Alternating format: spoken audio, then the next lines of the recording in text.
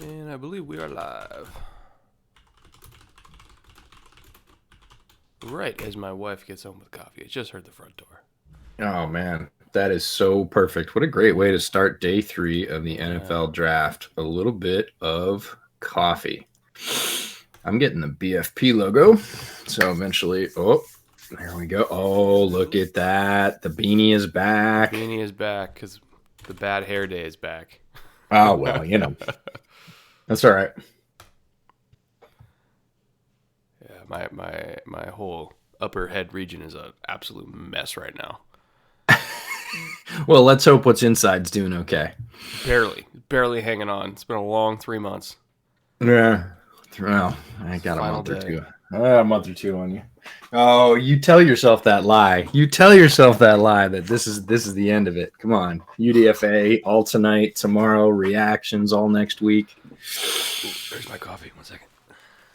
All right, you do it. I've got mine. Well, welcome, bootleggers. We are back for day 3 of the NFL draft. I said yesterday day 3 is for hardcores. It is indeed 4 through 7. The bulk of the draft actually happening today. Lots of contributors from all over the NFL come from both rounds 4 through 7 and the UDFA ranks. A surprising percentage of players in the NFL are from the UDFA ranks. We're going to see all those players today. We're going to see a bunch of them get drafted. We're going to see a bunch of them pick their own spots. It's going to be super exciting. Yeah, happy day 3 indeed. Somebody says evening, guys. That's probably one of our European folks. A lot of Europeans, man. I dig yeah, it. The coverage. I mean, the fan coverage from across the pond has been tremendous. So cheers to you guys. Thank you so much for supporting us for the last couple of days. Thanks for hanging out with us today. We're going to do 2 rounds of the NFL draft today. We're going to go 4 and 5, or at least I'm going to go 4 and 5. We'll see how long Brett holds on. I've got to jump off after that and do a podcast. But, is it Starbucks breakfast? I'm shocked, Brett. Starbucks breakfast, I know. I'm very basic today. That's all right. I woke up at 7:30 and I was like, do I want to make pancakes? No. Oh, man. I set my alarm for 7:30, but my film brain woke me up at like 5:50. I forced myself to stay in bed till like 6. I have to watch Josiah Scott. It wasn't Josiah Scott. You know who it was? It was Gibson and Huff. And we should probably talk about... Which Gibson? Travis Gibson. Oh, okay. Gipson from Tulsa. We saw him at the Senior Bowl, and that was the only time I ever got to watch him. I didn't have enough time to actually get to his game tape. Yeah, I just didn't get to watch it. I did. I didn't do a ton of it, and I liked what I saw, and I was surprised that he didn't do more at the Senior Bowl based on what I saw on tape. And guys like that always make me wonder that they had great film against some really quality programs. But yeah, he's got a lot of physical gifts. He's a guy that kind of reminds me of like a Roy Robertson Harris. That is, he is big. He is pretty wide in the shoulders. He's tall. He's fast. Plays with speed. Like his play speed's really good. And then, somebody said Bryce Huff looked really nice when I watched him. I went back to Bryce Huff's tape too, and man, Bryce Huff is a bullet. He's one of those one move guys. He does bend pretty well around the edge. He doesn't have when he hits it, man. He hits it. Well. Yeah, and his move is that little 2-hand slap to the tackle, right? That's the one move he's got, and then lean the inside shoulder. So he'll come by, slap the hands of the tackle, dip that inside shoulder, and just push into basically their chest now because it's unprotected with his shoulder, and then reach up and out and take that short step to the quarterback, and he's fast. Mm-hmm. Now, the only thing that bugs me about Bryce Huff is, again, quality competition at Memphis. Some of those plays were against really good teams. But a lot of his highlights, when you watch his highlights, are unblocked. Right? They just didn't account for him, or they accounted for him with somebody slow, and they just literally didn't even touch him. And he, to his credit, hey, you take what's on the table, right? If they leave that open for you and you've got a clean shot on the running back, go get it. And he gets it, right? Huff finishes. Yeah. So, it was Gibson and Huff. I went back, watched their tape a little bit. There's a couple other guys I did some touch-up film on this morning. Such is the life of an NFL draft analyst. You can't let it go. Somebody mentioned Huff in the chat yesterday, and I was like, I need to watch more Huff. my brain kicked on this morning and said, you need to watch more Huff right now. So I went and did that, but lots left on the board at edge. I actually tweeted about this morning. In the right system, there's a lot of guys left. We got Bradley Anae from Utah. We've got Alton Robinson from Syracuse, Khalid Kareem from Notre Dame. Gibson and Huff, we just talked about. Jason Strobridge is still there. People say, oh, is he a 5? Is he an edge? Yeah. Well, he slimmed down a little bit at the Senior Bowl and just wrecked people. And both you and I were like, who's the guy in the UNC helmet? Mm-hmm. There's no edge here from UNC. He was twitch, it was, man. When he it was Strobridge. Weight, he was real twitchy.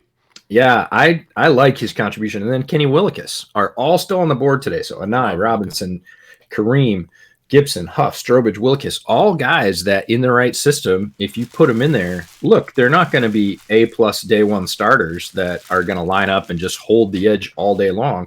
But if you get them in the right rotation, you bring them in on the right downs, you put them in the right alignments, all those guys can give you some heat on the pass rush. On day one of the stream, somebody in chat, I can't remember who it was, said Kenny Willekes is this year's Max Crosby, and I do not disagree. Yeah, 100%. I don't disagree either. Either him or they're different players. Yeah, they're different in terms players. of like a day 3 edge or like a third or fourth round edge that comes in and gets 8+ sacks or that you can see, like I can 100% see that happening. Yeah, I don't think it's a stretch. They're very different players. How did you feel about Crosby? I actually liked Crosby. I thought Crosby, excuse me. Whew. Yeah. I thought Crosby had more bend than Kenny. I think Kenny uses, and he also. Yeah, and he's also lengthier. I was going to say Kenny's longer and he's stronger, but Crosby has more bend. And even though Kenny's a really good athlete, I felt like Crosby kind of got off the ball a little bit quicker. Yeah.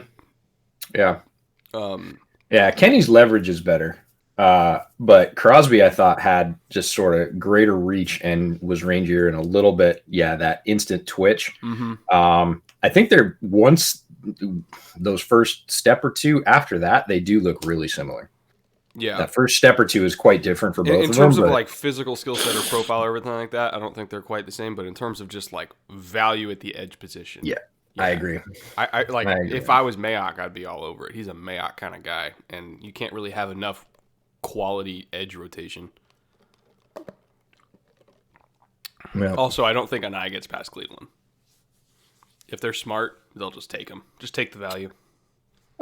Yeah, I think Anae is in the right value spot now. There was all this first round talk, especially after his Senior Bowl performance. Oh, no way, first round. Yeah, I think you and I were in agreement. It's like that's a pipe dream. But well, it seemed like a stretch. There were a lot of people saying this guy's edge one. This guy's edge one, and I was like, not on tape. He's not. And again, that's not counting Chase Young as an edge, but there's a lot of talk about Anae being, highly drafted. And I thought, no, liked him more than Chase on, and I was like, yeah. I mean, we'll see, right, in 2 or 3 years. But the bottom line being, talented player, plays really hard, has great production at it from a very good defense. Earned most of it. There's not a ton of cheap sacks on Bradley Anae's record. Mm-hmm. There's some against lower competition, but he's still earning those sacks. Oh, and then Tuszka. How could I forget Tuszka, my guy? You have a soft spot for North Dakota, that's for sure. I don't have a soft spot for North Dakota. I have a soft spot for guys that play with hustle and bend. And he does both, right? He's not he's good with his hands. He's not great with his hands. He is largely an around the outside guy because that's how he wins. He doesn't have a ton of counters, but he hustles, he plays hard. And just on traits alone, if you're looking for juice off the edge on day 3, guys like Gibson, Huff, and Tuszka are the guys you go after because they've got a skill and you say, hey, if I can get anything else out of them, I'll take it. But no, Tuszka's another guy to watch late that I really like in that edge class. What other positions are you looking forward to as the dawn of day 3 comes on us here? There's a lot of center and guards. Yep, it's a sweet spot. A lot of interior offensive line. I want to see where Logan Stenberg goes. A bootleg football favorite, old Logan Stenberg. We talked about Stenberg on the very first day we met. We should probably tell that story. That was one. We were sitting down. We had lunch. We actually hadn't met before the Senior Bowl. I'd followed Brett's work for a while. He had no idea who I was, which is perfect. And we said, hey, we're both first-time Senior Bowl attendees. Do you want to maybe meet up and have a beer? And so he came in the first day. He's like, hey, I'm hungry. I've been on the plane a while. You want to get lunch? And I was in the middle of doing some film study and said, yeah, sure. There weren't any events that day at that time. And so we went out to a barbecue place in Mobile, which was fantastic. And we sat there for a long time. We sat there for like 2.5 hours because the opening press conference wasn't until like, I don't know, 5 or something at night. And yeah, we were the only ones in the place. It was really quiet. And we ended up sitting there eating barbecue, just kind of picking off this platter and drinking beers and talking about players and getting to know each other. And we talked about players we were excited to see at the Senior Bowl. And a couple of guys that I brought up, draft analysts are always interested in the lesser. I mean, we knew Justin Herbert was going to be there. Sure, that's exciting. We knew Jordan Love was going to be there. That's also exciting. Draft analysts get really interested at the edges, right? And the back end. Like, who's a guy that I haven't heard about that you can tell me about that you're really excited about? And two of my guys were Dane Jackson at corner and the guy we're talking about now from Kentucky, Logan Stenberg. Yeah. Big bully of a guard.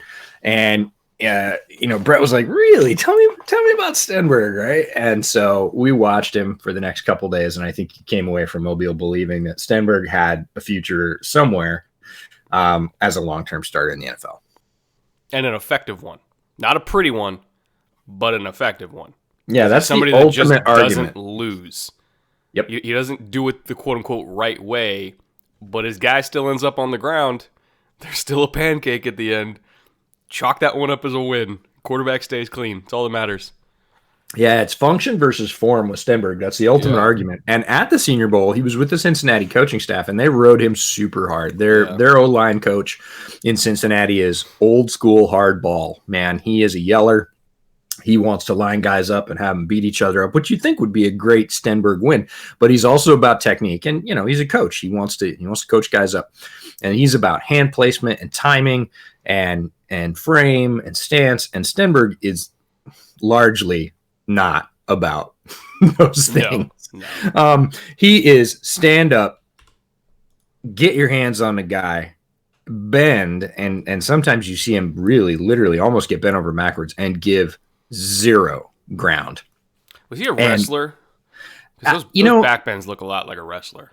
I wouldn't be surprised if he is. I actually don't know if he has a wrestling background, but he is massive. He's like 6'6", 6'7". He's huge. Like 330.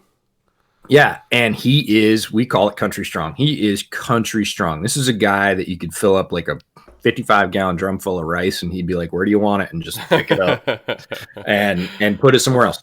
And you see him play against guys who have a ton of power, and he takes about 2 steps backwards to set his feet, and then he just sits there. And a lot of times, like Brett said, end of the play, he ends up on the ground, and they're like, oh, I heard somebody say, oh, Stenberg's on the ground too much. And I was like, yeah, but he's on top of his guy, right? Yeah. His guy is underneath him. So if you want to say, did he win the rep?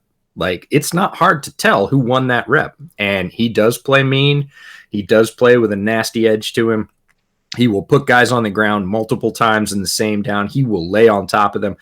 Guys that play against Logan Stenberg have a long day, and they don't like it. Somebody asked where the best fit for Courtney Davis was. Oh, there's your guy. Go for it. And I'm going to get back to I'm kind of going through. I'm going to get back to the Dane Jackson question. I see the Dane Jackson question, so don't think I missed that. But go on Courtney Davis. There's a lot of teams. I kind of like him, and even though so I'm going to read off the Jets depth chart. I was looking at it. Of course you were. So you got Denzel Mims, who I think is going to be the number one. Jamison Crowder is probably the natural fit at slot. They paid him significant money to be their slot, and I think he's a good slot receiver. But then at the other outside position, you've got a competition between Quincy Enunwa, Brashad Perriman, Josh Doxson, and Vincent Smith. Which there's body, like, that's not horrible.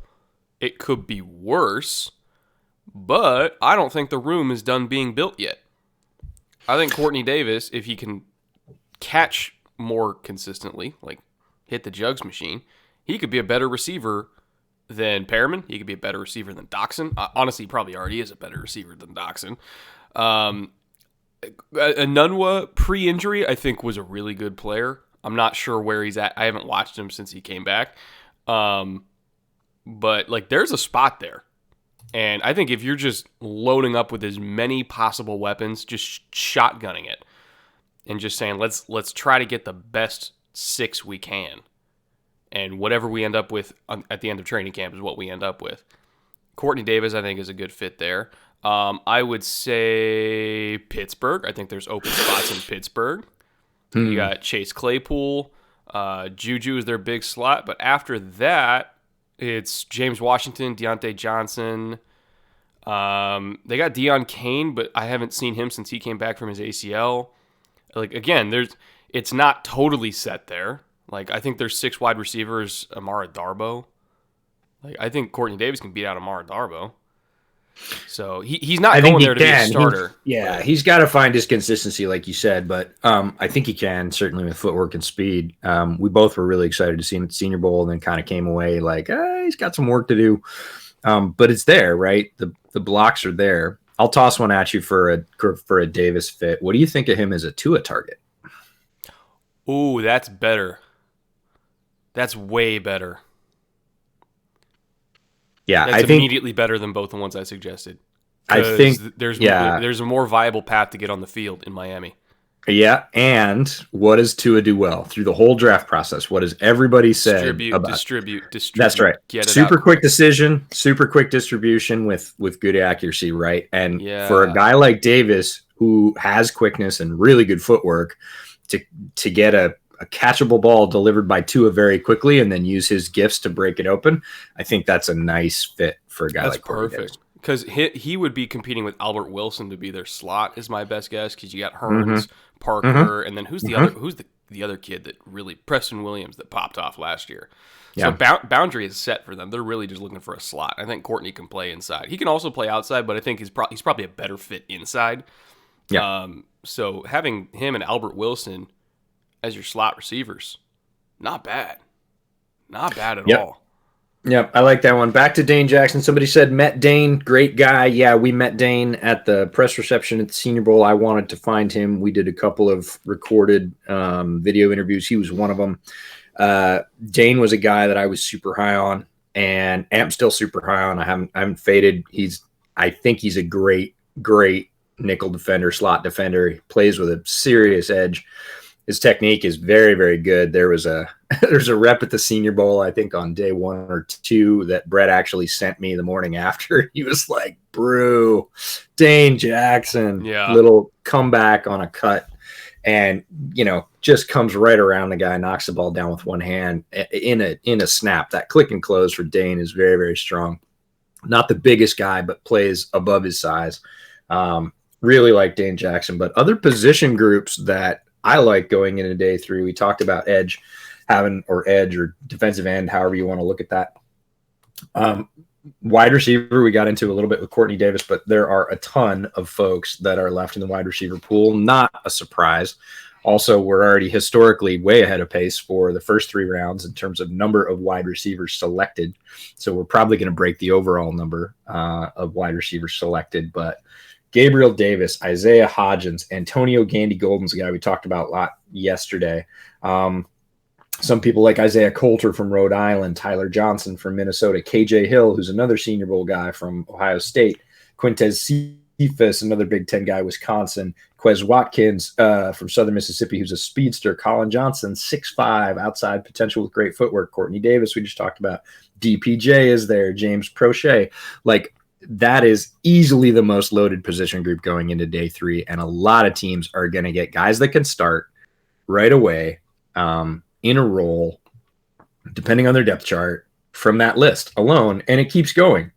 Joe Reed, Kalijah Lipscomb, Isaiah Wright from Temple. Yeah, it just keeps going. There's 3 pages left on NFL.com of wide receivers. And pretty much 3/4 of the first page is all draftable in the next 3 rounds. Yeah, I think I've gotten more maybe you have too. I've gotten more questions over the last couple months about Antonio Gandy-Golden than literally any other receiver.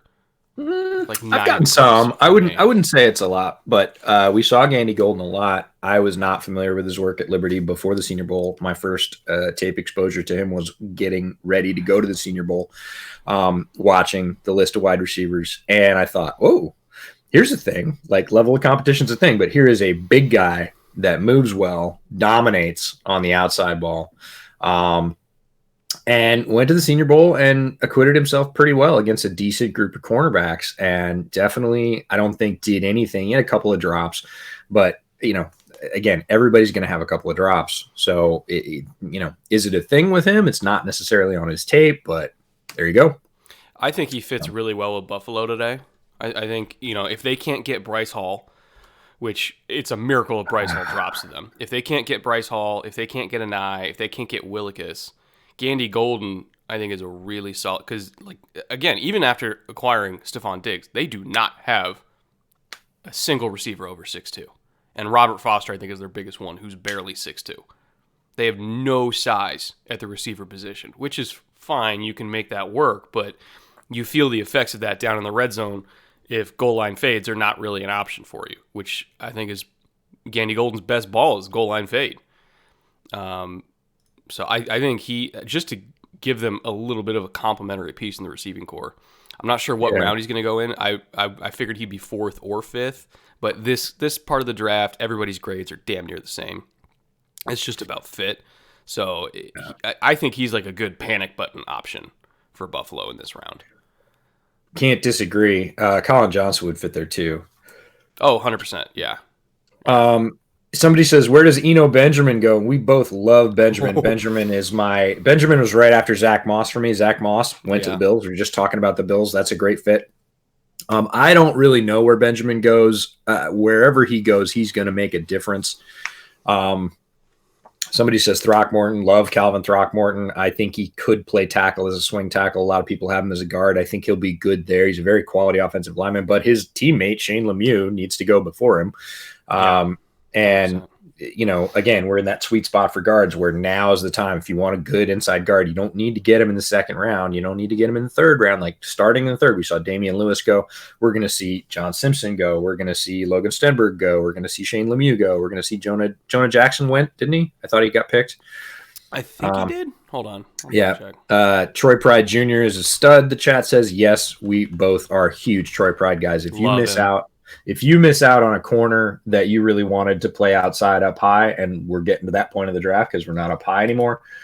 Somebody said, who's the best corner left on your board? It's Bryce Hall for both of us. Not even close. Not a competition. Absolutely should have been off the board before the end of the 3rd round, unless people are really concerned about his medical report or just worried about that. But it's Bryce Hall in a landslide. And then Troy Pride, Dane Jackson, and Amik Robertson are all different corners. Amik and Dane are probably the closest. It's funny because Troy I think of as a solidly outside capable guy. Dane I think of as kind of a tweener. He played outside at Pittsburgh, but his size definitely says he plays more in the slot. He played both.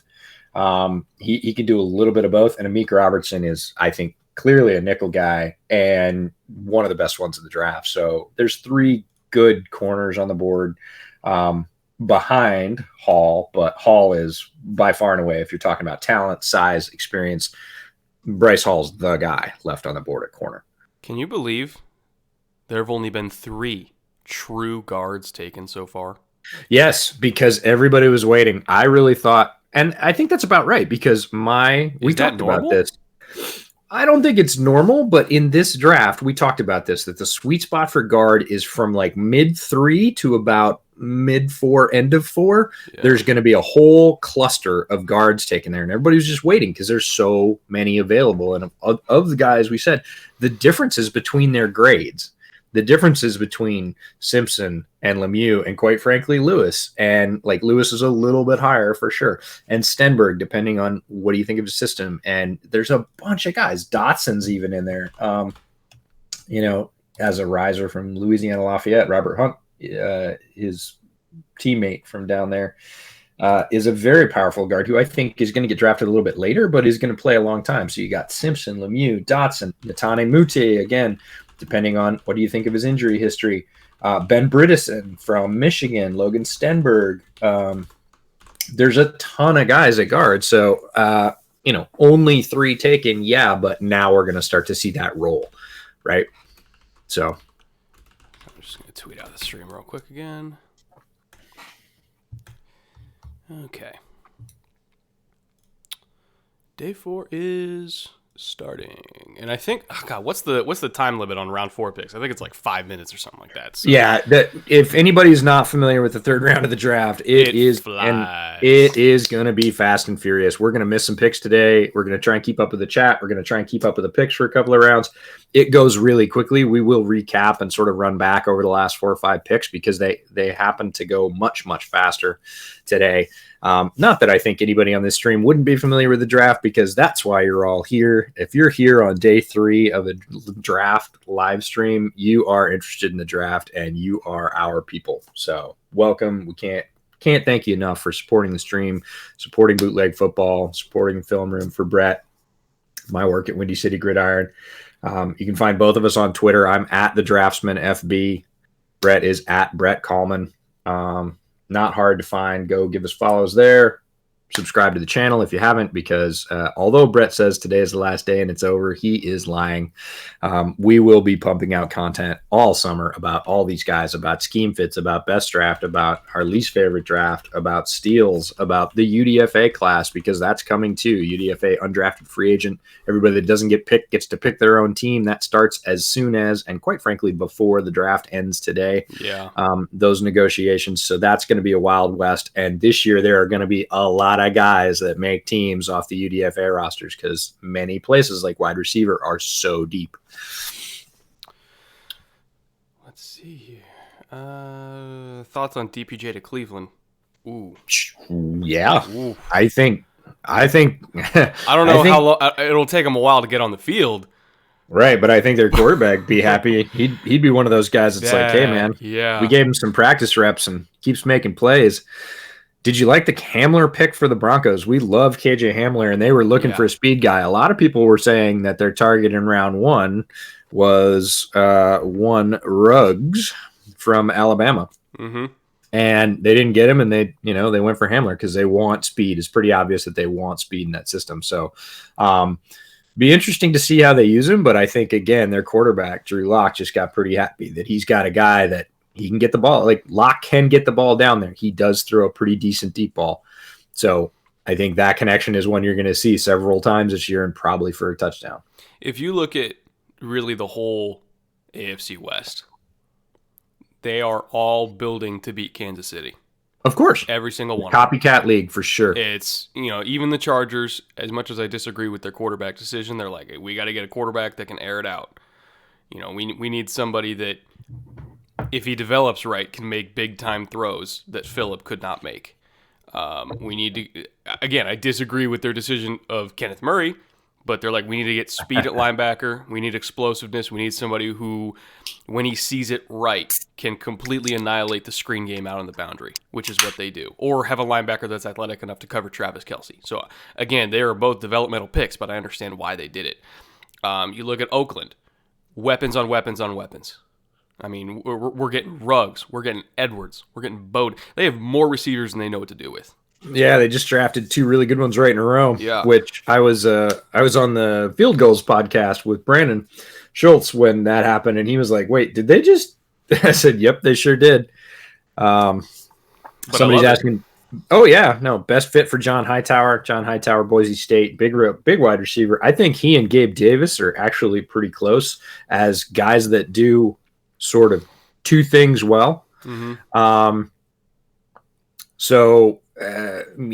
And they do them really well. So again, I think it's somebody that needs a number 2 outside wide receiver that can run deep slant in, and maybe post corner if he sort of adds that to his rep, like he has that would be the setup, right? Is running the slant and the in, and then took a step in and went out. Like, both of those guys could do that and win, but those are going to be kind of their.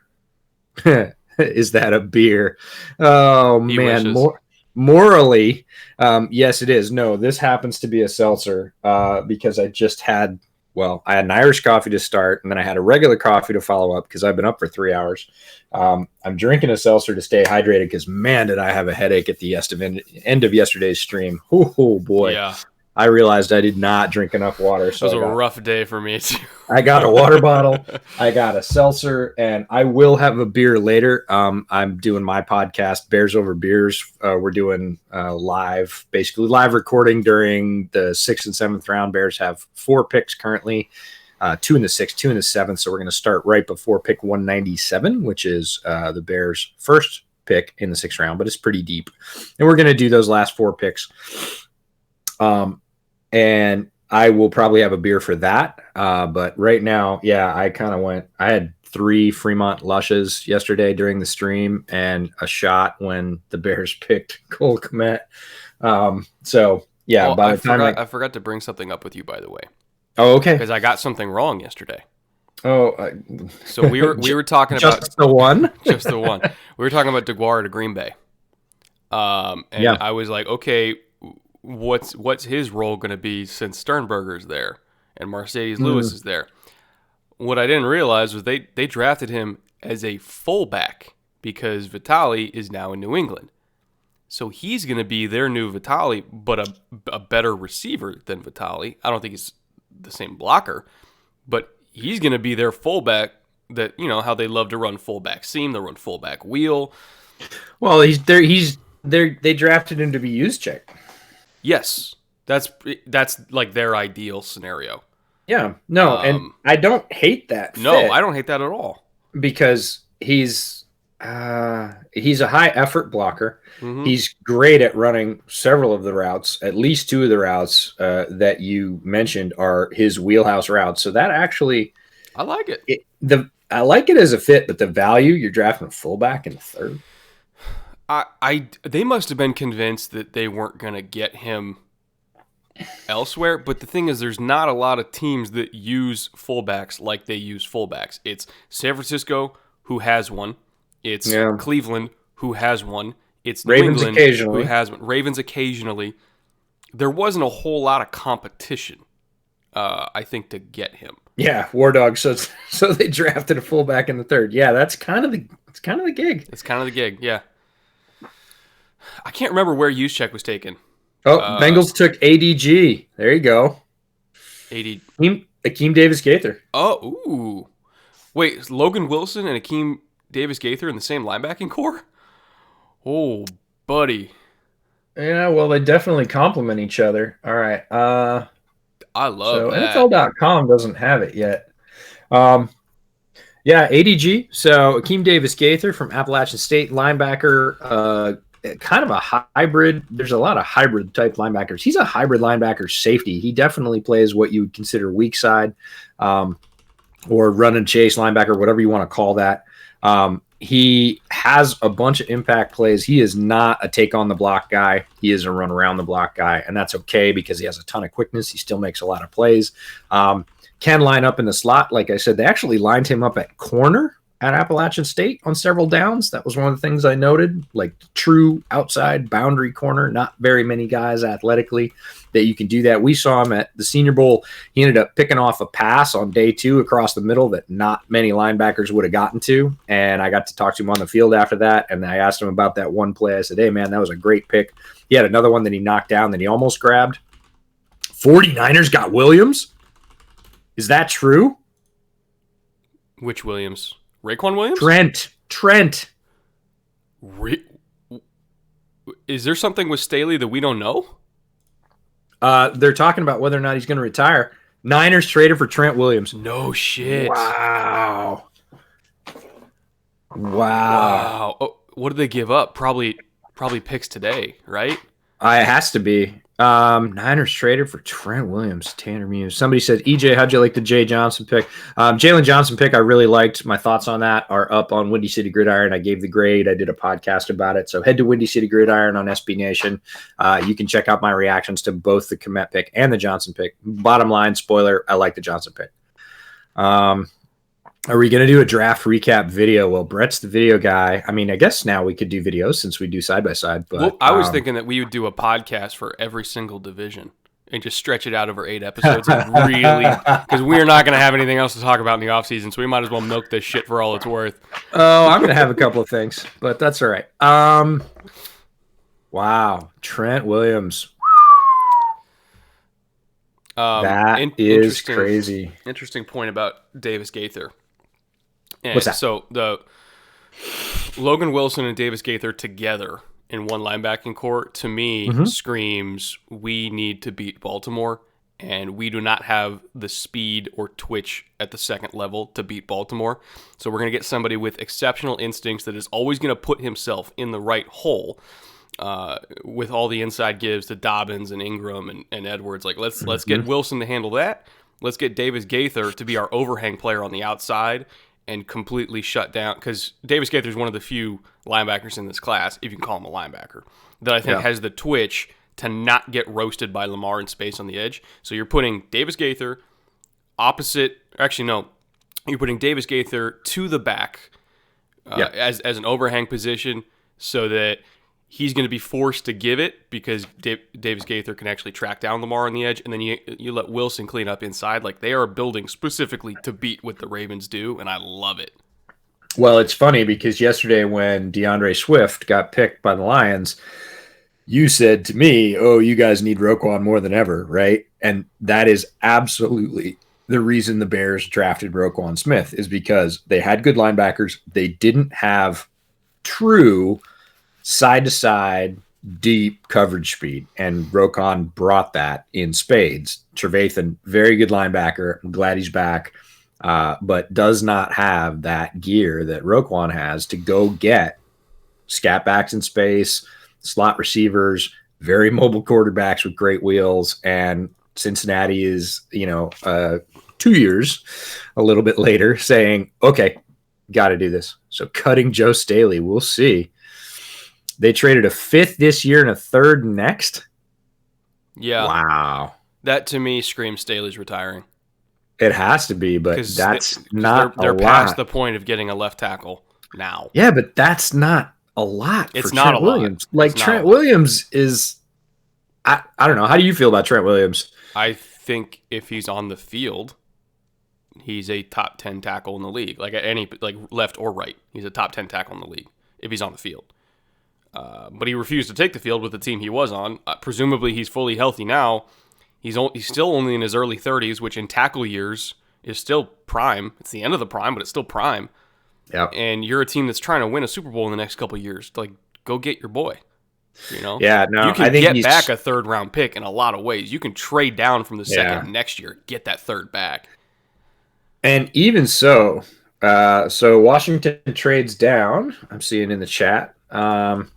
Vikings felt like they were in a position to do a similar deal. But Trent Williams said he didn't want to do it. I'm not upset about that as a Bears fan. I don't want Trent Williams in my division. Like, no, thank you. The Rams got to be just like, man, what? Yeah. Well, the Rams what are kind of. What can we do? The Rams are, they're kind of. They're the odd man out now in that division, in my opinion. Yeah. Well, they're loading up on offense for sure. I mean, they think they can create a hot rod that people are going to have to run with, and we'll see. But, yeah, that's interesting. Detroit traded up. Yeah, that's what I heard. I wish NFL.com was going faster. Somebody said Bleacher Report. Oh, wait. There was OJ back in the chat. Trent Williams almost went to the Bucs in exchange for OJ Howard. Oh, yeah, it would have been good for both sides, but man, that would have been fun. All right, let me go to the tracker here, see what I missed. Davis Gaither. Okay, so we're just still waiting on the Redskins pick that they just traded up, right? Or no, Detroit traded up. Yeah. Chris Robinson in the chat. You love our stream. We love you too. Thank you very much for being here. Awesome. A lot of mixed opinions on Tanner Muse. Was wondering what Brett thought. There you go. I don't want him at safety, but honestly, I almost want him playing the same role that Davis Gaither would play. I was gonna say it's a guy saw a guy doing the same thing. It's not linebacker. It's not safety. You call it overhang, you call it apex, whatever your system labels it at. That means you are a space player outside the tackle box that could do what's called slinging the fits, meaning you're playing the short hook zone, and then if you see the give, you're screaming in from that spot, and you're slinging your run fit inside, meaning you're playing inside the defensive end and your run fit, and you have to have the explosiveness to get there, which Muse does. Yeah. Is he a little stiff in coverage? Yes, which is why I don't want him playing man coverage. But as a zone defender, I'm totally fine with it, and he has the size and physicality, I think, to be a down low type player. Yeah. So he and Davis Gaither are like the same thing. Yeah, except Muse is bigger. Muse is bigger. Gaither's fluid. I think his ability to come downhill forward, like you were saying, as a zone position when he's drop back, when he can see it, run it, hit it, he's really fast. And whether that's closer to the line, which would be my preference, yours as well, or from the safety spot, getting out to the boundary and the edge for a guy that's not a great pass protector. Again, what we mean is he's not going to be in phase with a receiver and bat the ball away. That's not his game, but he is now, this is going to sound really funny. He's a little bit like Kyle Fuller, right? He's going to be one of those guys that's going to give 3 to 5 yards worth of gap and then break when it comes. And he's going to get there at the catch point as the ball arrives. He's not probably going to break it up, but he's going to deliver a shot, and he could do the same thing closer to the line. Oh, Shadiq Charles, yeah, too. What are your thoughts on Charles?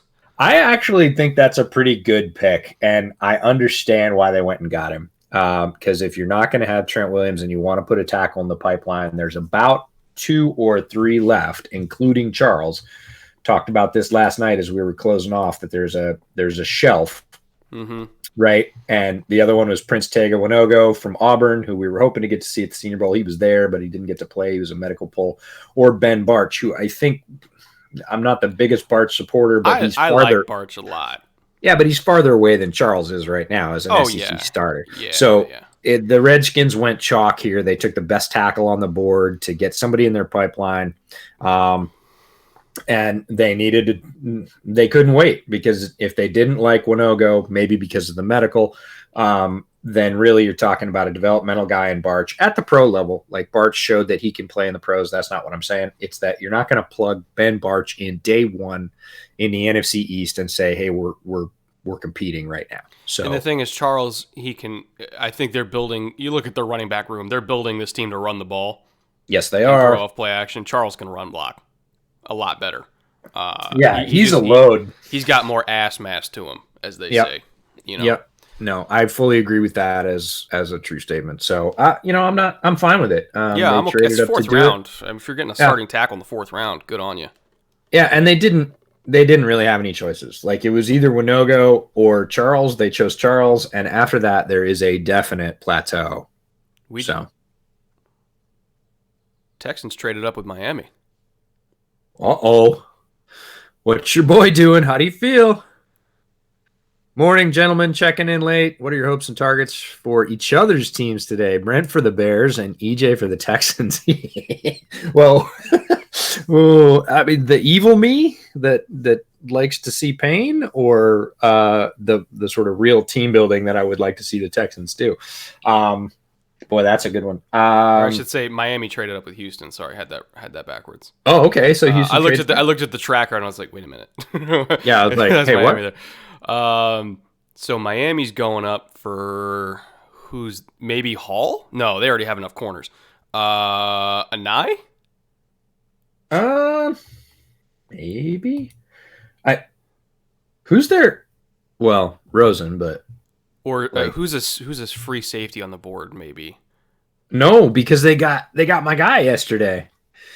Who'd they take yesterday? They got Brandon Jones. Oh, that's right. I forgot. I've been hammering the table for Brandon Jones. That was one of my proudest.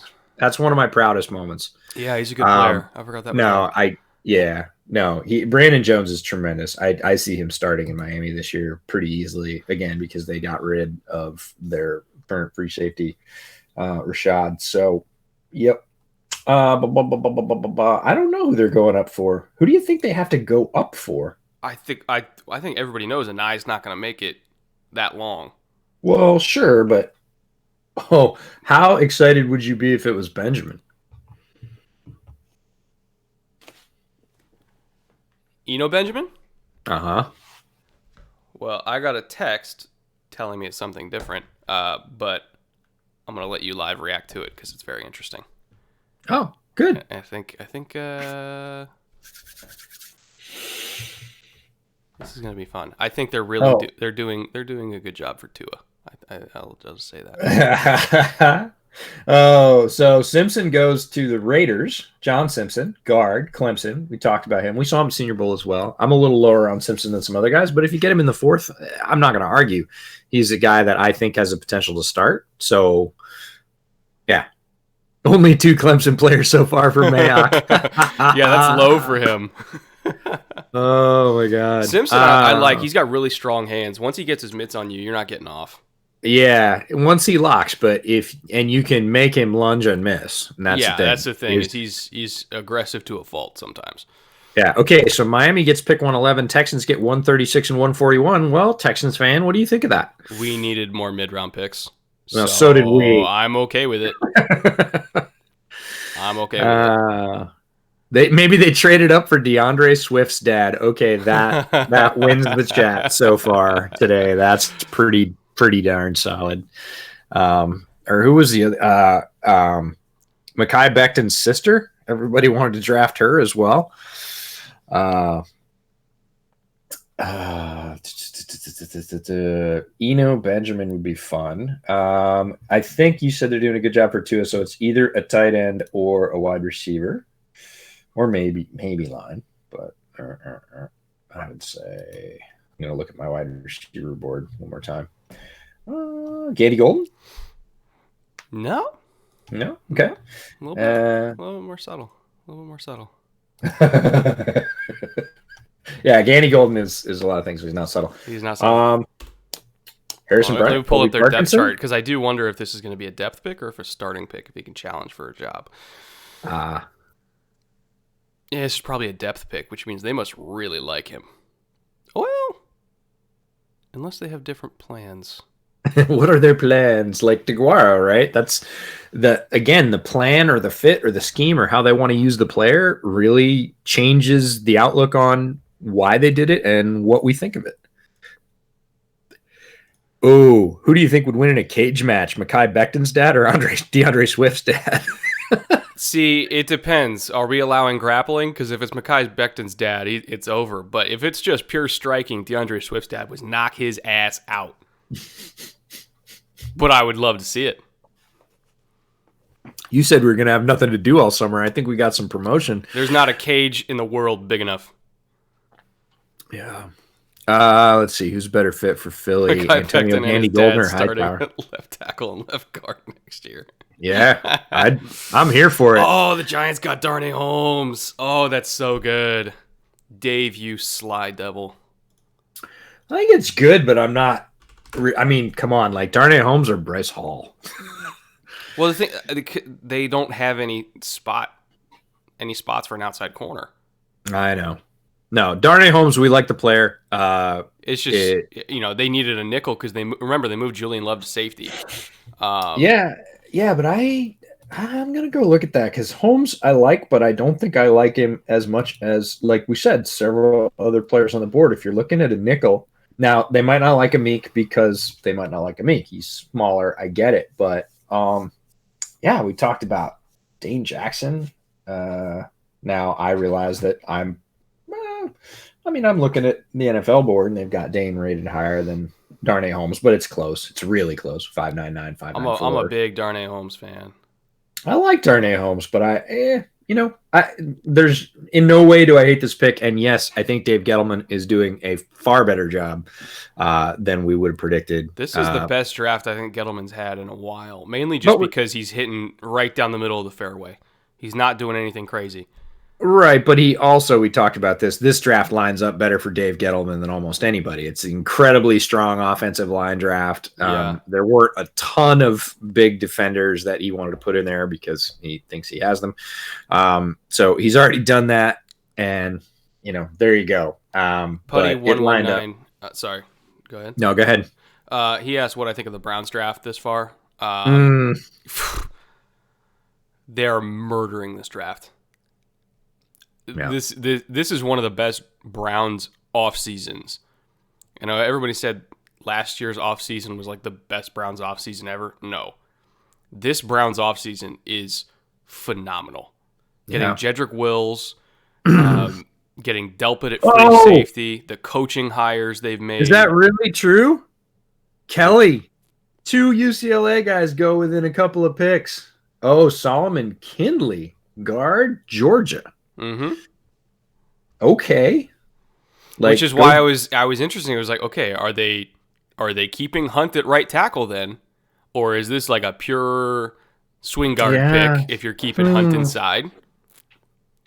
I like it because they're not going to let an injury on the line compromise Tua. Like they are building front to back, and I think that's a smart decision. There's sure. There's still so many receivers left in this class. Like they're prioritizing health for Tua for sure, and that's a great way to go with that particular player. If you have the choice, protect your quarterback. But Josh Kelly, we need to talk about Josh Kelly. Josh Kelly is had a tremendous Senior Bowl. He's a guy I would have said down the board. I would take several other running backs in front of him. There are things I love about Josh Kelly. One is his competitiveness. 2 is he maximizes the touches he gets. And 3, we were discussing this yesterday, I think Josh Kelly could start at wide receiver in the NFL. He's got routes, he's got hands, he's got size, he's over 6 feet tall. I really like Josh Kelly. I would have said that this just shows the league liked him probably even more than I did. I would have said starting in the 5th, 6th, 7th, Josh Kelly was just such a great value pick. The Not Senior at all Bowl was big for him. All the exposure he got at the Senior Bowl, all the interviews. Tremendous. There's not a single person in the league that has ever talked to Josh Kelly that will say something bad about him. Everybody loves him. Oh, the Panthers got Troy Pride. Oh, boy. Somebody said Panthers are crushing it, and the answer is hell yeah. Matt Rule is mashing. This is awesome. Panthers got to get Troy Pride here. Absolutely. Home run draft. Christian Doyle. Hell yes. The Panthers are going to be right up there with teams that are top 3 probably right now. We talked about Cleveland and Andrew Berry, his new regime, what he's doing with the Browns. But, boy, Matt Rule comes in and says, hold my beer. Troy Pride, so good. And he's going to have that pass rush in front of him. He's going to be amazing. I love the Panthers draft. Oh, wait. Pride's not confirmed yet? Oh, don't do this to me, chat. I got burned again. It's 20 minutes in. I got burned by chat again. God damn it. Ah, damn it. Hold on. Let me delete the tweet just in case. I didn't put the tweet. Chat's fucking with us again. Chat is fucking with us again. No, they're leading us down the path, and we're eating it up because we love Troy Pride. Is that obvious? We love Troy Pride. Is that obvious? Bought it hook, line, and sinker because we love Troy Pride that much. We're like, that's such a good fit. At least chat knows what we want. No, which is Troy Pride to Carolina. Chat knows what we want for sure.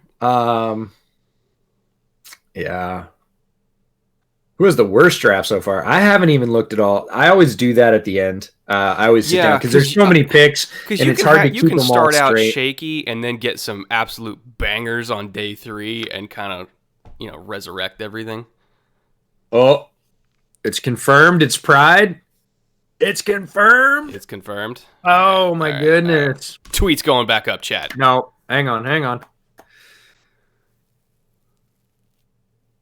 Confirm now. Everybody says it's confirmed. Marshall, don't say it's confirmed. That looks a lot like Professional Cow. And Professional Cow got his ass banned yesterday, so we'll pull the ban hammer out. Just don't spam. All right, confirmed. Pride of the Panthers. We aren't kidding now. How can we trust you, really? Oh, I believe it when I see it on NFL.com. Chat playing on your emotions. Yes, Michael, you're 100% correct. Oh, we are emotional beings when it comes to Troy Pride. We love him that much. We are emotional beings when it comes to the draft. Let's be serious. All right. What do I think of Reggie Robinson from Tulsa? I think he's a great 2-way defensive back, right? So Packers in the lead position for the worst draft. That depends, right? If Love becomes a quarterback of the future, no. If he bombs out, then yes, that's the way that goes. Let's see. Somebody said, Troy look Pride at Jr. Betts' There it tweet. is. It's confirmed. Pride Jr. to the Carolina Panthers. My goodness, the Panthers are mashing it. I'm seeing a tweet from Betts says Aaron Nagler is clinging to the Packers draft because it's the only thing that won't leave him. Good God. Oh, Nagler. I used to have a lot of respect for Aaron Nagler, and I don't disrespect him as a person. That's not what this is about. His opinions, I think, were better before he became the Packers beat writer, and he's had some really questionable takes over the last year and a half that have made me kind of question whether or not I should question everything that comes out of there. But yeah, it is tough when your team has a terrible draft. We've both been in that position, and it's no fun. So good on Mr. Nagler for trying to hang on. It's a tough thing to do when your team has just a terrible, terrible draft. So, oh my God. Yeah. I mean, this for a lineup, right? Brown, Gross Matos, Chin, and Pride. Like, They haven't had a single offensive pick, have they?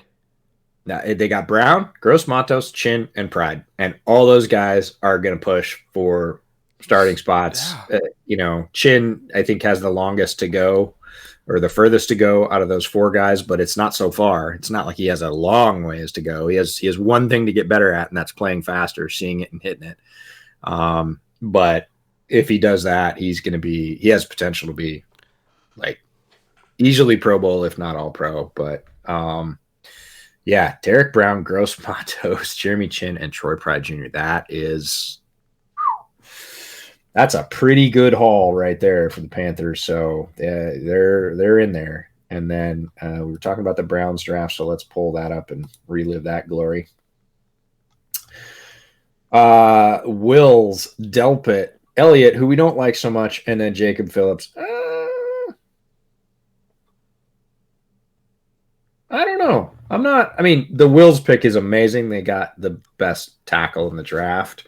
Delpit is a very good pick for them. And I love Grant Delpit, man.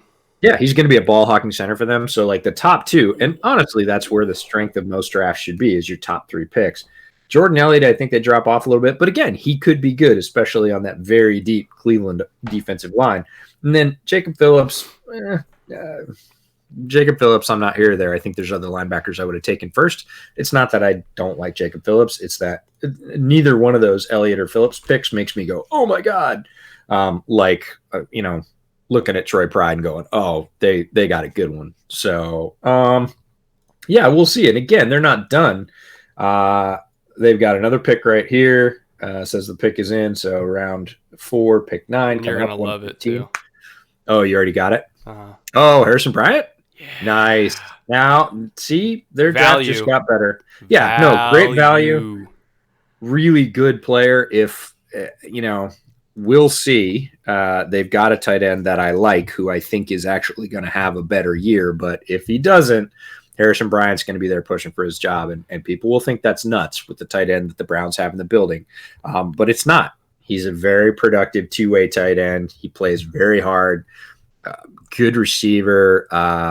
We saw him at Senior Bowl as well. I thought he was one of the best two-way tight ends at the Senior Bowl. In fact, I think he was the best two-way tight end at Senior Bowl. Like, I don't really. And that's think saying a lot because question. Troutman was there, and we love Troutman.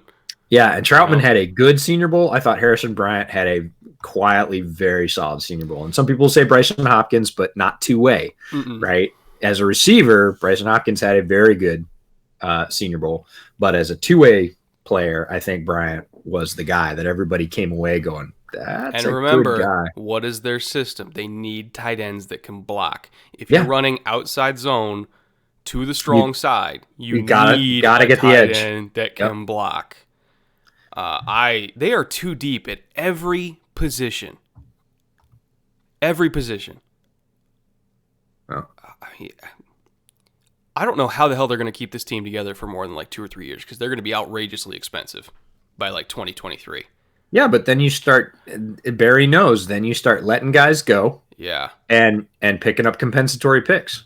And that's He's That's got why- so much talent in the building. He Yeah. can do it for years just with what he's got on board right now. I kind of thought they were going to go Anai to give them flexibility with how they handle Vernon, but I mean, going Bryant gives them flexibility with how they handle Njoku. So either way, it accomplishes the same thing because Njoku's on year 4 now, right? Yeah, and they're not picking up the option. I don't think. Yeah, Somebody in chat just so- said, "Where's David Njoku?" He's still there. I don't think Njoku's going to be dealt, but they're definitely not picking up the 5th-year option. They got Hooper, Yeah. right? And you've got a tight end room that's the most loaded tight end room I think in the NFL. And remember, Baker is in year 3 now, which means they have to start thinking about an extension in the next 2 years, assuming he plays like we think he can play. Like you have to start clearing cap room now so that you don't have a whole lot of dead money taking up space when you're trying to sign Baker. Because you want to have as much money as possible available to front load that. I think this is a good move financially speaking, talent wise, value wise. Yeah, Ben Barch to the Jags. What do you think about that? Oh man. Okay, that's the first pick the Jags have made that I really, really, really liked. Here's a question. Does it make you sorry for Ben Barch? I do. Well, he's not going to get on the field immediately No. because you got Taylor and Cam Robinson there, but Cam Robinson is also another guy where I don't think they're going to extend him. So I think this is a future pick for them as well because Robinson's going into year 4, and this is the last year of his deal. Yeah. So it's a future proofing pick for them as well. So, Rafi, I see your question. How do you feel about the Bills of this draft and the totality of their franchise rebuild? They are on the right track. That is a team, a front office, a coaching staff, a player evaluation staff that is in line and picking up guys that fit the system that they want to run, are running, and are having great success with. That defense is getting mean. It's got a ton of playmakers. The secondary is looking really good. They go get Epinesa, which is, we talked about it, just a born and bred Bill from a DNA standpoint to go contribute on that defensive line. Zach Moss is an excellent complementary hammer to Devin Singletary, who runs hard in his own right, but has a little bit more flash and wiggle than a guy like Moss. It's a great 1-2 punch. I'm excited to see what they do with pick 22 here in round 4. Overall, they have taken some real swings in terms of draft risks. The Bills have reached, but reached in the right way. Obviously, Josh Allen was a huge swing for the franchise, and they're doing an amazing job with Allen. I was not an Allen supporter coming out of Wyoming. He has developed. He has matured. Is he, amazingly consistent, or will he ever be? No. Is he a guy that's winning them some games occasionally with plays he's making? Yes, he has developed. Same thing with Edmonds as a linebacker, was one of the riskiest picks in the draft, had huge upside in terms of athletic potential, but had no idea what he was doing on the field, Virginia Tech. And they have, again, really shaped him tremendously quickly. Very young player as well.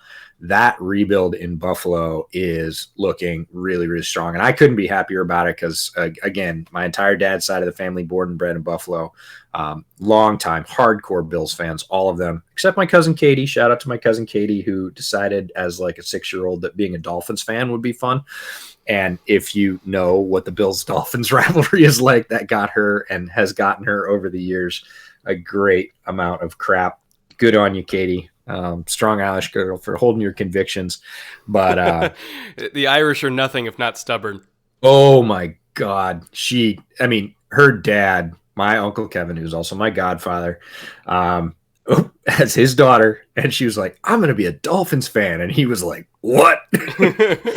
And she held to it. It wasn't a joke. She was a Dan Marino fan as a little kid. And, it has held. She's still a lifelong Dolphins fan. So shout out to Katie. Good for you. But the Bills are going in the right direction. It's such a good thing for Buffalo. I would love to see them rise up and really give the Patriots what for. We started to see it last year.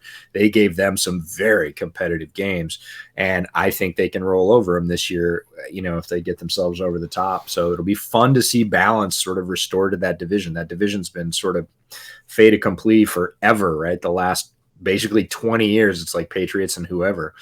And I think the Bills are forcing their way into that conversation with their drafting, with their player development, everything lining up. So really, really positive about the direction the Bills are headed in. Did you guys see Wanham to the Vikings? That doesn't bother me at all. Right. I know you're not a Wanham guy. I'm not a Wanham guy. Watching before the Senior Bowl, I was excited about him. I thought, oh, here's a guy that I haven't really dug into. Plays in a big conference, and boy, his tape, his highlights are okay, but there's so few of them, and the tape in between is so meh to me. It just, whew. Oh, Bears fan here. My 4-year-old likes the Packers because they're green. Oh, give him a Rough Riders jersey. There's a lot of green jerseys. I don't know where you live, but get him into Michigan State. Their jerseys are cool. There's a lot of green jerseys out there. Doesn't have to go with the Packers. But I know what that's like. The Broncos. Oh my God. More speed. Really? Fant and Albert O? It's got to be the fastest tight end duo in the league, right? Like, easily. By far. Like, it's not even close. Like, in San Francisco, I think, as fast the as they only are. Thing, Yeah, the only thing I don't like about that is they're the same guy. I think Albert O's better as a post-up player, and Fant is a better runner in space. But you're talking about thin slices of garlic here, right? As two guys, if you line them up from an athletic profile standpoint, from what they do well, from what they don't do well, they don't cover each other's. This isn't like building a stable with multiple priorities. It's like, this is what we want, and we're just going to get 2 of them or 3 of them, right? Yeah. I'm sure Locke had saying that pick. Oh, yeah, I forgot they played together. No, I bet he did. Yeah. But Broncos getting all the speed on offense. Yeah. You have to in that division. Yeah, they are loading up. Yeah, they're loading up to go after KC for sure. So, interesting. That's fascinating to me. I don't hate the pick, especially not here in the 4th. A lot of people before the season said Albert O was the consensus number 1 tight end. That didn't play out over the course of the year. And certainly when people start digging into film study, and this is what happens, go to some all-star games, dig into film study, lots of people get to weigh in, and his limitations are fairly obvious on film, but that doesn't mean he's a bad player, and he does have strengths, right?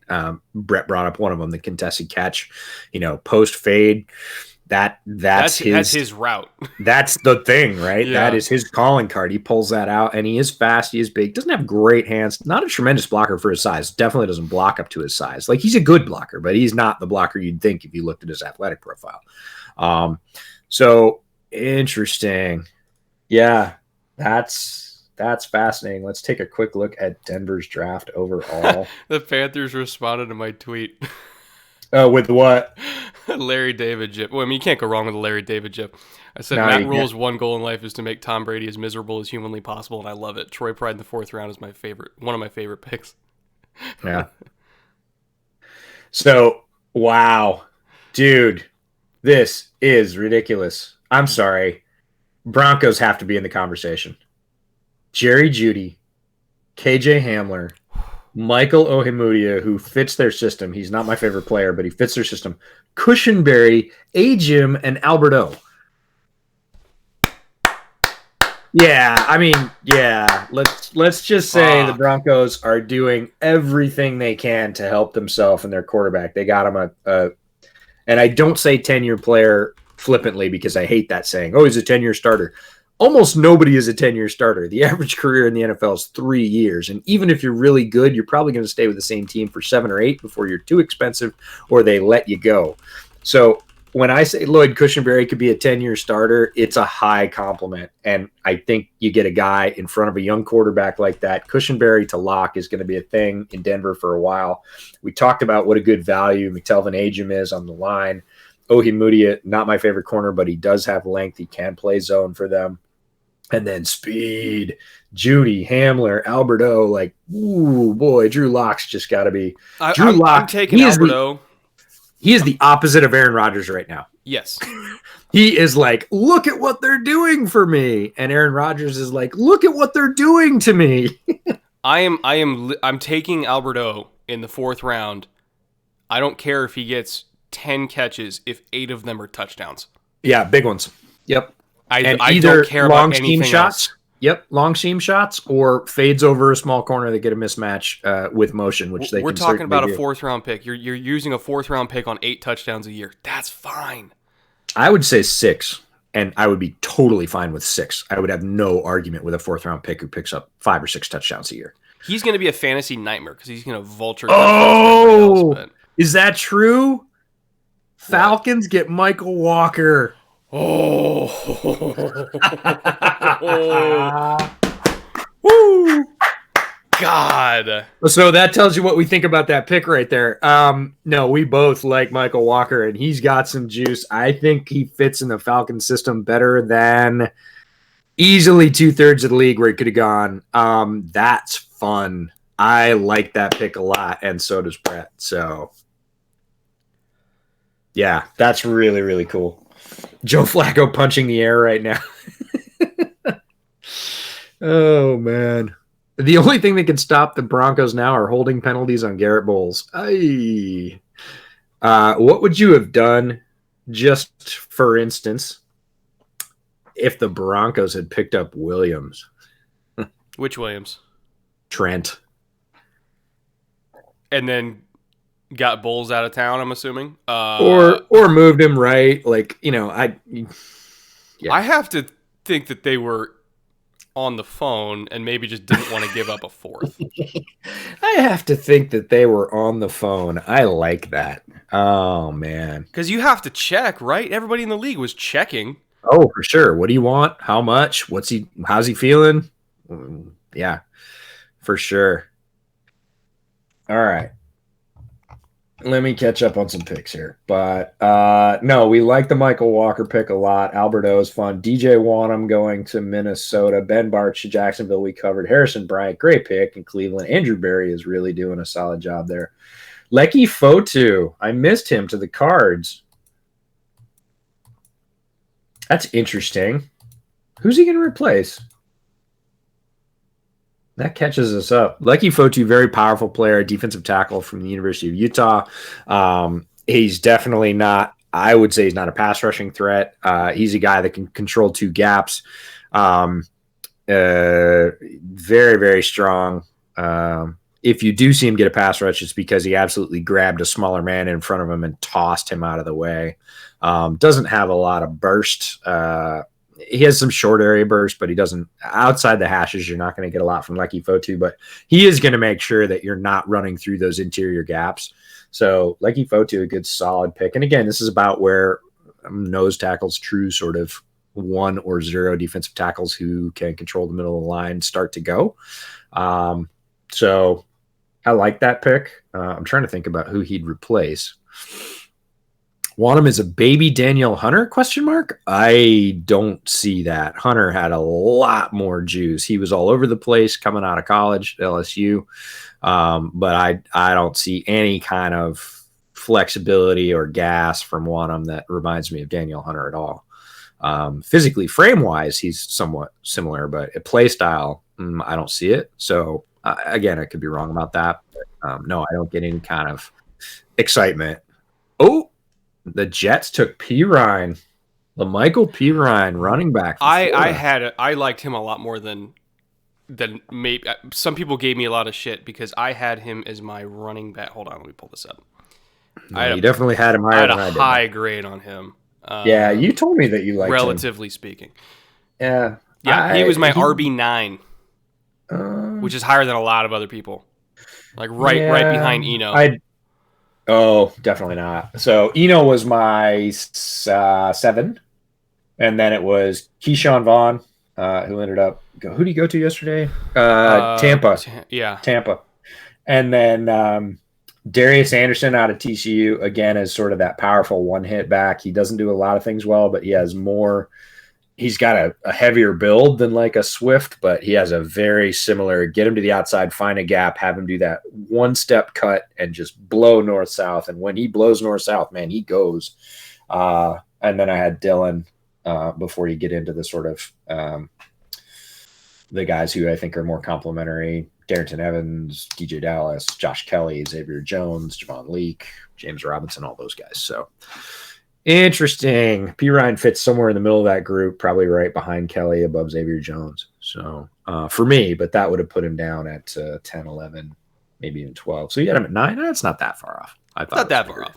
And day 3 running backs, you're going to be all over the place. Oh, for sure. Oh, the Lions took Stenberg. Oh, that's terrible. See, what's That's funny so is terrible. they had him down at the Senior Bowl, Oh, yeah, for sure. but they And had to Patricia play took one against look at him. that.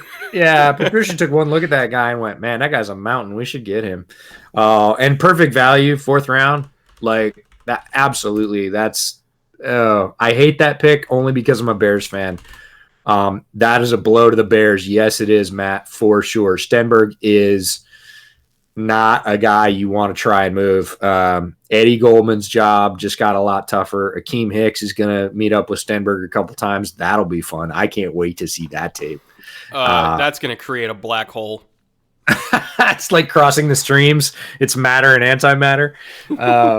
Yeah, no. I mean, if Stenberg ends up on the side where he's playing against Bilal Nichols and Nichols comes out healthy, that'll be a fun matchup as well. I think Stenberg probably gets the better of him because Stenberg's gotten the better of some guys that are as good as Bilal Nichols, who I really like. But yeah, that is Matt Stafford's back. Just got a lot happier. Yeah. No, I'm not sorry about Stenberg going to Detroit. People are apologizing. No, I want the best for these players. I think Patricia knows exactly what Logan Stenberg is and will use him accordingly. So as a player, as a fit, am I happy for the player? I am. Logan Stenberg ended up in a good spot. He deserves it. He's a good dude. So there we go. It'll be fun to see the battles for sure. Staley officially retired. Stenberg. Yeah, that's what it looks like. Yeah, I wouldn't cannot know. wait to see Hicks versus Stenberg. That's one of my most. It sounds low key, but that's one of my most anticipated. No, matchups of it is the not whole for year. us. Like if this whole thing blows over to the point where we have a football season and I can fly down, I will fly down for that game, and we will just watch it happen. That'll be something else. What are my thoughts on Justin Strand? I like Justin Strand. He's fine. I feel a bit like I do about Jacob Phillips out of LSU, about Justin Strand. I like him. He's a good, solid linebacker. He's fundamentally sound. Does he do anything that makes me sort of jump out of my seat often? Not as much as some other linebackers who have gone a little bit before him. I'm glad with the Michael Walker pick. Somebody asked for a Michael Walker scouting report. Brett, you want to take that one? I could do it, but go Michael for it. Walker. Okay, Yeah. so he plays a lot faster than his time. People are going to look and say, a 230-pound linebacker that runs 4.65. What are you talking about? No, you watch him in pads. He flies around the field. Yeah, he's electric. He sees it. He triggers quickly. Great instincts. There was what was it, 5 or 6 years ago when they took Devondre Campbell, same kind of thing. Everybody's like, what, he runs 4.7. No, Devondre Campbell played at Minnesota a lot faster than his time. But I think Walker is better than Devondre Campbell was coming out. I think he sees it faster, he processes, he triggers his feet, like in terms of acceleration of planting his foot and going. Oh, all my Bears fans here in the chat, TJ and everybody else are basically predicting Stenberg's demise when he meets Akeem Hicks. At first, maybe. Yeah, I'm going to say that, sure, Hicks is going to win some reps because Hicks is a true blue chip player. He is a true all-pro, not Pro Bowl, all-pro, deep blue chip player. Like, there's no arguing that. And Stenberg, but I think Stenberg's going to surprise you a couple of times. He's going to stone Akeem Hicks and a couple of times, not every time. And you're going to be like, what? Well, even Akeem's going to be like, what? That Yeah, works. like- Why isn't he moving? Yeah. I'm in your chest. Why aren't you going backwards? He is a force of nature, Logan Stenberg. So he will win a few of those reps. Am I predicting 50-50? No. In the early going, Akeem Hicks, a savvy veteran who is a tremendous player, will take Stenberg's lunch a couple times for sure. Stenberg's going to win a couple. He's going to surprise you. Because Joe again, Bocci needs to be a Bear. Stenberg Okay. is one of those things where it's like Akeem's like, oh, Akeem Hicks is going to beat him with technique. Logan Stenberg doesn't use technique. It doesn't. It's not what he's about. He's like, oh, he's going to lift his hands up and everything like that. It's like Logan Stenberg's hands aren't going to be in the right spot anyway. It doesn't matter if Akeem lifts him up. He's just going to sit there and be like, I'm big. I'm 6'6". I'm 330. Like, that's what he does. Yeah. God, I can't wait for that. We need this stream every year. You're going to have it every year, buddy. You're going to have it every year. And next year, when my actual office is finally done being under construction, fortunately, construction's been a little bit different, or a little bit delayed during everything that's going on. I will have a more entertaining background than, what is that? A bottle of Pledge and some old Scotch containers.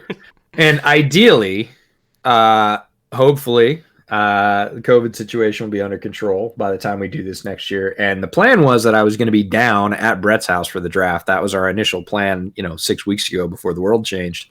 And if we can make that happen next year, we will do it because, look, there's nobody I would rather do this with. There's not more fun that I could probably have, than hanging out with Brett and all my guys at WCG. It's been so much fun to drop off and do podcasts with Robert. I'm going to be podcasting with my buddy JB today, Jeff Burkus, Bears Over Beers co-host. Like, these are my people. This is my weekend. This is so much fun. And Brett feels very much the same way about it. And that's why this is so much fun for you guys, is because people have talked to me about the stream or the podcast or whatever. It says, sounds like you're friends. I'm like, well, yeah. We're more than friends. We're drinking buddies. We're drinking buddies, and we're two people that can sit down and have a conversation over a cup of coffee about why Carl Davis was terribly overlooked. And yes. There are so few people in the world I can do that with. And I was like, my people. And he was like, my people. And that was it. No, it was funny because I was like, oh, who was that big fucker from Iowa? And you were immediately like, Carl Davis. I was like, yes. You get it. Yeah, when you're finishing each other's sentences after 3 days of knowing each other, you're kind of like, it's the Step Brothers scene, right? Did we just become best friends? Yep. I think Frank Reich found himself another project. That man loves projects. Oh, somebody said, yeah, they're going to take a quarterback here. So Eason to Indy, Jacob Eason, local to me, the UW quarterback. If you're not familiar with Jacob Eason, you will take one look at his arm and go, oh my God. He makes throws that are, I don't want to say impossible because I've seen him do it, but his arm is easily top 10 in the league right now. Might even be top 5. Like, he has an absolute cannon. Came to the UW campus, highly recruited, was one of the top quarterbacks in the nation. Everybody had tremendous hopes for him, and he's played some good football. But he is inconsistent. He needs to learn to take a little bit off his fastball, and occasionally he will just flat out miss. The thing about being fast is you have to be, as a position player on the field, you have to be fast and smart, because if you're not smart, your fast just takes you to the wrong spot faster. And Eason's arm is the same way in terms of decision making. When he makes the right decision, the ball is there. I mean, he just warps it. But when he makes the wrong decision, the ball is 5 yards past the guy, and it's just there the same way. So he needs to. I'm super happy about this landing spot. How do you feel with his landing spot with Frank Reich? I think there's probably only about 3 other places in the league that I would have been anywhere near as pleased with his landing spot. Because I want all of these guys to be successful, even though he's in a division rival. I root for Eason to be successful. He's been through a lot in his career, and he wants to be successful. Indy's one of the best places he can go to develop and become a better quarterback. Frank Reich is a great teacher of quarterbacks. Even Brissett, for all of his faults, is a better quarterback now than he was the first day he walked into that building. So I think for Eason's sake, this is an excellent landing spot for him. He doesn't have to play immediately, obviously, because Phillip Rivers is there. I think Brissett's still there, right, as their backup. So Eason's the number 3. You're gambling on talent. You probably have a year, maybe 2 years to try to get him ready, and Frank is such a good teacher. I love this spot. And he's got Rivers, right? Rivers. Well, that's what I mean. Yeah, he's going to have at least a year. At least a year. Yeah. And there's so many weapons. Jonathan No, I just mean in Taylor, terms of Pittman. experience. Yeah, if you're in terms of experience, if you're Jacob Eason, you're sitting in a quarterback room with Frank Reich and the professor, right? Phillip You Rivers. got Yeah. Phillip Rivers, he's seen it all. You're not going to surprise him anymore. It's kind of like Favre at the end of his career. He's like, nope, know what that is. Like, yeah, nah, that doesn't surprise me. You're going to soak up so much knowledge in the next year. It's a beautiful spot for Eason to go if he has a chance to succeed in the NFL. This is it. Good pick. Somebody was talking about Reggie Robinson earlier. I said he was a great two-way defensive back. The Cowboys pick him up really to be Byron Jones light, right? Byron Jones moved on, could play safety, could play corner. Reggie Robinson kind of the same way, not as talented as Jones, but can do the same thing, can float in between free safety, corner, big slot, even occasionally. I don't think he's that quick, but he's more outside. They needed to reload a little bit in the defensive backfield. Reggie Robinson from Tulsa, good pick to give him some more, I don't want to say ammunition, but another shot in the defensive backfield to come in and contribute. Sorry, get tweeting about Easton real quick. Oh, it's totally fine. Thoughts on Benito Jones? I like Benito Jones. One of the real true nose tackles in this draft. Has some juice. Benito Jones, Ole Miss. Will show a little bit of pass rush now and again when he blows guys out of the way, but he's a big, huge guy. He's really a two-gapper, a zero tech, one tech, depending on where you want to shade him. And, I think his potential is really good. I think this is about the time those players go. We talked about that with Lecky Fotu. And, some team's going to get Benito Jones and prosper because he's going to sit in there for 5 or 6 years and do his thing. And there you go. Oh, would you approve of the Texans trading up for Amik, Brett? Yes, I would. We need a nickel. There We you need go. a nickel more than any other DB spot, to be honest. Like, we can survive with our current secondary, but we do not have a nickel. We have enough outside corners. Hargreaves is whatever, and he's the only one that I think really could probably play nickel at this point in that secondary. Everybody else, I think, is more comfortable outside, or at least more effective outside. So getting a true nickel that will be in the slot all day, every day, and be really good in that role. Like, Amik Robertson could be, you remember Brandon Boykin when he was coming Yes. out of Georgia? Yes. I think before Boykin's injuries, Amik Robinson can be that kind of guy where he has one job and it's playing in the slot, but he's really damn good at it. I fully agree. Here's your guy. I want to hear Pittsburgh this. got McFarland. Yep. Hey, talk about a compliment to James Conner and Benny Snell. Yeah, but You're giving him 6 carries a you're- game and saying, all right, dude, go rip one. Yeah, but We're- you're forgetting about the former Bear. Who else is there? Okay, Bears in the 7th round, or 6th last year. One of my picks, my top special teamer from last year. Oh, Jalen Samuels? No, running back from Florida. He was on the Bears practice squad, and the Bears will forever bemoan the fact that he left. Kareth White. Right? Yep. Yeah.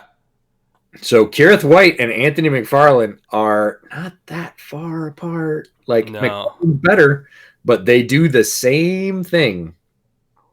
And Kareth White had a really good little 4-game stretch for the Steelers when they plucked him off the Bears practice squad. And I think that's really interesting because you got that guy again. Maybe they just said he's the best player on our board.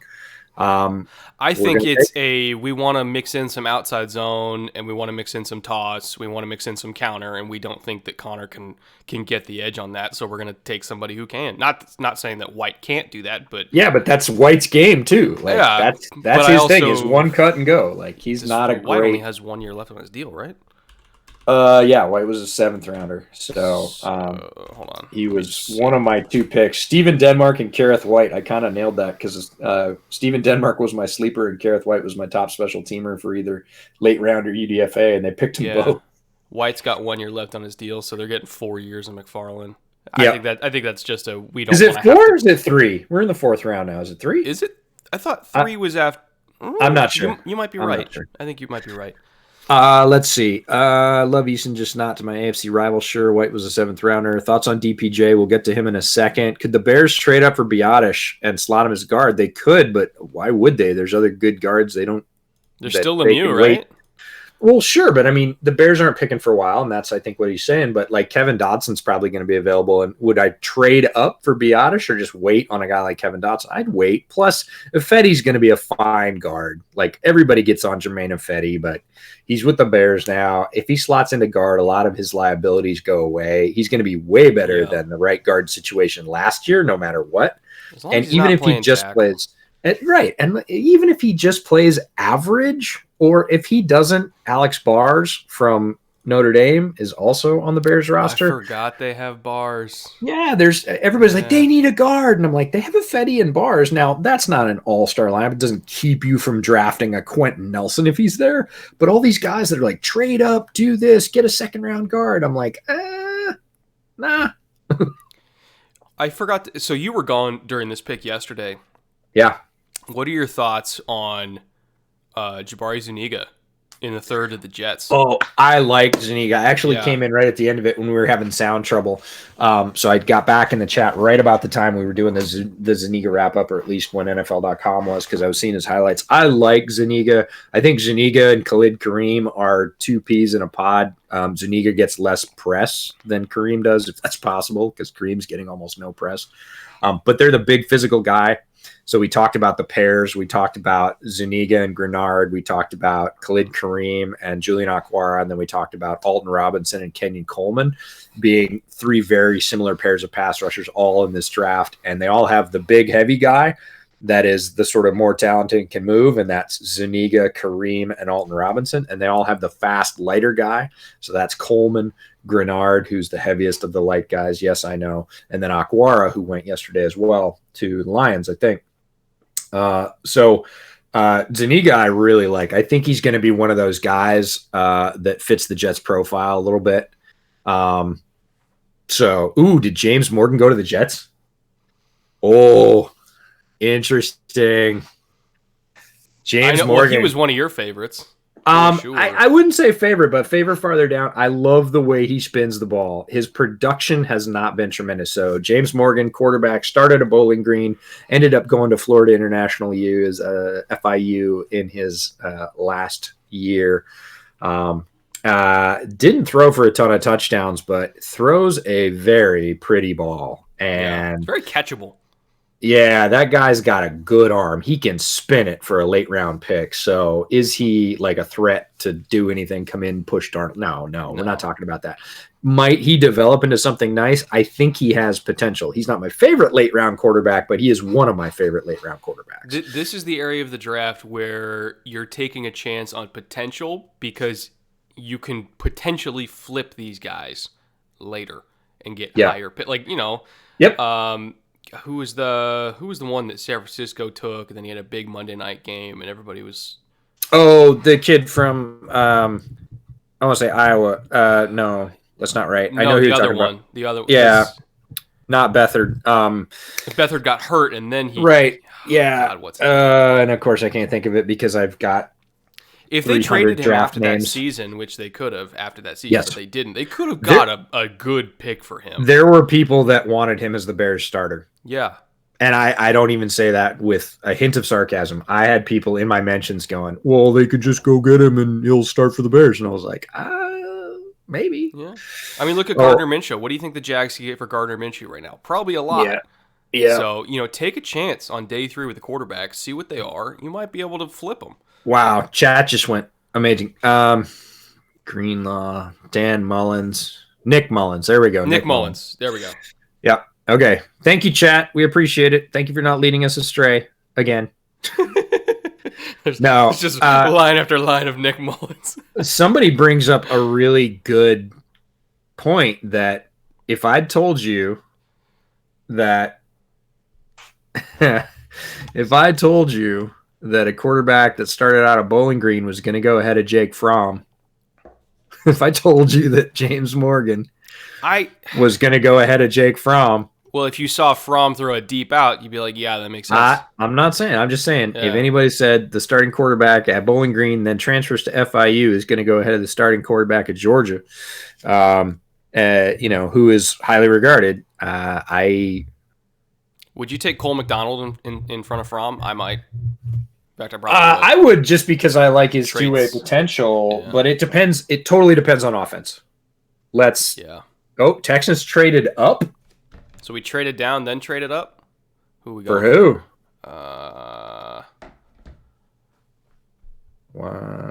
Bryce Hall. I mean, Bryce Oh no. Hall? Well, it wouldn't be a Texans draft without taking a mid-round tight end. So my first thought was Bryson Hopkins. Well, sure. Bryce Hall. Anai? If they want, Anai's a good one. Willikis would be probably. Well. Somebody says, "What's the problem with Fromm?" We'll get to that after the Texans pick because I want to get the live reaction when we figure it out. How do you guys not remember every single backup player in the NFL? We're close.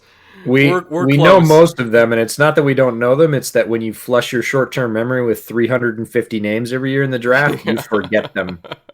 It's a funny story. I started 2 years ago writing the name of the player, not just like Georgia QB, but I would write now, for instance, this year, Jake Fromm, QB Georgia, and putting it in parentheses. People are like, why would you do that? Of course you'd remember Jake Fromm too. I'm like, no, you won't. You will not remember the 10th. Oh, Charlie Heck? Length. Charlie Heck? Length. I like Charlie That dude's Heck. got tree trunks for arms. We met this guy at the Senior Bowl. He Yeah. is close to my heart because he is the son of a former Seahawk and a former Bear, Andy Heck, who is a very good guard. And the apple did not fall far from the tree. In fact, the apple fell in fertile ground. And Charlie Heck is 6'8", 318 or 322. He is a massive dude. Now, Yeah. he got his – what the heck? He got his butt handed to him on day one of the Senior Bowl. He was a late ad. He showed up kind of fresh off the plane, as a lot of guys do, and got worked in a couple of reps. And I went, oops. And what I was hoping for on day 2 and day 3 in practice from Heck was exactly what I saw. He's a pros kid. Probably went home, called dad, said, "Dad, got my lunch handed to me today. You know, I gotta stabilize. I gotta go out there. I gotta do this. I know what I did wrong." Came out and had a much more even performance on day 2 and day 3. And people are like, that sounds like a backhanded compliment. I'm like, no, this is a guy, for where you're picking him, that has physical potential, genetic bloodlines, pretty good resume at UNC. That's where he played. And can be, I think, a very solid swing tackle. And that is a lucrative role in the Yes. NFL. If you can get a guy that can come in and play a few games, a few downs, whatever it is, as a swing tackle and not get your quarterback smushed, so many starting tackles in the NFL are not that great. If you can be a solid swing tackle for a team, you can have a very nice career in the NFL. And I think Charlie Heck is a borderline guy that could come in as a swing and then get that promotion to starter down the road. Not necessarily because he's amazing, but because the bar's pretty low for starting tackles, and Heck is good. Like, he's pretty solid. I think so. They just took Titus Howard last year, who's a good right tackle. You got Tunsil, who's a good left tackle. The thing is, the reason why they took Heck is every single year they get injuries at the tackle position. Every single year, without fail. And Yeah. I think they keep getting caught with their pants down with not having depth at the tackle position. So would Amik have been great because he's an immediate starter at nickel? Yes. But I think the Texans accept the reality that they are not going to have a healthy offensive line for the full year. They just won't. They never, ever do. So you need to have depth. You are only as good as your worst offensive lineman.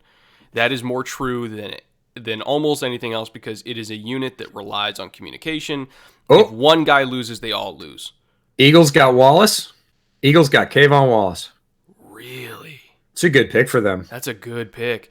Although he and Maddox are going to be playing similar roles if you're putting them both at...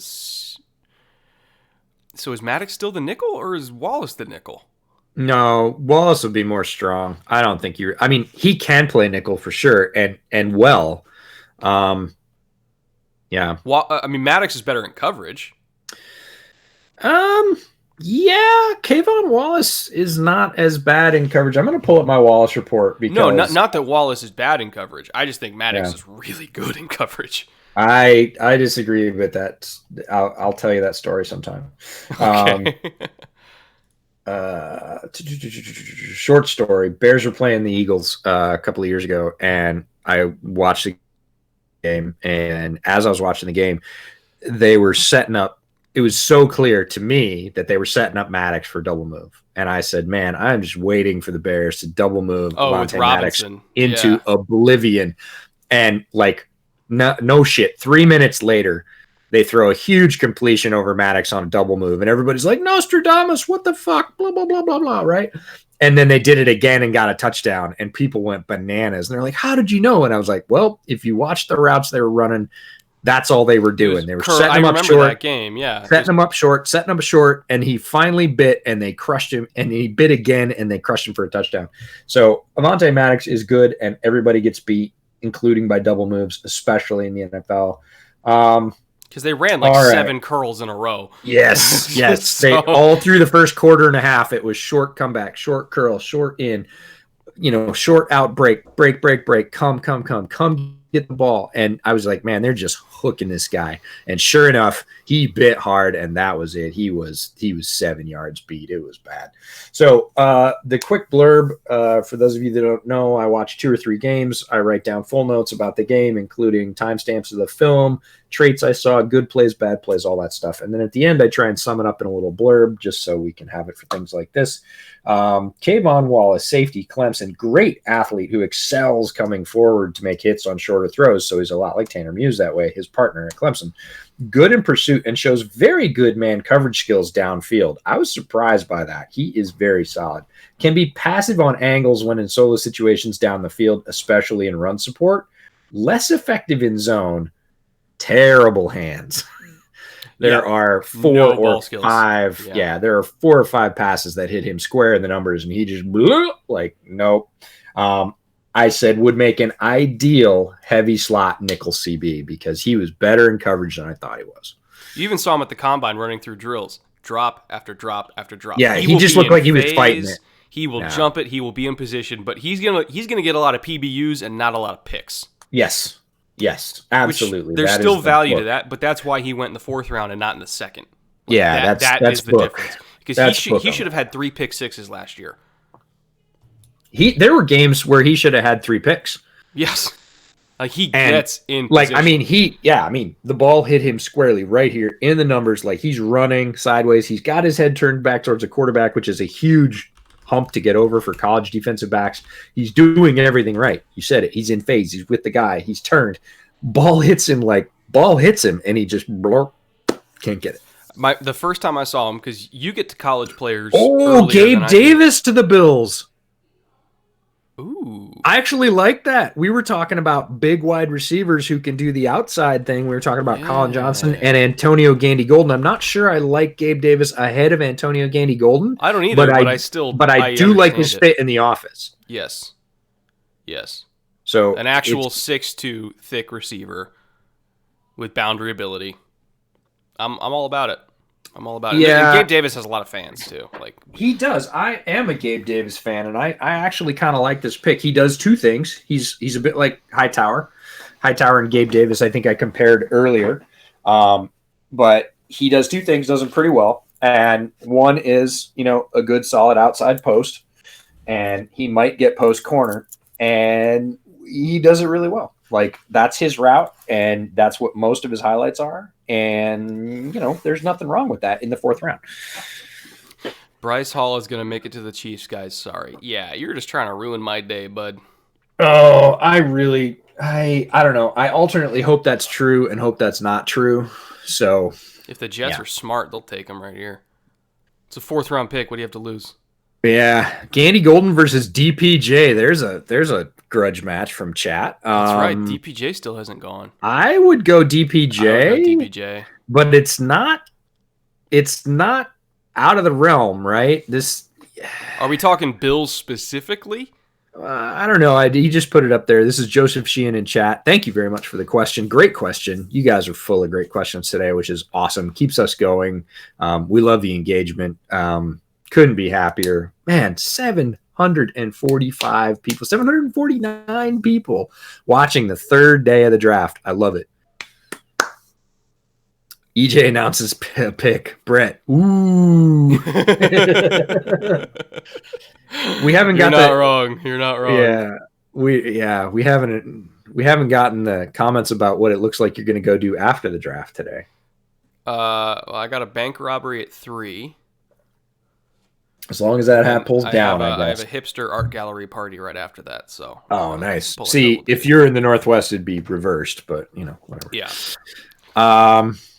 What do you think of Geno Stone to the Bears? I wouldn't, because they're players that I like better. It's not that I'm anti Geno Stone. It's that if a guy like J.R. Reed is still on the board, that's my pick. I'm lukewarm on Stone.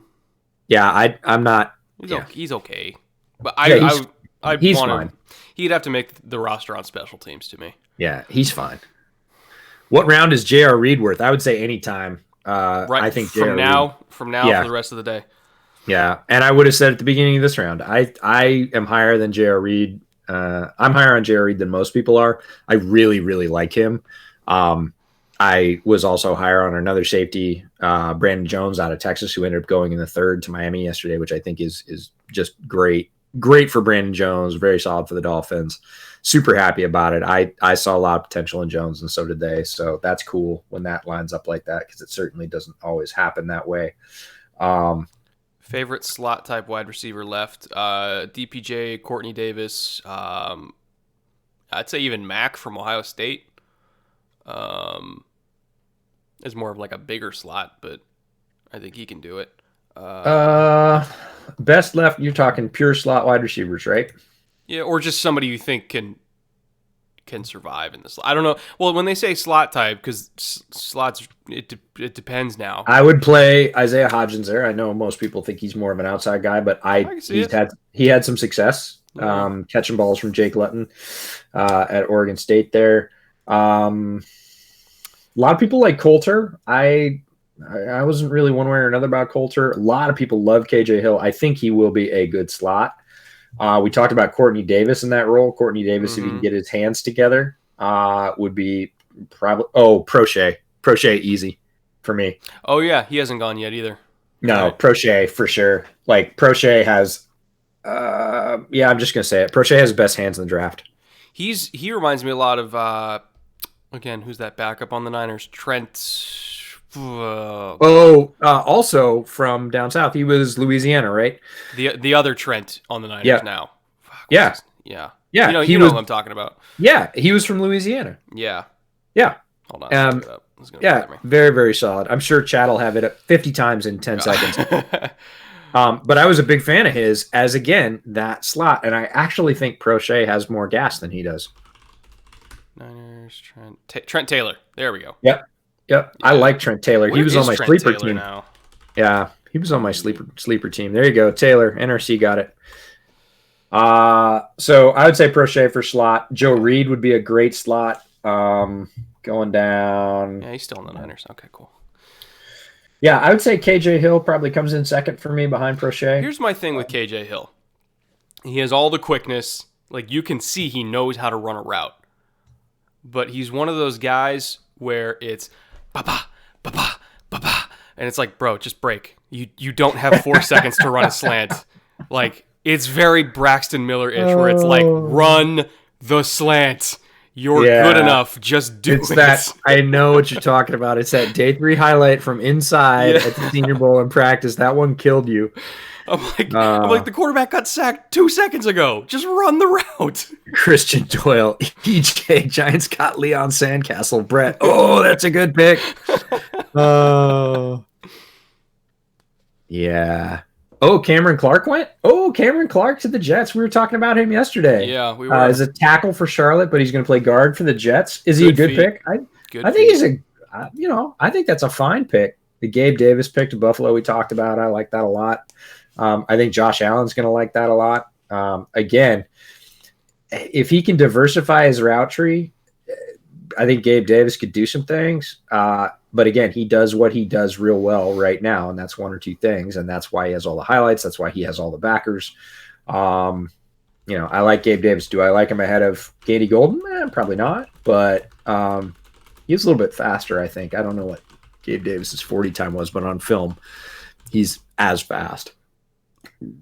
James Lynch to the Vikings, such a Vikings pick.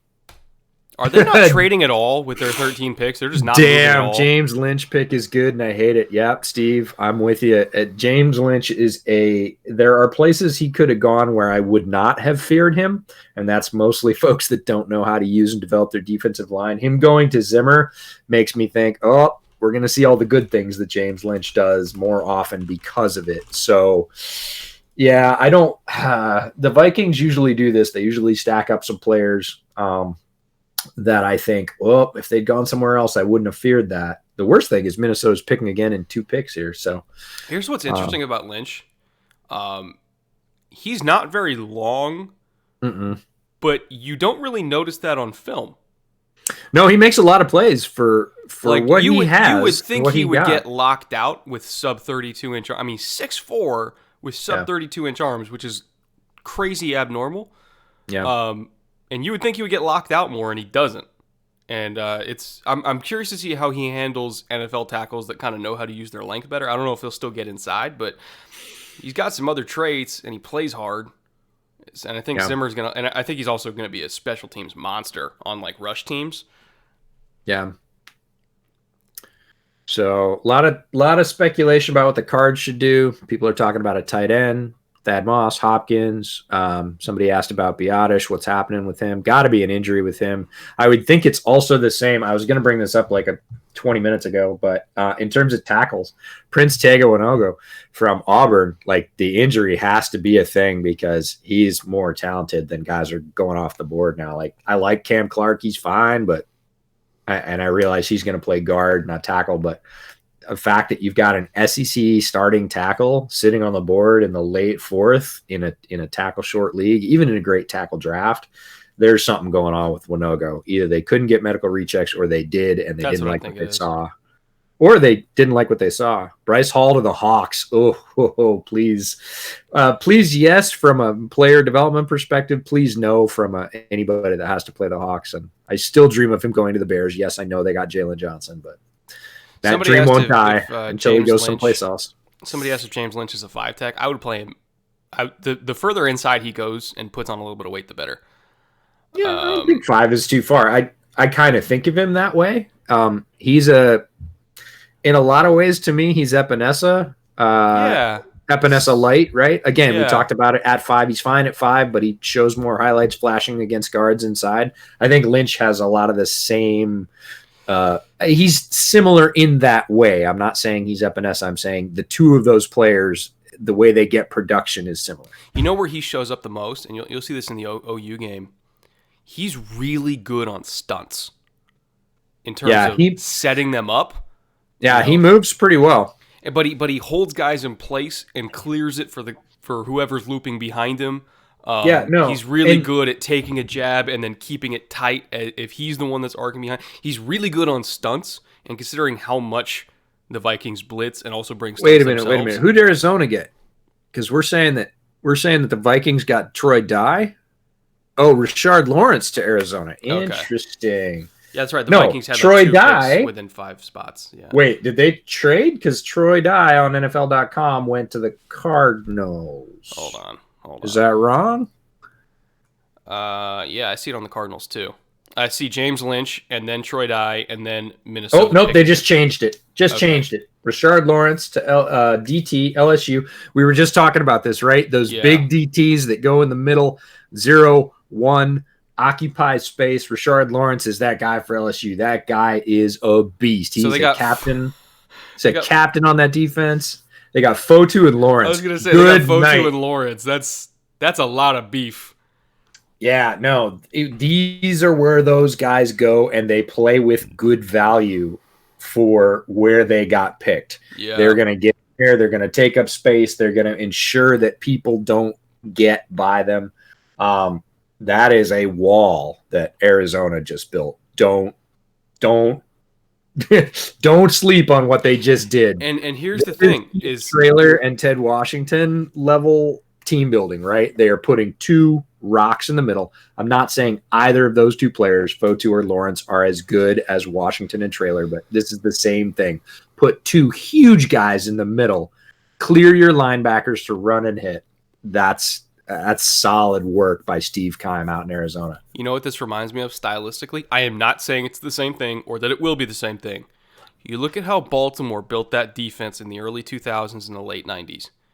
We are putting a lot of mass in the middle, and we have a really fast linebacker, Ray Lewis, which in this case is Isaiah Simmons.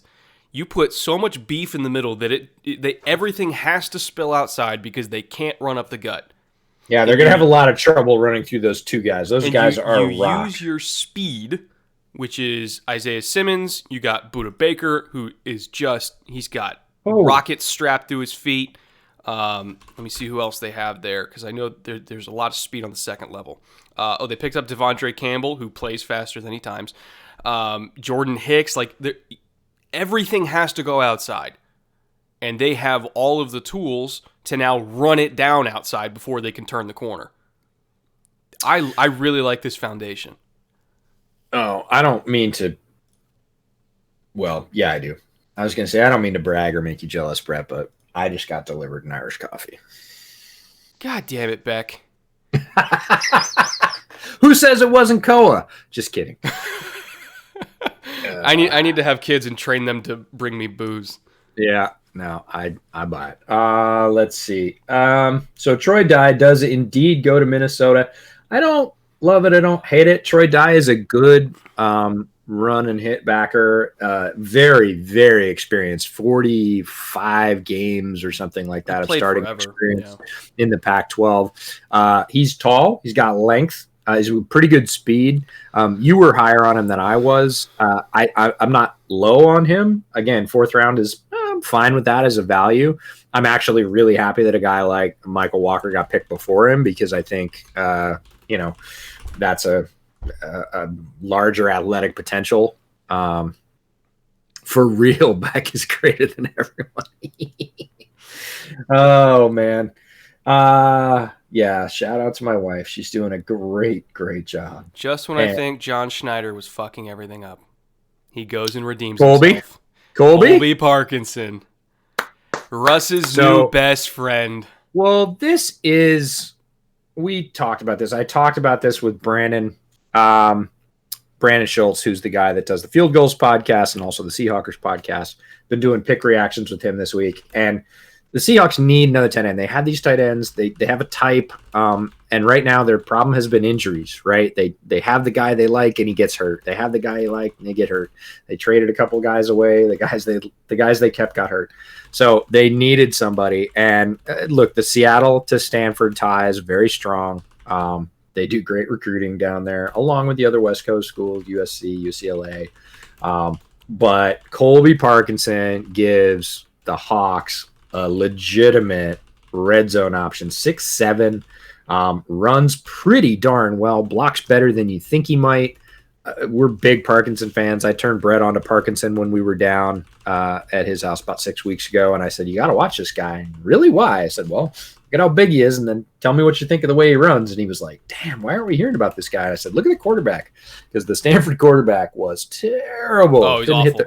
Couldn't hit the broadside of a barn from about 10 yards or farther. Left so many yards on the field. Parkinson's stats would have been tremendous. It's a lot like DPJ and Shea Patterson. Same thing with Colby Parkinson at Stanford. So this is a great sneaky pick. Parkinson was Brett knows this, was my mock draft darling. Every time after I watched him, I would always pick him up. He was initially down in the 230s. We're 100 picks higher than that now, which is I think good value. Yeah, if you got if you put him at LSU with Joe Burrow, he goes in the second round. Oh yeah, that's there's what no we're talking doubt about here. And now he's going to go with Russ. Like what? How about the Atlanta pick? I want you to react to that because we talked about this guy. They got Jalen Hawkins. Wow, Atlanta quietly having a very good draft. So Jalen Hawkins is the other safety from California after Ashton Davis, and when you watched tape, shows up. He shows up, and the thing that I kept hearing about Hawkins from multiple sources is lives for ball, is all about football. And the NFL loves that, right or wrong. I think it's a little high for him in the fourth, but he's a good player. He has a chance to make the field and make some noise. Well, he's going to play on all four core special teams immediately. immediately. And Oh, yeah. I think No. I think they have like I don't know if he's going to start at safety right now because I'm looking at their depth chart. Let me pull that up. Obviously, they still have Keanu there. They still have Ricardo Allen there. They still have KZ. I think this is a special teams pick, but I love it. I love it. Yeah. Will Bushmeyer says Parkinson versus DeGuara. I had Parkinson higher. I really like DeGuara, but I think DeGuara is much more of a straight move in the sort of mold of, and again, not saying he's the same player, of an Evan Engram. Evan Engram's not going to give you anything in line, but he's going to give you some real good production from the move slot. DeGuara is the same way. Parkinson is big enough. He can move in line and gives good effort. His frame is so damn large that he can get in the way pretty well, and he gives good effort on blocking as well. Needs to bend a little bit better, but that's not why you're drafting him. He runs surprisingly well. He looks like a wide receiver. In fact, was recruited as a wide receiver, put on enough weight, and ended up growing enough that they were like, well, we should probably make you into a tight end, but still runs that way and still plays the fade that way and the jump ball in the end zone that way. Those are his real strengths. We talked about some of those strengths for Albert O as well.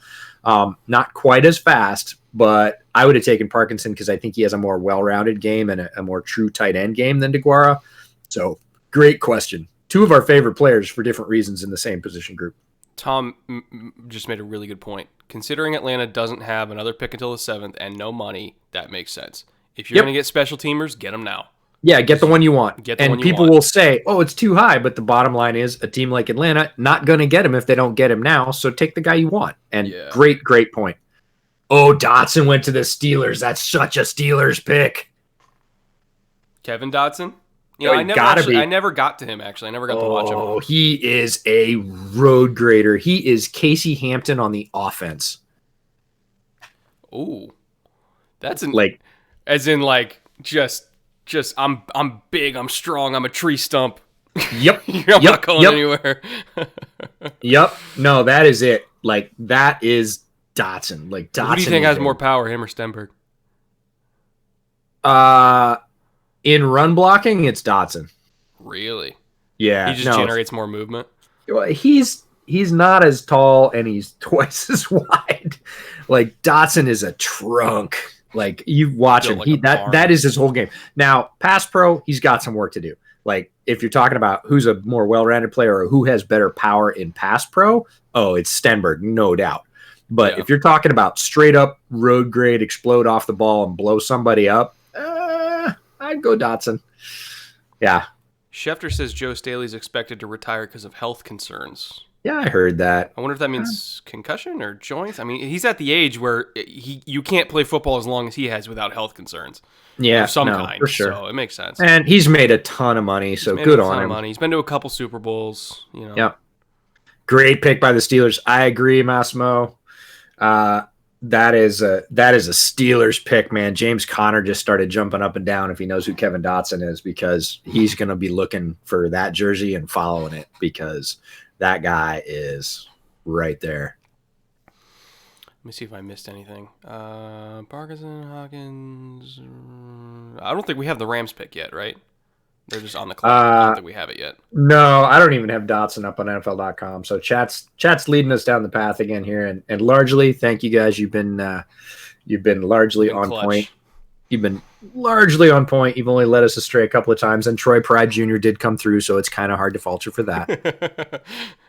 They willed into existence. That's what I said. Yeah. Tyler Biadasz falls to the Eagles. Maybe. We'll see. Joe Staley is an all-time Niner. Yeah, he's going to go in the Ring of Honor next year, I think. I think they'll. I would agree. Well, it depends. If there's no fans in the stands, they'll. Joe Kelly with a really good question. Curtis Weaver, what's the story? I saw him mocked in the first and second. Somebody was reaching.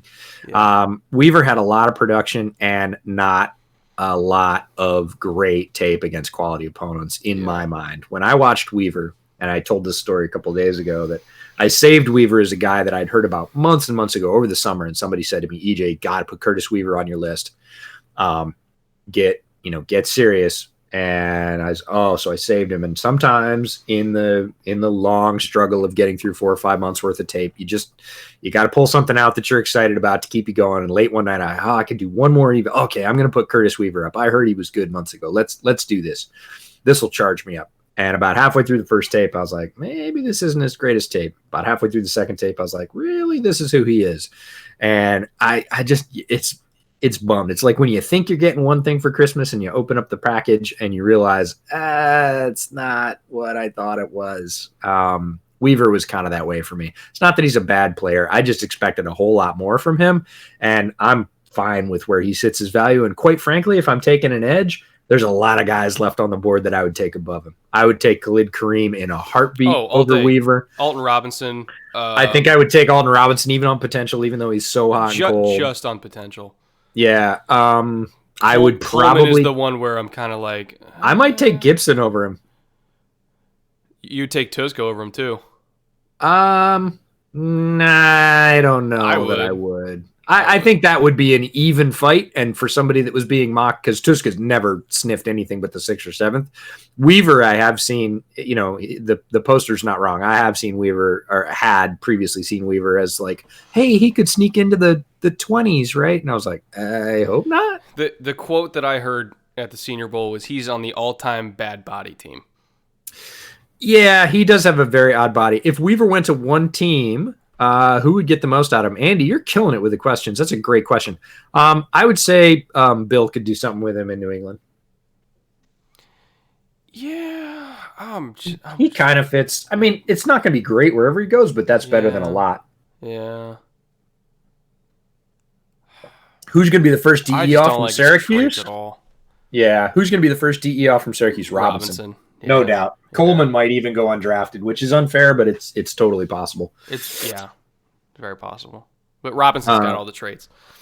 Yeah, and Robinson is a unit. We saw him in shorts and a t-shirt in the hotel at Mobile doing when he was doing team meetings, and whoa, dude, even with pads off, that guy is put together. He is a big dude. Bryson Hopkins is a Rams tight end if I've ever seen one. Oh, sure. Yeah, that is a Sean McVay tight end.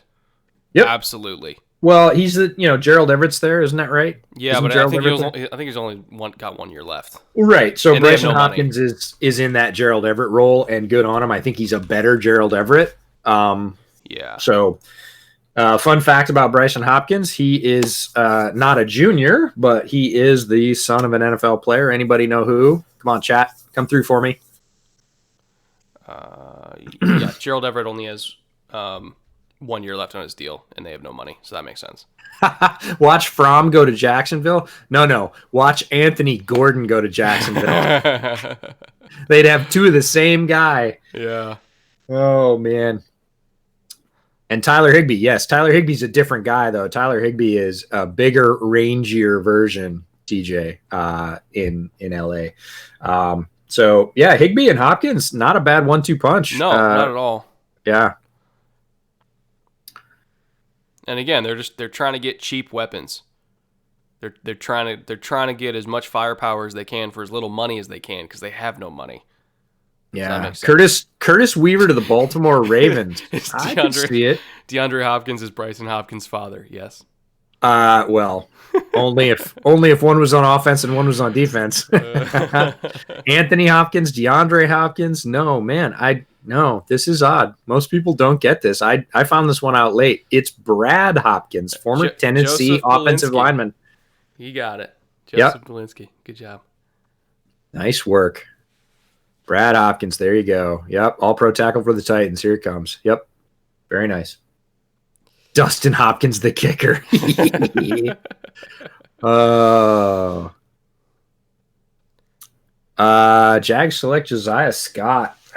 Yeah, okay. No, this is good value for him, I think. I had him graded as an early day 3 corner, and it's early day 3. Sounds about right. They needed corner. They had no corners. No, I agree with that. How much fun is this that we're still in round 4? We're just there's a million comp picks. I know, but round 4 has been fun. I don't know. I think all the rounds have been fun, but round 4, this has been great. Lively conversation, some decent surprises. So Bryce Hall and Amik Robertson still there. See, that's kind of my problem with Josiah Scott. Not that it's not the value of Josiah Scott in the late 4th. That's exactly where he should go. It's the fact that Bryce Hall's still on the board. All right, I got to see the I got to see the KC pick, and then I got to run to the bathroom. But It's gotta be Hall.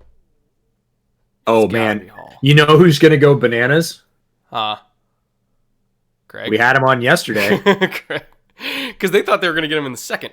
Yeah, if they get this, I'm gonna tweet to Craig and be like, dude, what are you doing right now? Bryce Hall is a chief, if that's a thing, because he's got to be just like crossing all fingers and toes right now. Craig Stout writes for Arrowhead Pride, the SB Nation site covering the Chiefs. We had him on yesterday to sort of recap a little bit of the Clyde Edwards-Helaire pick. He's a buddy of ours. We met him at the Senior Bowl. Great guy. Also a brewer of beer and an electrical engineer. So if you want to talk Renaissance men, Craig's your guy.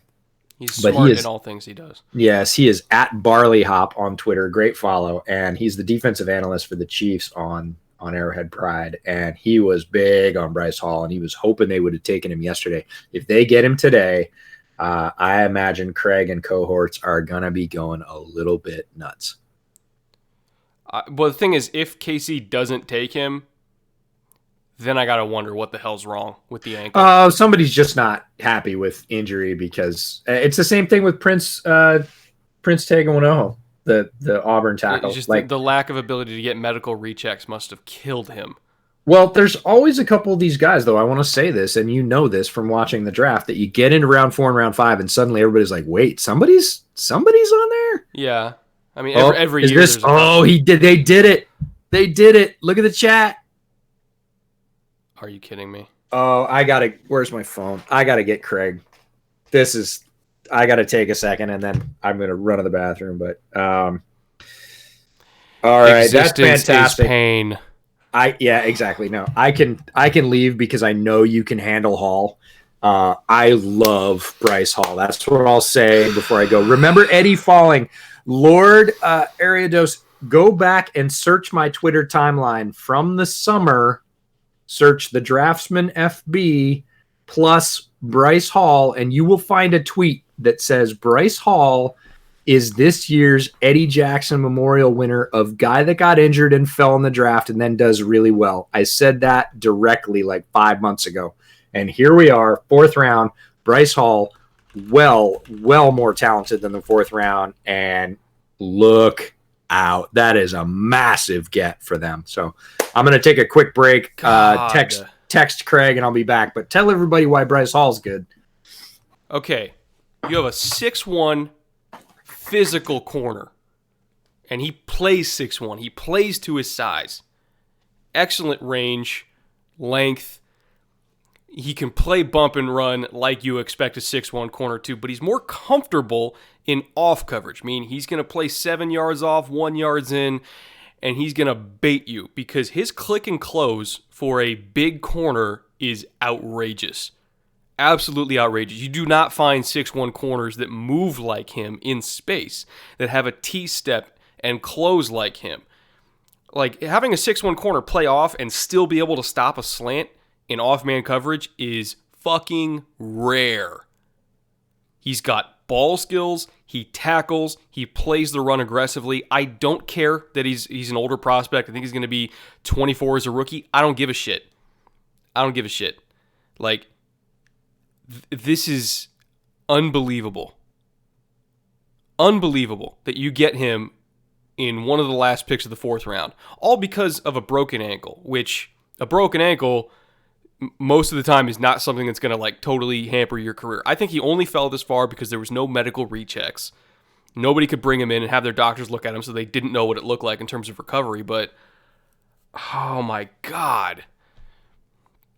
You're getting a big corner that can play off or press, zone or man, and be perfectly comfortable doing anything. And in that system, they play everything. They play everything in that system. They'll roll constantly in that system. It's not just like we're going to line up and play man. It's not just we're going to drop back and play zone. They'll give you one look before the snap and then roll to something entirely different. You have to have a corner that can do everything, and Bryce Hall can do everything. They're one of the hardest teams to get a corner for because you need one that can do everything. Oh my God. Like, corner is like running back. or I should say, corner's like receiver. Like, there's a million different flavors, and it's all about scheme fit. Running back's probably a better comparison. There's a million different flavors. It's all about scheme fit. It's all about role. You know, as rare as a do-it-all running back that fits every single system is, a true 3-down back that fits every single system, as rare as that is, that's how rare it is to find a do-it-all corner with size, range, physicality, technique, ball skills. He only fell this far because of injury, and it's fucking gross that he went to the Chiefs. Oh, fuck you guys. God damn it.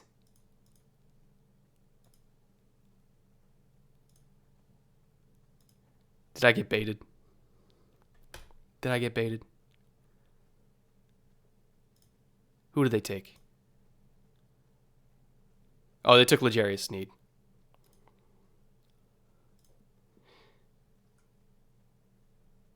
Fuck you guys. Ah! But still, he fell past the Chiefs. Which, again, it's all medical rechecks. Nobody can check on his ankle. It's the only reason he's falling this far.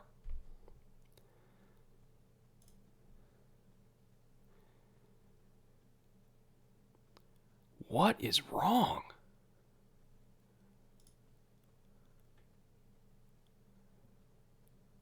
Brett is fake news. You guys are fake news.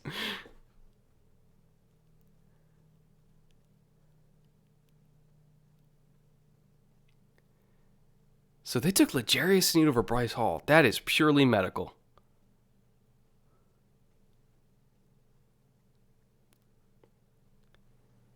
It was Bleacher Report? Bleacher Report reported that?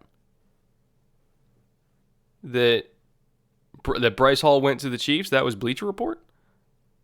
Did Matt Miller jump the gun because he's a Chiefs fan and he wants Bryce Hall?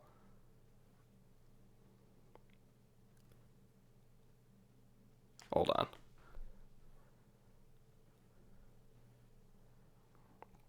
I got to do some digging, chat. I got to do some digging. Let's see here.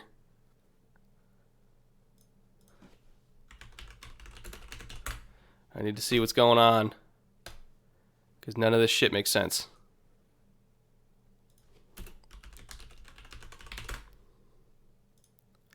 Stand by, boys. Stand by.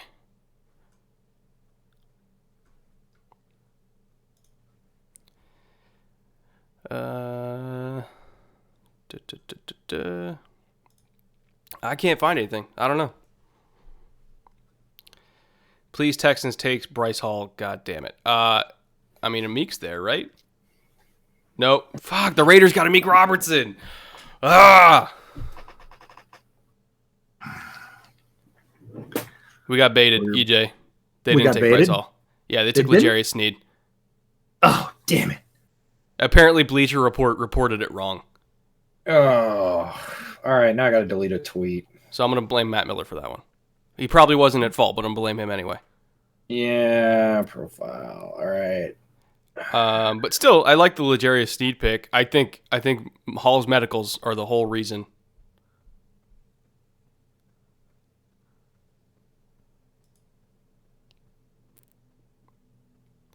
Delete tweet. Raiders got Amik. Again, Mayock just nailing it. Absolutely nailing it. Oh, yeah. L'Jarius Sneed, good pick. I like L'Jarius Sneed. Yeah, no, now, he's not Bryce Hall, but I like L'Jarius Sneed. Let's put that one up there. But I think they know that Sneed's healthy. That's got to be the only reason. But the Raiders secondary, you've got Damon Arnett and Trayvon Mullen outside. You've got Amik in the slot. You've got John Abram and Demarius Randall at safety, or Joyner at safety. I would probably... Well, I don't know who's going to win between Randall and Joyner for free safety. Joyner, I know, can play nickel, but Amik Robertson, I think, can also play nickel. So I think they have a lot of DBs, and they're just going to figure it out.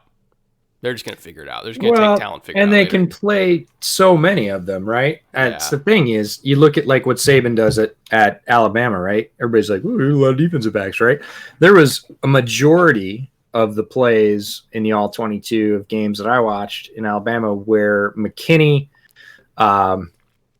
Maiden, and Shaheem Carter were all in the field, and that's with two corners, right? And so nickel's the new base, and a lot of times they're playing dime. So, and McKinney was the dime backer.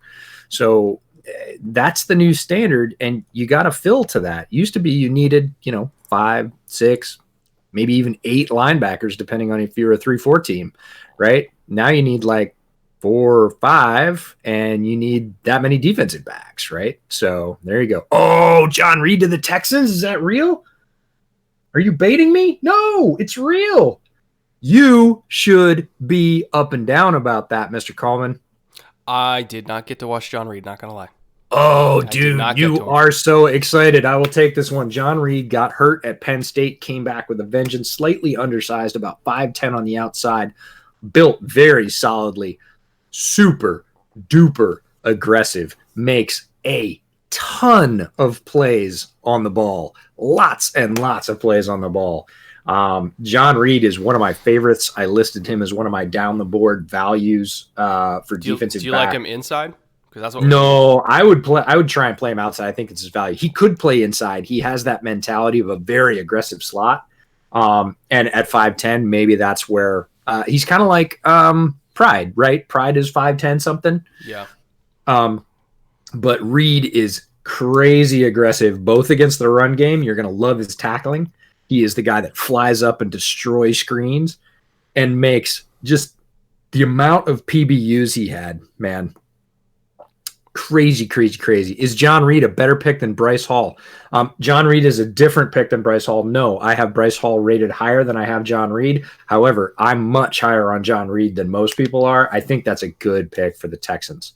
Now, at this point, you really have to wonder about Hall's ankle because it's a 5-year player at Virginia in the ACC. His tape is knockdown, shut down, outside corner, gorgeous. Mm-hmm. Like, there isn't anything to argue with about Bryce Hall's tape. It's not about the tape or the experience or the program or the competition or anything else at this time. Uh-oh. Did Washington just do the thing? They did. Skins got Hall? Nope. Hold on. Let me check. Guy we've been talking about all day. Gandy Golden to the Skins? Gandy Golden to the Skins. Solid pick. Solid. Yeah. Oh, Haskins has got to be jumping up and down right now. Yeah, because they needed a big jump ball guy. They needed somebody who could win outside. Which, I mean, I like McLaurin too. He can play outside. He can play inside. But Gandy Golden's going to be their number one red zone option. Yeah. Now, that is a happy pick. Great pick. What do you think of Shaquille Quarterman to Jacksonville? Is meh an option? It is absolutely the option. It's actually the option that I have too. So I was really meh. It's talking about 2-down run stoppers that can't necessarily play very well against the pass. Quarterman is one of the guys for me in that category. I don't know. If you're going to be a sub 240-pound linebacker and not be good in coverage, I don't really know. To me, it's probably a special teams pick. Yeah. I was going to say I didn't like the Jacksonville draft, but I just went, again, we lose track of who took what. I'm going to go back. I opened up Jacksonville, and I'm like, oh, wait a minute. They got Henderson and Chason. Now, my thoughts on Henderson are pretty well documented. Chason, not as much, but I think, again, a good player, probably in their system. Laviska Shenault, again, sort of back and forth here. Not wild about Henderson. Certainly not where they picked him. Chason, I like a little bit more. Shenault, I like a little bit less. Then Devon Hamilton, I like a little bit more. Yeah. And Ben Barch, I think, has pretty good. So this is a complete roller coaster, the Jacksonville draft, right? It's way up and down. Down, up, down, up, down, up. Now, all have potential to be good players. And then the last two, Josiah Scott from Michigan State and Shaquille Quarterman, are not really turning my wheels. But again, we're in the 4th round here. They don't have to. The top of that draft is pretty strong. Henderson, Chason, Shenault, and Hamilton. My favorite guy is Hamilton. You look at Quarterman. Anything outside the hashes, it's a rough day for him. It's a rough day. It's funny because he doesn't have the juice. You know who he reminds me of? Zach Perryman. Oh, Perryman. Perryman. Yeah. which is his predecessor at the U, right? Yeah. Like Perryman was just about snuffing out any run threats in between the hashes and just hitting with a hammer. And, honestly, he's done pretty well for himself in the league, but not a great pass defender. And Quarterman is just one more in the mold. It's like he looked at Perriman's game and went, I want to be that guy. We talked about the game plan to beat Jacksonville is let's run crack toss outside. Oh, yeah, for sure. And if you in CJ Henderson, you have a corner that's very disinterested in tackling Derrick Henry outside. Mhm. And I think if you have a slow linebacker that you're expecting to kind of get over the top and help CJ out, like I don't think Shaq has the speed to get a good angle on the Derrick Henrys of the world. The Ravens took Ben Bredesen. That's so Ravens. Is that real? Yeah, Seems it like is. it. Yeah, they're stacking that up pretty hard. Wow. Yeah, that's a very Ravens pick, right? Bredesen is a good solid guard. I watched him before I went to the Senior Bowl. He is what you would expect from a Michigan lineman, and that is not at all a backhanded compliment. He looks like all the rest of them. He generates most of the rest of them. All the rest of them are pretty good. So you watch him on double teams, and he can bury some people. Yeah, no, he is a solid Michigan offensive lineman, and we talked about this yesterday. There are 3 teams in the Big Ten, Iowa, then in some order, Michigan and Wisconsin. They'll argue to the death about that. We know that produce linemen that you expect to be a certain way, and they are. And Bredesen is the archetypical Michigan lineman, meaning, yep, he's good, he's powerful, he's not particularly flexible, he's strong, he generates movement, he's technically sound. All those things apply to Ben Bredesen. And I feel like the Ravens have like 8 guards that fit that profile now. Like they're all the same person. It's just clones of the same thing. Honestly, if you have their defensive line, you better to have somebody to stack up against them in practice. Yeah, for sure. Hawks take DJ Dallas. Again, Seattle always are in their wheelhouse in day 3. Oh. Always in their wheelhouse. All right. Who do we have coming up real quick? I need to look at the tracker. Who's the next bunch of picks here? We are double up on the Eagles. We are, what pick are we at? End of 4. And 140. So we're doubling up on the Eagles, and then it's... doubling up on the Eagles. Now we're into 5. Okay, I'm going to drop out real quick, hop over to field goals. Keep in mind, there's another Seahawks pick coming up in like 4 picks. Talking about Colby Parkinson. All right, I'm going to hop real quick, and we'll see if we can get that done. And then I will leave the hangout, and we'll see if we can't get a slightly better re-entry than we had yesterday. We'll see. We will see. We will see. All right, I'm going to hop real quick. See you guys in a bit. So Michael says, I'm assuming this is for Philly. My picks for 145, 146, Courtney Davis and Bryce Hall. I think that would alleviate a lot of the annoyance from Eagles fans, is getting another receiver with high upside in Courtney Davis and then getting a corner with high upside in Bryce Hall.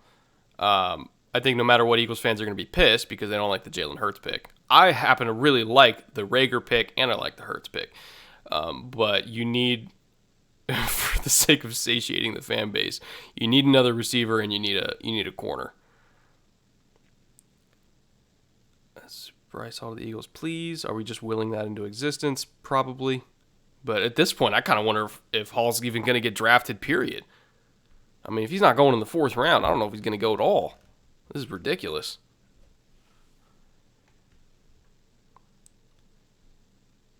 Let's see here. Yeah, kind of going through. We already talked about Gandy Golden, Bredesen, DJ Dallas.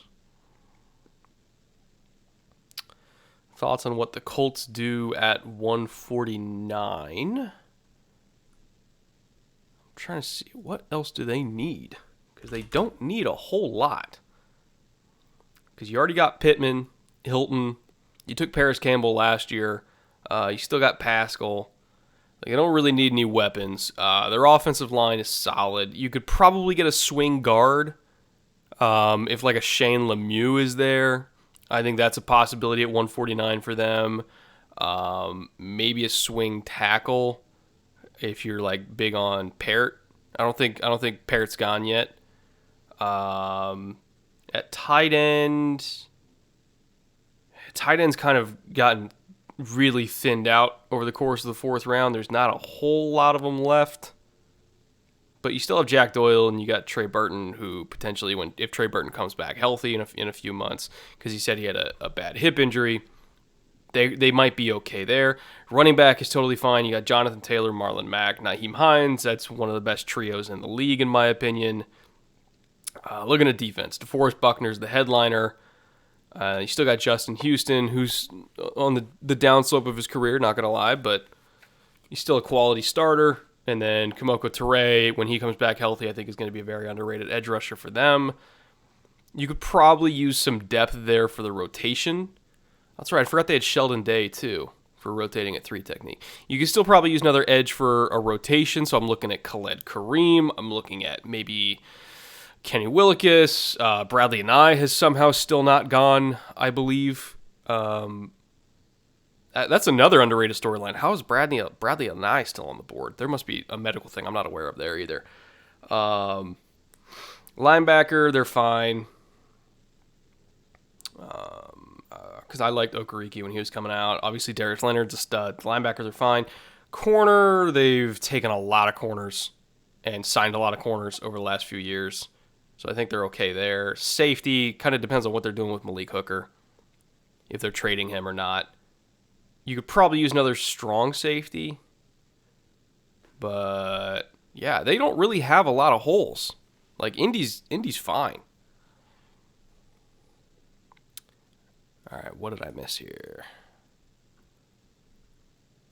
Still waiting on the pick for Philly. From to Philly. That would just be Howie just trying to piss people off.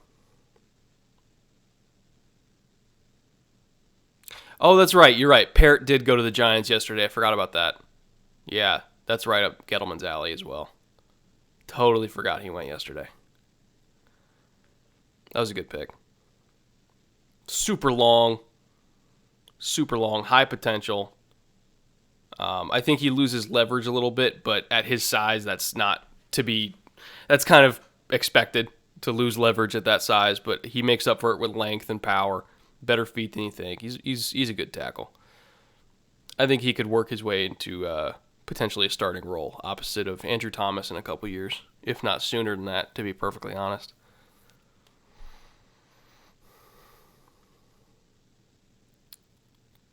Do I have a rookie wide receiver 1 for Dynasty Leagues? Man. Off the top of my head, I would have to kind of do a deep dive on, well, CD is going to be next to Coop for years to come. So I don't think he's going to be the true number 1 in Dallas. I think he'll get more touchdowns than Cooper, but Cooper's going to have more catches and yards. You compare that to Ruggs. Depends, honestly, if Derek Carr ever starts opening up the offense and throwing deep more and really taking advantage of what Ruggs can give you. Like, he has the potential to outproduce everybody, but it's kind of up to Derek Carr. It's like Tyreek Hill with Alex Smith. Like, you know, we see the potential, but then it took Pat Mahomes coming in to kind of really unlock what Tyreek Hill was capable of. Jerry Jeudy, I think, is always going to be the number 2 to Courtland Sutton. So he might get more catches than Courtland, but Courtland might have more yards and touchdowns. So for fantasy purposes, it's tough to project there. Honestly, if the number 1 receiver, rookie-wise, for fantasy that might actually be a number 1 receiver on his own team is Jalen Reagor. I think he's going to lead them, at least lead their receivers in catches. He'll lead their receivers in yards. Might lead their receivers in touchdowns. So if we're just talking like pure fantasy, not who's the best receiver, but who's going to be the most productive receiver, I think Jalen Reagor is the best opportunity to be the wide receiver 1 this year, among rookies at least.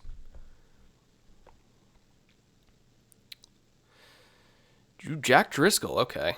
So Hall continues to fall. Fascinating me. All right. Pull this up.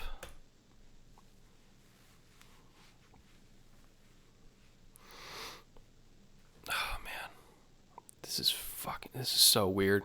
No Anai, no Hall. There's something going on. And this draft in particular it's unfortunate for a lot of guys that are coming in with medical flags because they were set up for failure from the beginning. There's nothing they can do about it. Absolutely nothing they can do about it. In terms of Driscoll and what he brings to it, all upside. Big frame, great athlete. I think he's raw as hell, especially as a pass protector. As a run blocker, I think he's pretty good. You're not bringing him in to start. You're not even bringing him in to compete to start. I think, honestly, he's probably a developmental swing tackle. Maybe you can kick him inside to guard. Maybe. I think he's a little thin for it. But if you put on 10 pounds, I think he could be a good guard. He'd probably be a little bit more protected from himself as a pass protector at guard. Because I think his low hand can get a little bit loose, and so he's susceptible to counters in that way. So again, I don't think his hands are ready, but the athletic profile is there. You pack on 10 pounds of good weight, you move him inside, you have him be either a swing guard, or if you want to leave him at tackle, cross-train him to be a swing tackle. I don't think he's a starter right now. And remember, they took Dillard, they have Lane Johnson. He's not going to be a starter at tackle anytime soon. But I think in terms of just having pure depth with upside, again, it's a late 4th round pick. What else are you going to get? So I don't hate it. I don't hate it. And then let's see. Was anything else taken?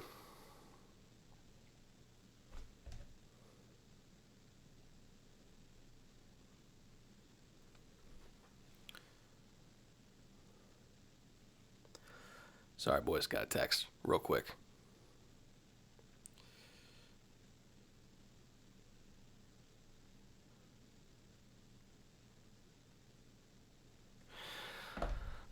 And then I don't think we have the second pick from Philly yet, right? Oh, no. Did they trade?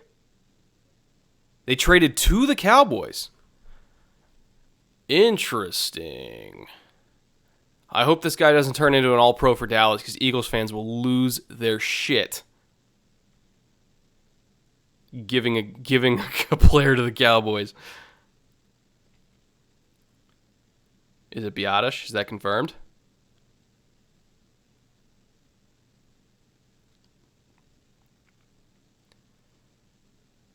Makes sense. Cowboys need a center. Yeah, I don't disagree. There's a hole there. The thing, though, is I don't think that Looney is bad. I'm okay with Looney being a starting center. And do I think that Biotish is going to come in and beat out Looney? I don't think he would, to be honest. Like, I know Biotish was looked at as like a top 50 pick early in the process, but athletically speaking, I think he kind of got exposed over the last year, and then people kind of dug deeper, and they're like, oh, okay, maybe the movement skills aren't quite what we thought. Maybe the anchor isn't quite what we thought. Like, he's solid, but Joe Looney is also solid to me. Neither one of them are Travis Frederick. I don't expect either one of them to be Travis Frederick. I think if you wanted a center maybe with like really good movement skills, you could look at Nick Harris, the Hansen kid from Oregon. I think both of them move better than Biotish, but Biotish might have a little bit better of an anchor. Not that he's got a great anchor, but it's better. So he's okay. But I don't necessarily expect him to come in and beat out Looney. Maybe just because I'm higher on Looney than a lot of other people are. I mean, let me check on Looney's contract, because maybe that's part of it. Because they're going to be up against it for money pretty soon here. And maybe if they can't afford Looney, they're taking a guy who's essentially the same thing in Biotish. Let's see here. 1 second, boys. Okay, Joe Looney's on a 1-year deal. Now it makes sense. They have him for 1 year. You have no other money. You're about to pay Dak. You paid Amari. You paid Jay. You paid half your roster league-high contracts. You have no money. So now it makes sense. You're taking literally Joe Looney to back up Joe Looney and then take over for Joe Looney when Joe Looney moves on because they don't have any money. Now it makes sense. I don't expect him to win the job this year, but he'll probably get the job in 2021. Same guy. Same guy.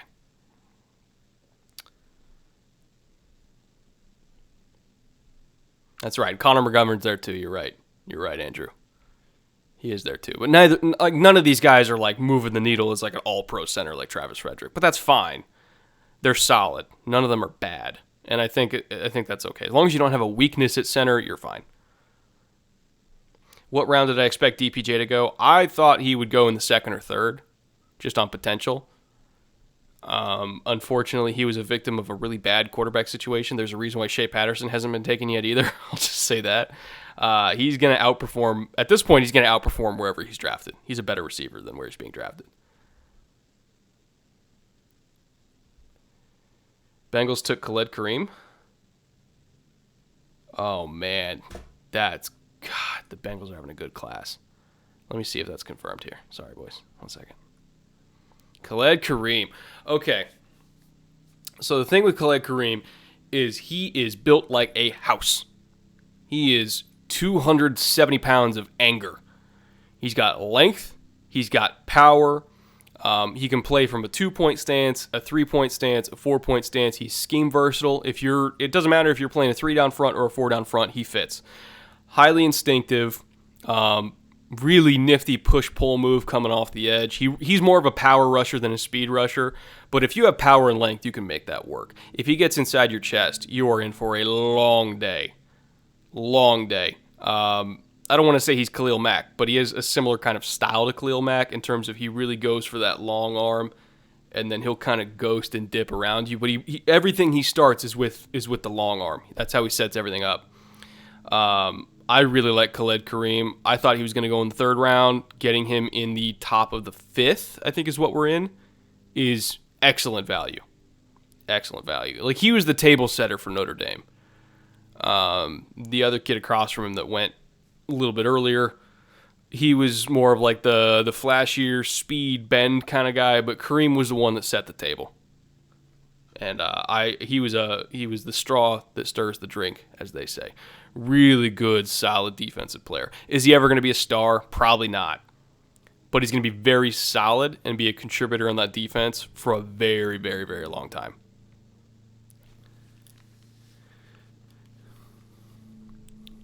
Love me some power rushers. Instinctive power rushers. And good run stoppers. Love them.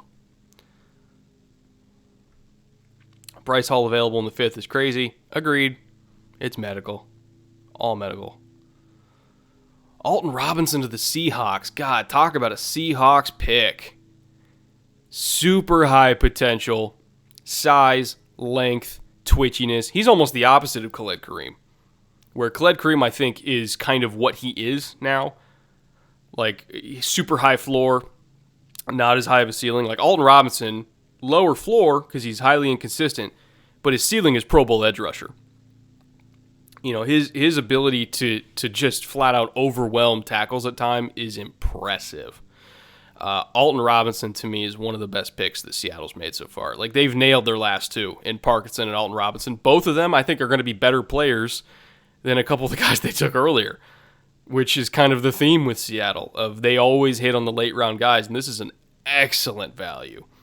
Because if you get consistency out of Alton Robinson in terms of how he uses his hands, like if you put Khaled Kareem's technique and instincts in Alton Robinson's body, he's Cam Jordan. Like, that's what he can be. He has all the potential in the world. And the Seahawks coaching staff thinks they can get that out of him. Well, Seattle ain't getting Jadeveon Clowney now. Yeah, I mean, why would they? Why would they? Like, you know, they're taking all these guys that can potentially fill that role. Not saying Alton Robinson's as good as Clowney, but if your coaching staff believes that you can turn him into a player as good as Clowney for, what, like 10% of the cost, yeah, I understand that. Again, he is not ready now, but in a couple years, they're kind of hoping that he's going to be their Danielle Hunter, where Danielle Hunter came in just raw as shit, but super high potential, all the tools. They want Alton Robinson to be their Danielle Hunter, of like, hey, we're not drafting him for what he is in 2020, we're drafting him for what he's going to be in 2022. I like that pick a lot. Excellent value. Giants got Shane Lemieux. Oh, Dave, a man after my own heart. So let me look at everything that they've taken. Stand by.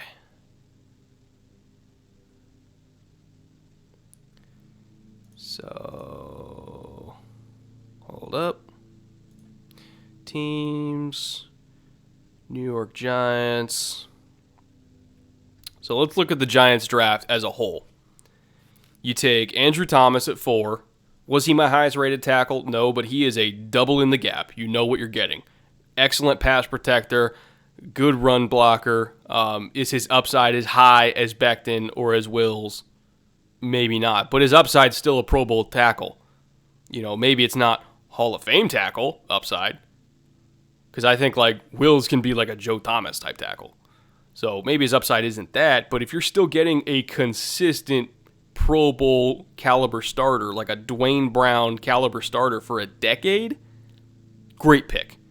Rock solid pick. Xavier McKinney. Again, do I think that his upside is as high as Ashton Davis or Grant Delpit? Two guys that have all-pro caliber upside. No. Like, he's not that kind of safety. He is a half-field safety. You can never put him in center field. He doesn't have the range for it. Is he as good of like a nickel safety? Does he close as fast as Kayvon Wallace? No. But he's extremely smart. You can put him at dime linebacker. You can put him in the half field. You can blitz him. Extremely smart, great communicator, great locker room guy. Again, solid double in the gap. Like, we are not swinging for the fences here. We are getting solid players that we know that we have to minimally develop, and they're going to be ready to play day one. So Xavier McKinney, good pick there. Parrott, who's kind of their first quote-unquote developmental pick. And I think because they got Andrew Thomas at 4, they're thinking, okay, let's take a guy with high upside, potentially just have the longest tackle duo both guys have 36-inch arms. Let's develop him for right tackle. It's not like there's a whole lot of competition there for them to beat out. Who's their right tackle right now? Cam Fleming? Solder is still there, but I think Parrott, honestly, at this point in his career, I think Parrott could probably beat out Solder. So you're getting a more raw, but also very high upside potential starting right tackle. And then after that, they took Darnay Holmes, who's one of my favorite pure nickels in this class. Extremely zone aware, very fluid, aggressive as all hell. He can play man and stay in phase. Sometimes he'll lose on balls, but he's never out of position. You have to beat him with a perfect throw. He's always going to be in phase. Tackles really well in space. He's hungry for it. He's a great locker room guy, high character guy, super smart. Love Darnay Holmes. And then you get Shane Lemieux, who is not the most athletic zone guard, but he is technically, like in terms of the technique he uses, is perfect. Perfect. He is so good on combo blocks, on the front side of zone plays in terms of reading leverages and knowing the footwork to take advantage of those leverages. And if he needs to pass off, he'll knock a guy back and pass off and then climb. If he's the one that needs to drive, he has really good feel on those combo blocks where he can kind of feel the leverage. He can see if the defensive tackle is going front side. He'll just escort him that way, get under the rib cage, and kind of crank and then open the lane behind him. Or if the guy's trying to backdoor it, he's really good at kind of feeling that and then motoring down and widening the front side lane and kind of giving the running back a little angle to go around him to the front side. So he's got really good instincts and feel and technique in the zone game. Is he the most athletic guard out there? No, but he's really, really solid. So I think the rebuild that Dave Gettleman has done on this offensive line is really damn good. You got an excellent corner in Darnay Holmes, and you got a solid safety in Xavier McKinney. Well done, Dave Gettleman. Great picks. Great picks. Let's see. What else did I miss here?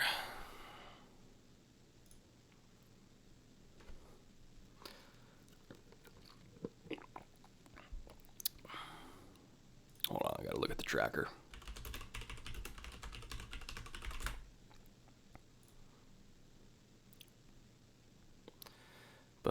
Oh, Joe Reed to the Chargers.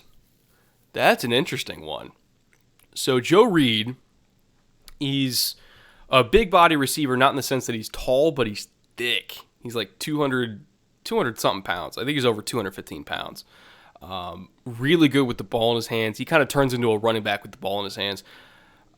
Is he like as gifted after the catch of like a Laviska Shenault? No, but I think for a 5th round pick, a guy that you can give the ball on sweeps, a guy that I think is tough over the middle, work the screen game, like just have him as just the complementary weapon, the space weapon. I really like Joe Reed a lot for that role as a 5th round pick. Would I have taken him in like the 3rd or 4th, like some people thought? I don't know. I don't think he's as developed enough as a receiver for me to be okay with that. But from an athleticism and upside standpoint, just as a complementary weapon, a space weapon, I'm all about it.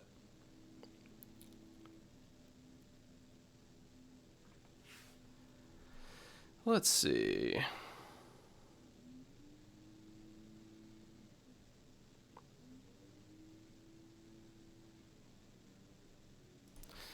See what else I missed. Go back to the tracker.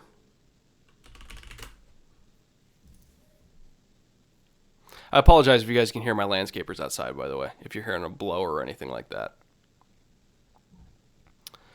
What else did I miss?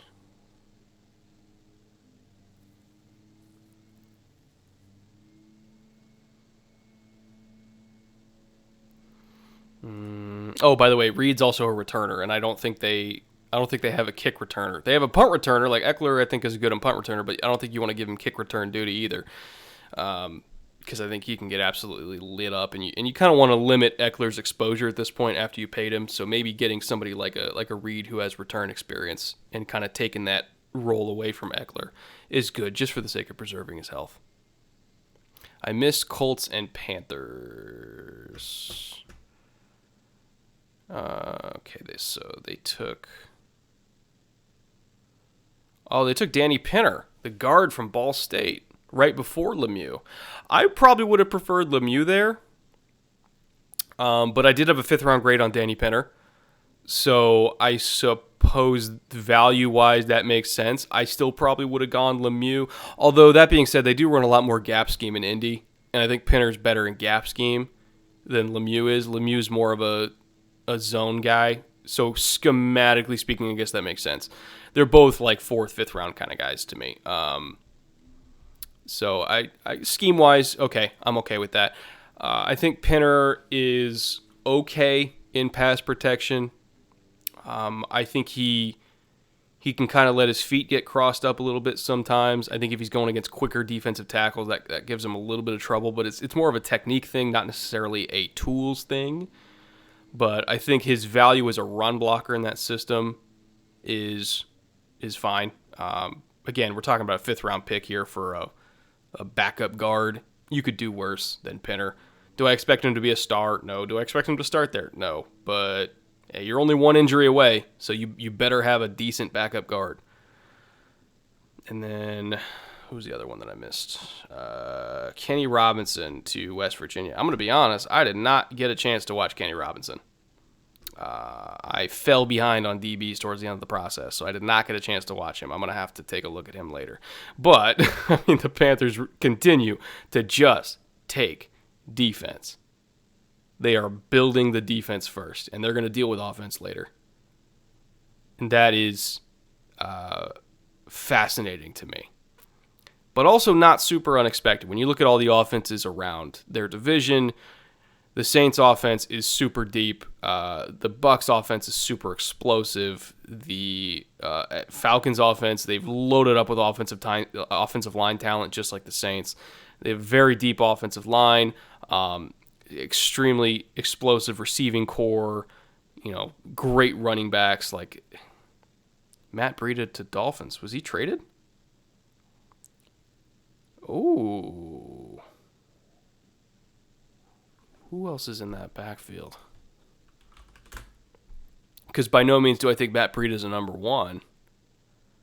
But as a change of pace back that has just outrageous speed, Jordan Howard's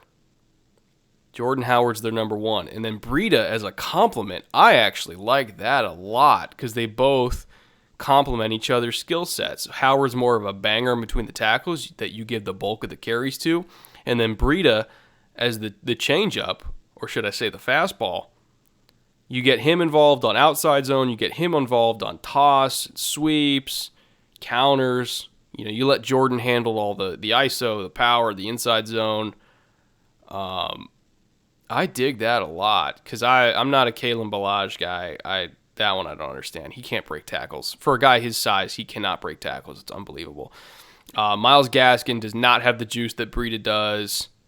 Samaje Perine does not have the juice of even freaking Kalen Ballage, if we're being honest. So I think, excuse me, I think that they saw Anthony McFarland go off the board last round, and they're like, you know what? Since we can't get McFarland, we're going to get the guy who's already Anthony McFarland in the league for a 5th-round pick. Good value. I'm okay with that. And I like Breida. He can't stay healthy, but I like Breida. When he's actually on the field, he's a really good player.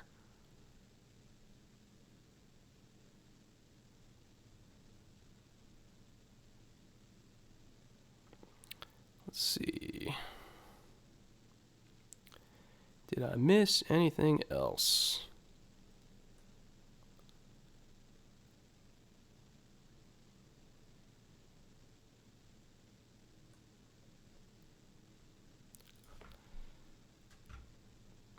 Colton McTivitt's West Virginia. See, I didn't get to watch any West Virginia games unless I was watching somebody against West Virginia. So I guess that's my own fault. Again, he's another one I didn't get to watch. But he is a tackle, and they just traded for Trent Williams, and they already have McGlinchey, so he's not going to start. They must really like him as a swing tackle in case somebody goes down. But I haven't got a chance to watch him, personally speaking. I get to college players a lot later than the rest of the draft community because I'm so busy doing film rooms during the season. I don't even like the Senior Bowl was the first time I saw a lot of those guys and got to study them. Like the week leading up to the Senior Bowl was the first time I turned a lot of those guys on. So EJ probably watched a lot of the later run guys more than I did because he got a couple months head start on me. We're back. Have you watched either of the West Virginia guys? Because I did not. Of Kenny Robinson or Colton McTivitt. You talking about?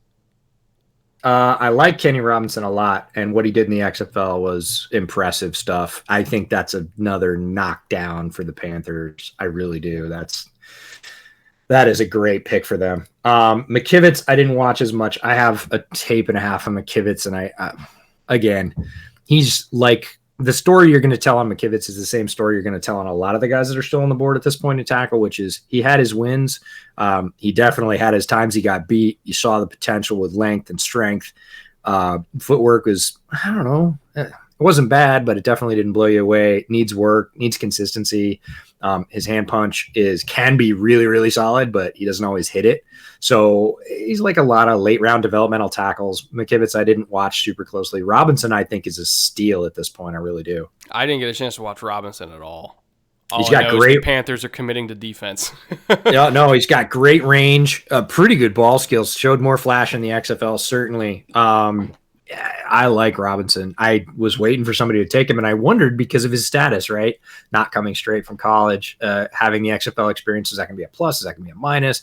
People look at him differently. I just think of it as a positive. It's just an exposition on a bigger stage, and he absolutely showed up. I actually think probably even better in the XFL than he did in college. And did he leave early? No. Tell me the chat is baiting me. Tell me the chat is baiting me. For what? Moody to the Bears? The trade up. Bears traded up? Yep. With what? I don't know. That's why they don't have assets. Well, they do. They have 2 6s and 2 7s, but if they used next year's picks, they better please not. Please tell me that's not true. Please tell me that's not true. Did Kenny Robinson, by the way, did he leave college early and then go to the XFL? I forget what his status was. I lost track of it. Bears traded up. Why? Unless it's Hall. Oh, if it's for Hall, then I'm okay with it. If it's for Hall, I'm done. Give up next year's first. Fuck it. Nah, I'm fine. Oh, man. Don't you say it, because they'll do it. Oh, Bears traded up. I get that. They're on the clock. 155. Who was there that they couldn't stand to lose? Unless it's Hall, and I don't think it is because they already got a corner. Who could they not lose? Oh, I'm just gonna have to sit here. I'm not gonna freak out. What if it's just a gonna tight sit end? here? What if it's a Don't. tight end? Don't. He was expelled from West Virginia. Oh, I missed that. Oh, okay. That would explain it. Bears taking a tight end. Everybody's baiting me with Bears taking a tight end. They just want you to die. Apparently.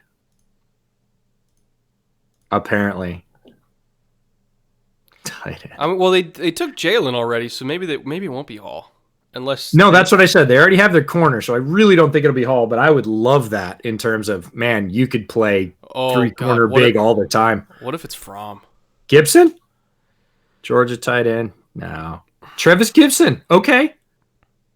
Is that confirmed? Yeah, it looks like it. We're seeing it a lot in chat here. Let me see if I can just check. Trevis Gibson. I watched him this morning. I have thoughts.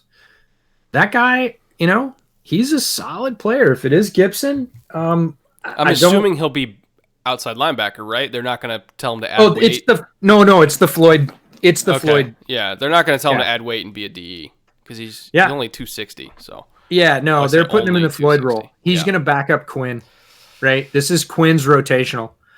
I don't hate it. I want to see what they traded. Now, if it's a bunch of 6s and 7s, all they have is Quinn, right? That's it. No, I'm Mac. Well, no, I'm talking like it's Quinn. Yeah, it's Mac and Quinn. Barkevius Mingo. Yeah, no, Mingo is. I even forgot Mingo was on the roster until I was doing my pre-draft, like right before the first round, and I was like, oh yeah, Mingo's a Bear. I forgot. It's not a thing. No, Gibson confirmed. Okay, no, I watched Travis Gibson again this morning. I went back to him again. He's a guy we saw at the Senior Bowl. We didn't see a ton out of him at the Senior Bowl. I went back to his tape. I went back to it this morning. I actually was telling Brett, for those of you that weren't here early in the stream, I woke up, my eyes popped open at 6 a.m., which when I went to bed last night was not what I expected. And I finally said, screw it. I'm going to get up, take a shower, get a cup of coffee. And there's two guys I want to watch. And it was Gibson and Huff.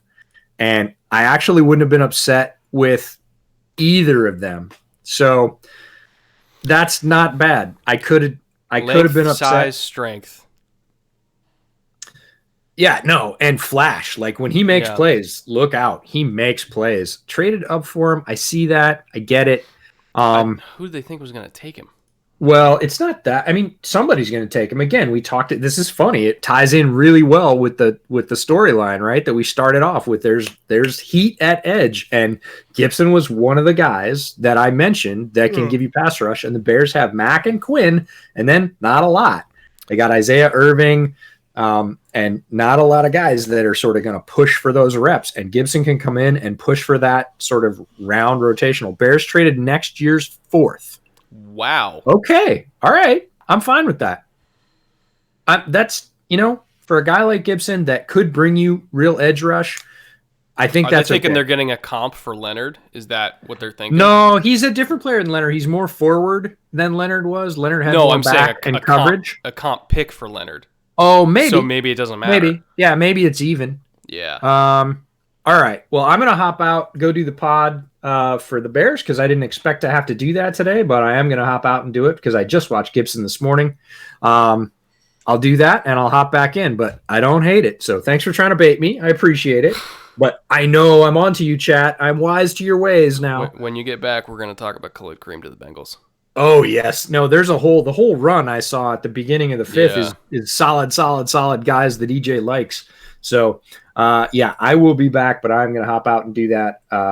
So see you guys in just a few. Cool. Brett, would you take Bryce Hall at 171 just based on value, or would you go another way? I'd have to take advice from my doctors because at that point, that is the only reason he's around. There's something medical. That's the only reason. So I've talked to my doctors. And maybe when he got checked at the combine, there was something that got flagged. I don't know. And without the ability to recheck it, some teams are just not bothering. But I would have to talk to my doctors. Let's see. Did I miss anything else? Hold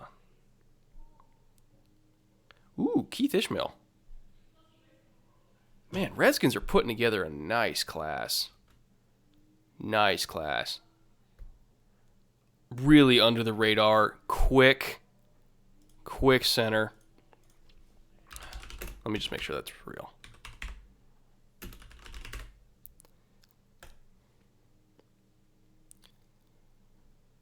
Okay, that's real. Cool. I don't trust chat sometimes, guys. You bait the shit out of me. So the thing with Ishmael is I think it's Ishmael, not Ismail. I'm pretty sure it's Ishmael. He, for his size, which I think is like 310 or something like that, he moves like a classic zone center in terms of being able to pull in space, in terms of being able to reach block. I question, again, despite his size, about 310 pounds, I question his power. I think if you get into his chest, he doesn't really have the ability to re-anchor. You know, we're not talking about a Hennessy who can just drop the butt and re-anchor. We're not talking about Cushenberry, who's the poster child for being able to re-anchor. And that's why he's going in the 5th round. He's not very strong, but he's quick. I think his terms of snap to punch is really quick for a zone center.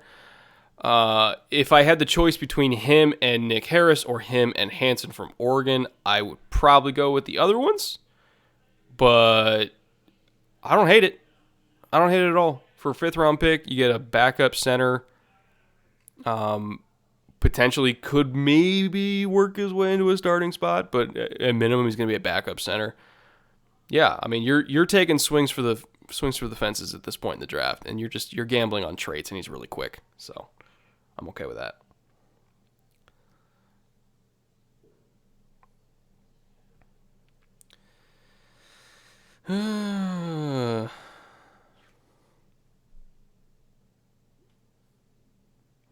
Hey, I'm not sure how the talent level drops over the draft. Can any of these 5th rounders be starters in the NFL, or is every team just looking at backups right now? You are taking backups that you hope can be starters, or you're taking core special teams players that even if you don't think they'll ever be starters, you think that they have special teams ability. Because remember, special teams is important. And really day 3 is when you fill out your core special teams. So you're getting guys that can tackle. You're getting guys that can block. Maybe if they aren't the fastest, the twitchiest, like in terms of like receivers, if you've got juice as a gunner, but you have really shitty hands, some team out there is going to take you if they think that you can be a gunner, a good gunner at that. You know, Matthew Slater never really had great receiver skills, never got on the field as a receiver with the Patriots, but he's really, really good at special teams. Multiple time All-Pro at special teams.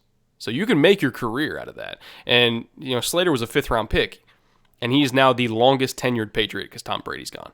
He's been on the team longer than anybody else because he has special teams value. And that's what you're hoping to find on day 3 in your 5th round picks is Matthew Slater. That's like the top of the top.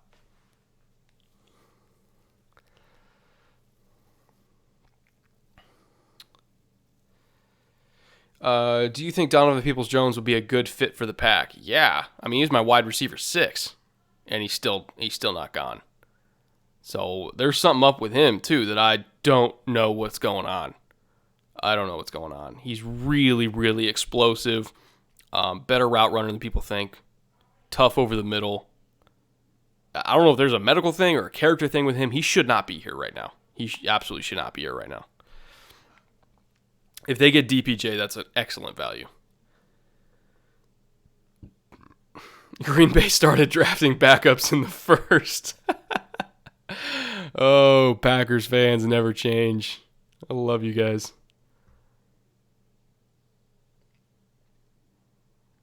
What do I think of this Jags class so far? Well, let's go through it. How about that? Because I can't remember everybody they took. So... No, that's the Colts. Shit. Jacksonville. Why can't I do the alphabet? All right. Start off with C.J. Henderson, gifted cover man, one of the best cover corners in this class. You can play press, you can play off, excellent feet, excellent recovery speed, great hand placement. Hips are on point. I mean, really, really gifted cover corner. Does not tackle well at all. You run crack toss with him at Derrick Henry, he will run C.J. Henderson over 10 times. He'll get 100 yards off that one play. If C.J. Henderson versus Derrick Henry in space is what you're betting on, Derrick Henry wins every time. Like, he is not a good tackler. He's not a willing tackler. You run Derrick Henry at him 4 or 5 times, he will quit. He'll ragdoll, he'll throw his body in the way, and then be like, "Oh, sorry, coach, I missed." It's like, nah, dude. We can't have that. So I love him as a cover corner, but I would have taken Terrell. I would have taken Fulton. And after those top 3, Okudah, Terrell, and Fulton, we could have a conversation because his cover ability is so good. But I would not take him for any team that could not protect him against the run. Meaning I want a rangy linebacking core that can get to the ball before Henderson even needs to be involved. I want defensive ends that can set a hard edge and force the ball back inside to the linebackers.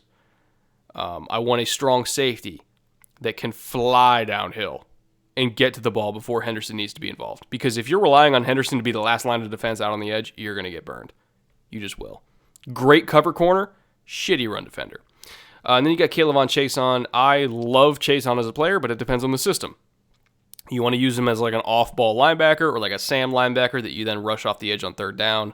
Great. If you want him as a full-time defensive end, I'm not about that. I would rather use him as a Von Miller type guy than as like a Danielle Hunter type, or as like an Everson Griffin type, or Yannick Ngakoue type. I don't know if they're taking him to fill Yannick's role. It's potentially is, but I don't think he has as small as Yannick is. I don't think Chaisson even has Yannick's power, and Yannick wasn't super powerful. Yannick won with explosiveness, bend. And Chaisson can win that way too, but at least Yannick had a little bit more, like, just punch to him. You know, he could go through you every now and then. I don't think Chaison's ever going to go through you. I think he's a one-dimensional pass rusher. But he's a multi-dimensional player if you leave him at linebacker, because he can cover, he's a great run defender, he's instinctive. He is Kyle Van Noy, but with even more juice. If you use him like that, he's a Pro Bowl caliber player. If you're using him like Yannick Ngakoue, I have my concerns. And then you got Laviska Shenault. Oh, chat is going nuts. Am I being baited again? I'm going to wait for it to be official because I don't trust you guys when it comes to Bryce Hall. Let me check here. Bryce Hall to the Jets. Good God. This is a remarkable draft class. This is a remarkable draft class for the Jets. I cannot believe this. Oh my God. Okay, sorry, I'm going to deviate from the Jags real quick here. Apologies to the person that asked the question. I will get to the Jags eventually and finish them up. Okay, New York Jets. Mekhi Becton, Denzel Mims, Ashton Davis, Jabari Zuniga, LaMichael Pirine, James Morgan, Cameron Clark, Bryce Hall. What the fuck? What the fuck? This might be the best Jets draft class I've ever seen.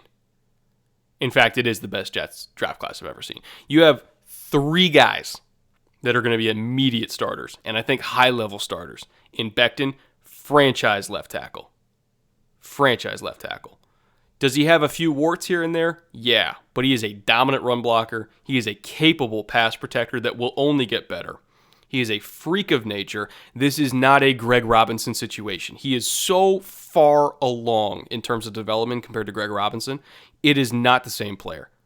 Mekhi Becton is a monster. It's not even like a low floor, high ceiling monster. It's a good floor, unbelievable ceiling monster. Mekhi Becton is great. Denzel Mims has the potential to be a top 10 to 12 receiver in this league. Potential. Because he's physical, he's got ball skills, tons of talent, runs good routes. I know people knock on him for being a quote-unquote poor route runner. No, He can run routes. I saw it at the Senior Bowl. He fucking dusted people at the Senior Bowl. And there was a lot of really good DBs there. He destroyed everybody every day. Denzel Mims is a monster. Ashton Davis, highest rated free safety in the class. Even over Grant Delpit. And I love Grant Delpit. But Ashton Davis is a better tackler. I think he can even play corner. You could put him in the box. You could put him in the slot. It's how he fell to the third is I don't know. I think it was also because of a medical. He had a groin thing that teams couldn't get checked out. That's probably why. He should have gone way ahead of that. Jabari Zuniga. I mean, for a third-round pick, you are getting a table setter at edge. He has a motor that never quits. Great power. Not super good length, but he still uses his power. He's like a sawed-off shotgun coming off the edge. And again, it's a third-round pick. You can't expect him to have all the tools in the world. But the tools that he does have, he's very developed with. Love Jabari Zuniga. Again, it's just a rotational sawed-off shotgun off the edge. LaMichael Pirine, he was my RB9. Had him right behind Benjamin. I have to imagine that he's just going to be taking a little bit of load off Le'Veon Bell. You can bang him in between the tackles. He doesn't have quite the same juice as Bell, especially as a receiver. But, I mean, a solid RB2, you could do a lot worse than him. I don't have like a starting grade on LaMichael Pirine, but you could do a lot worse for RB2.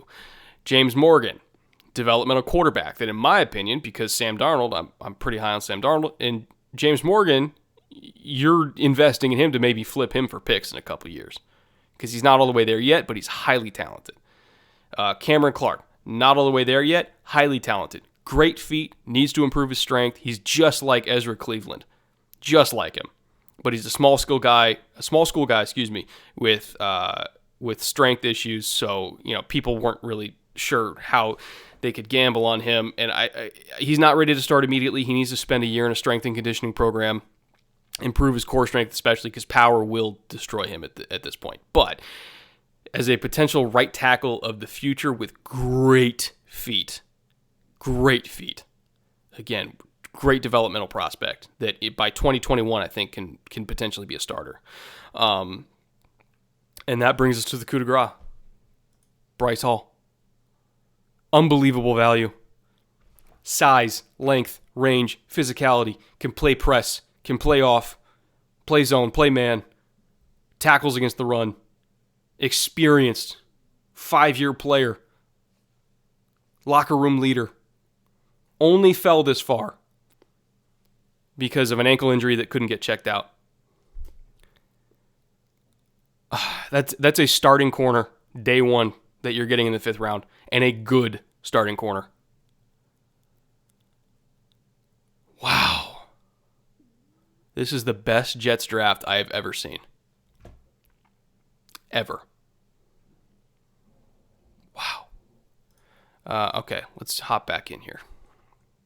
Let's see what picks I missed.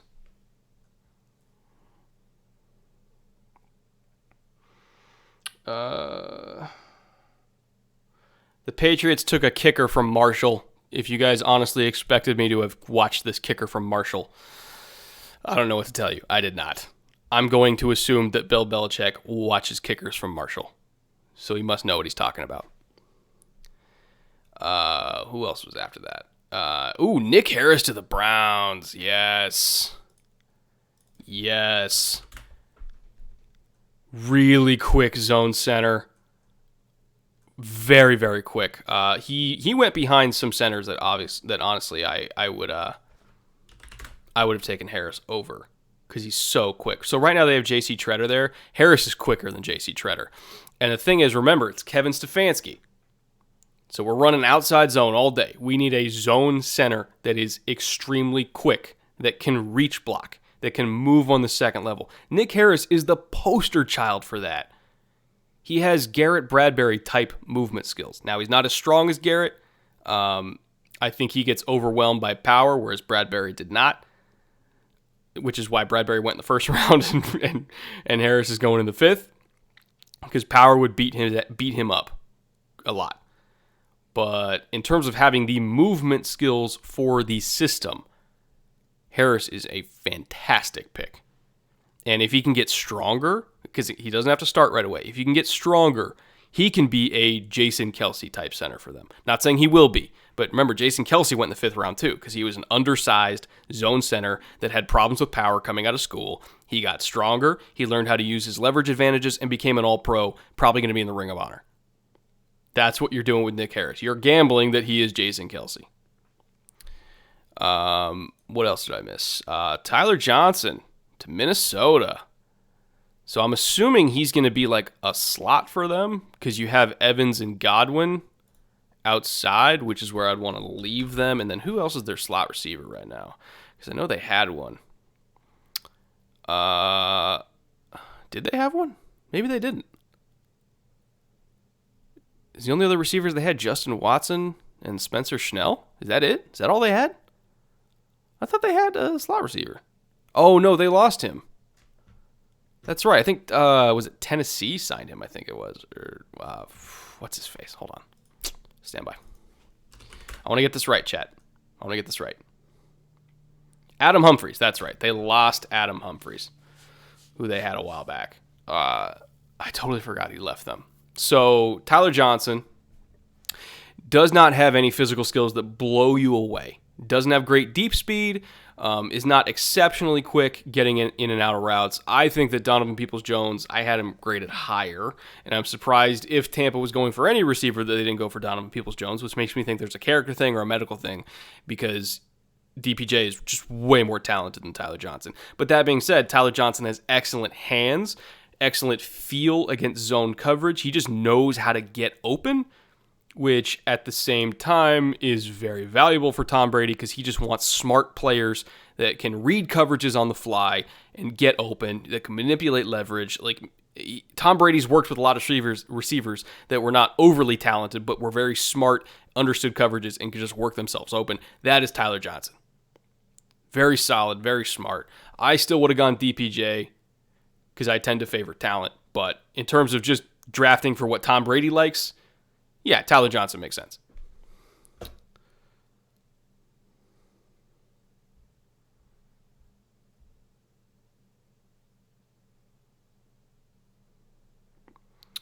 Yeah, chat, you're right. It's Humphries.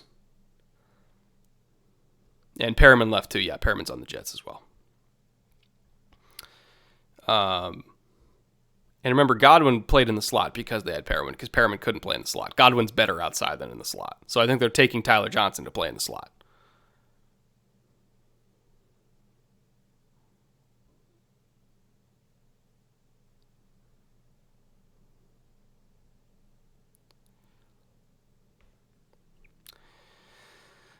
Sorry, I'm just catching up on chat, boys.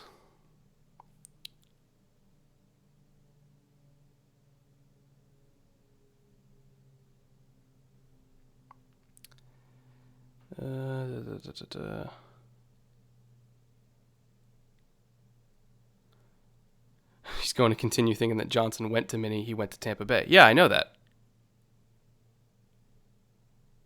Did I say that he went to Minnesota? No, he went to college in Minnesota, but I know he got drafted by Tampa Bay.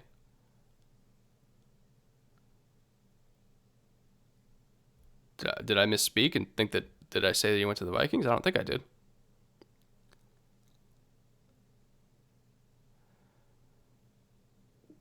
Vilder to the Bears. Okay, so they're doubling up on DB. So Vilder's one of those guys where I'm not sure if he's going to play corner or safety. Because, let me get you exact size. I don't want to overstate this.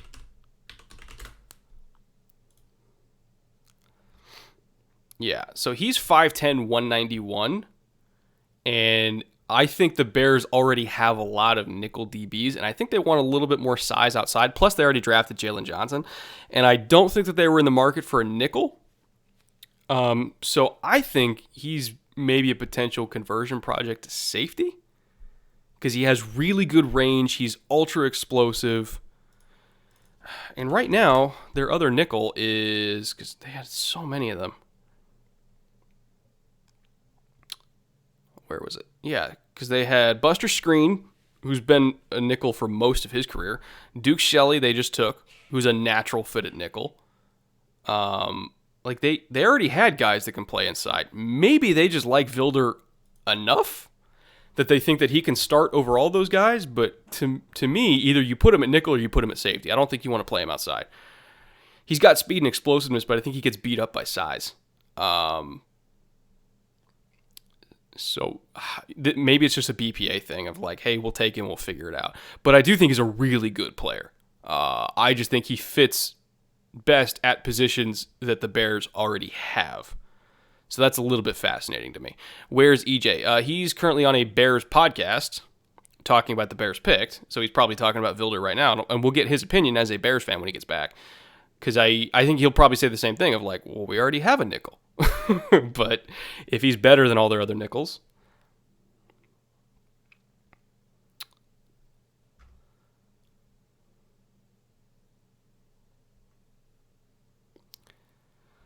Can you comment on Jake Fromm? Is he good?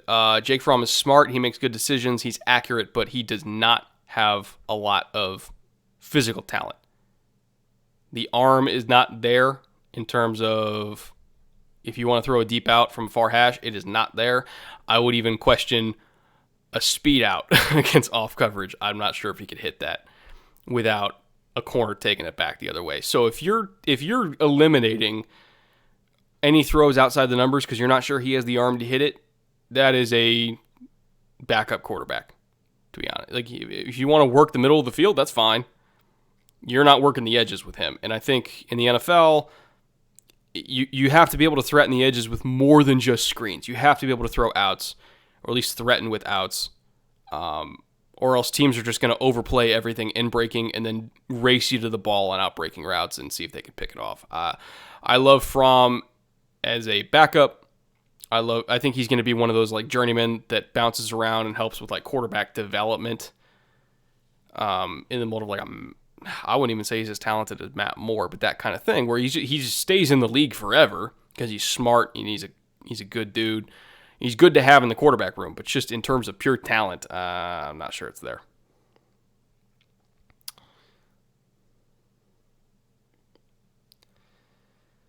Geno Stone is still on the board. Yeah, that's to be expected.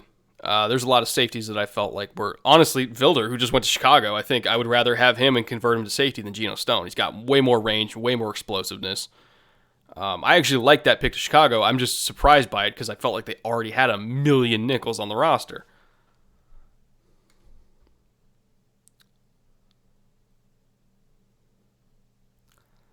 Marquise Goodwin. Did the Eagles trade for Marquise Goodwin? Is that what just happened? Curtis Weaver to the Dolphins. You know, Weaver, EJ mentioned that he might be a good fit with the Patriots because they would figure out how to use him. And Flores they run the same system. Not the same system, but pretty damn close to it. They have same kind of philosophy of get me an edge with size, who plays hard and has hustle. I do not think that Weaver has good traits, but he plays hard, he has a good motor, and he's got size. And for a fifth-round pick, Flores can work with that. He'll be the cleanup crew. I think other people are going to be better pass rushers, and then most of Weaver's sacks, I think, are just going to be effort sacks, which is what he's good at. So it's fine. We'll probably play some special teams for him, too. San Francisco trades Marquise Goodwin to Philly. That is a fast offense, boys. A lot of speed outside. Jalen Reagor, Deshaun Jackson, Marquise Goodwin. Like, you must be running 4-3 to enter this building. Good God. Do we know what the compensation is?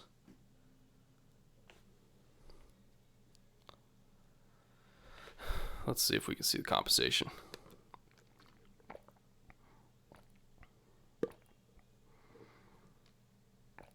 Oof, DPJ still falling. Yeah, there's something we don't know about that one. There's something we don't know. Colin Johnson to the Jags. Watch his game against Jeff Gladney, who the Vikings took in the first round. That was a war. I like Colin Johnson a lot. For a big guy, he's 6'6". He runs better routes than you think. He's quicker out of his breaks than you think. Like, he moves very well for a 6'6" receiver. Very well. He doesn't, like, he looks 6'6". He's got a big lanky frame, but he gets in and out of breaks really quick for a guy his size. That's a very good value for Jacksonville. Great pick, especially in the 5th round. getting a guy who can win with size and body control. Some of the catches he made against TCU were unbelievable. I mean, like sideline artist type catches. He's going to be a solid pro. Very solid pro. Let's see here.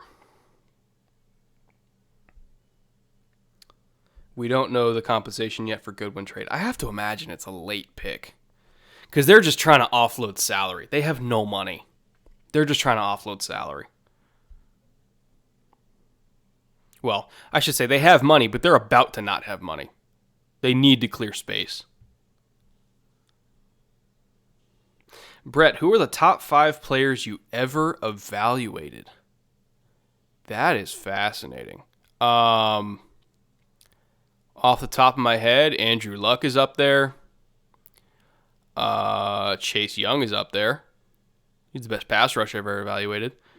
Jalen Ramsey is up there.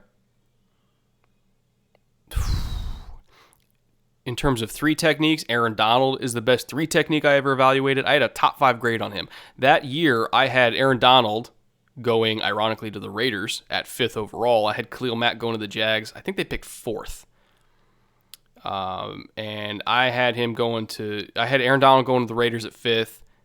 And who else did I have? I'm trying to remember who I had the Rams taking at 13, since I didn't have Donald available at 13, where he ended up eventually going. But anyway, he's the best 3 technique I ever evaluated.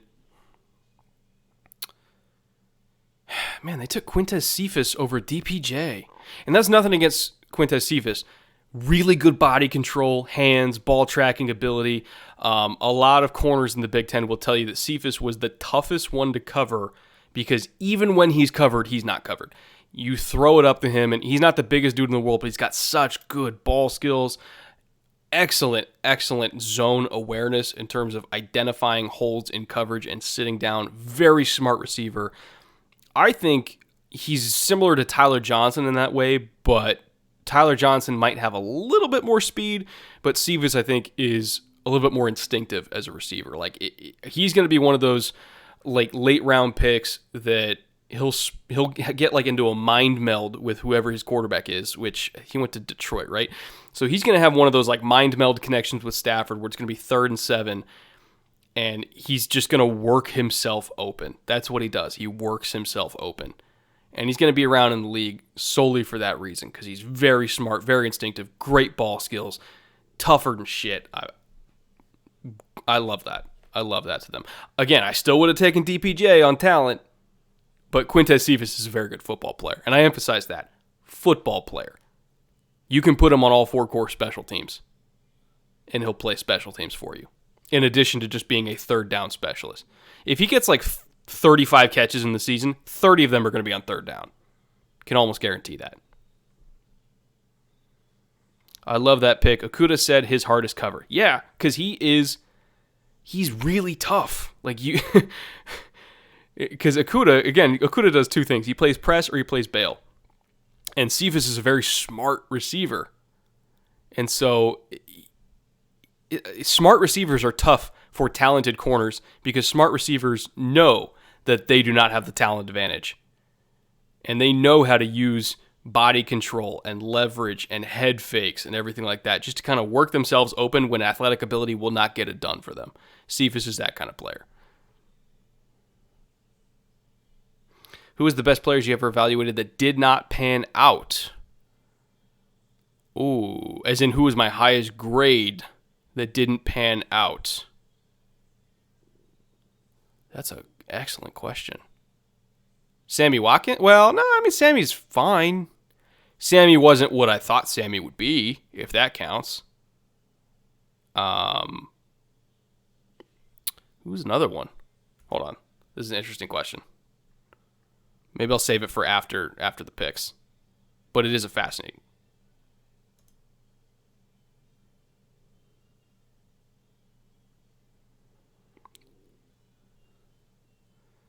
Sorry, did I accidentally just cancel stream? I might have.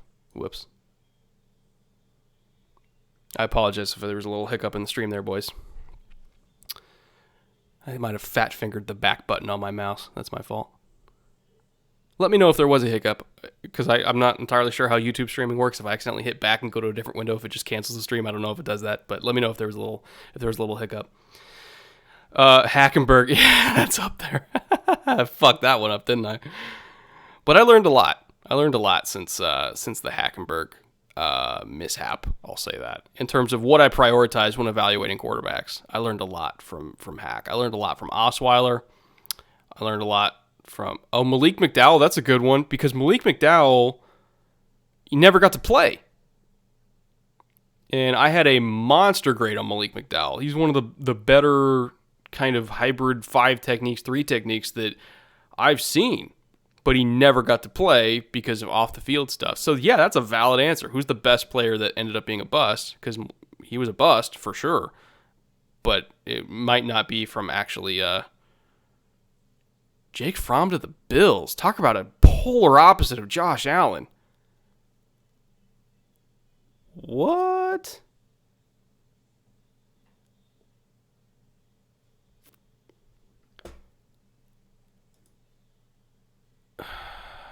Okay.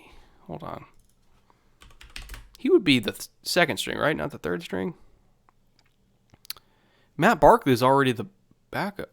So he's third string for behind Barkley, I'm assuming? Because Barkley's a solid backup. Like, to me, Jake Fromm's comp is Matt Barkley. They're the same dude.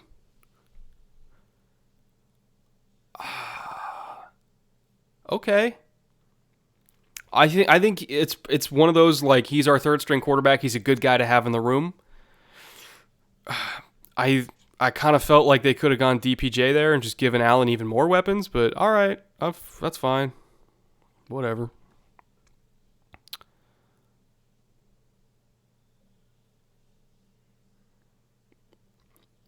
DeShone Kizer, yeah, I had a monster grade on DeShone Kizer, but I also said that DeShone Kizer should not play early, and then Cleveland played him early and fucking ruined him.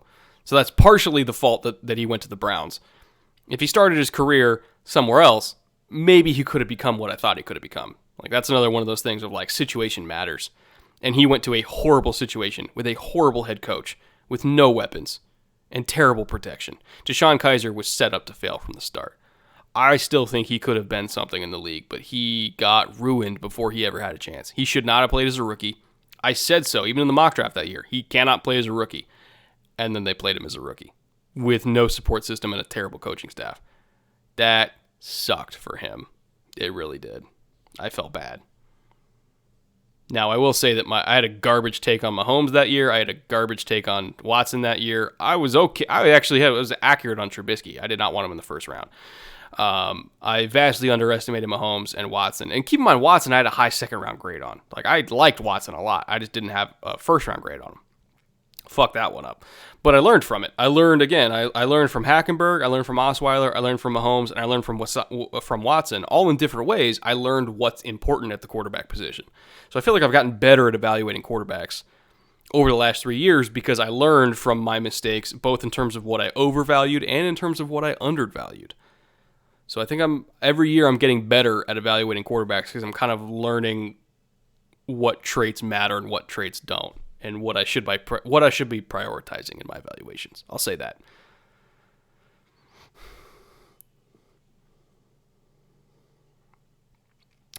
Goodwin compensation was a 6th round swap. That's it.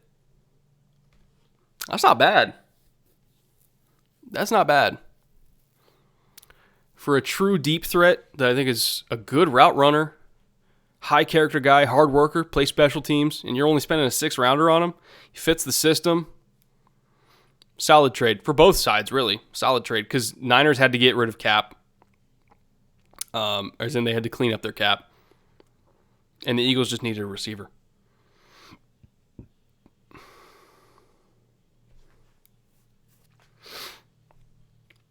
John Hightower to the Eagles. Okay. Howie's having a nice day 3. Howie's having a nice day 3. Stand by. Let me just check this trade compensation on Twitter. Not that I don't trust you, but I don't trust you. I love you, chat. Man, Yeah. So I don't think the Eagles have a single outside receiver at this point that doesn't run 4.4 or better when you throw Hightower in there. That's kind of crazy. Like, that is just all speed. All speed. And I have to think that this threatens Alshon, right? Are we expecting Alshon to get cut as like a June 1st designation? I would have to think so. I am curious who's going to be in the slot, if they're going to keep Ward in the slot and then just have all these burners outside, and Rager and Deshaun and Marquise and Hightower. Well, Hightower might play in the slot. How big is he? Yeah, he's 6'1", 190. I mean, he's not big, but I wouldn't consider that small. He's not like KJ Hamler, who's 170. So I am curious who plays where. Because keep in mind, they also use their tight ends primarily as slot receivers a lot of the time. So this is going to be a fascinating look to see how all these pieces fit together, because they have so much speed and all these guys can just burn on the outside. I don't know how it fits together yet, but I do still love the Jalen Reagor pick. I still think he's the best receiver on the team right now, even after adding Marquise, even with Deshaun there. Alshon I don't think is going to be there, but like Jalen Reagor is the best receiver on the team. So regardless of what you think about their moves in adding receivers today, it doesn't really change my feelings on Reagor. I still think he's going to be the number one there. Alshon's too much dead cap for cut. Was his deal that bad? Really? What the fuck is that number? If the dead cap is still too high to cut him after all these years? He's been there for like 3 years. Hold up. Alshon signed through 2023? Really? When did that happen? There is a 25.9 dead cap number? What? What?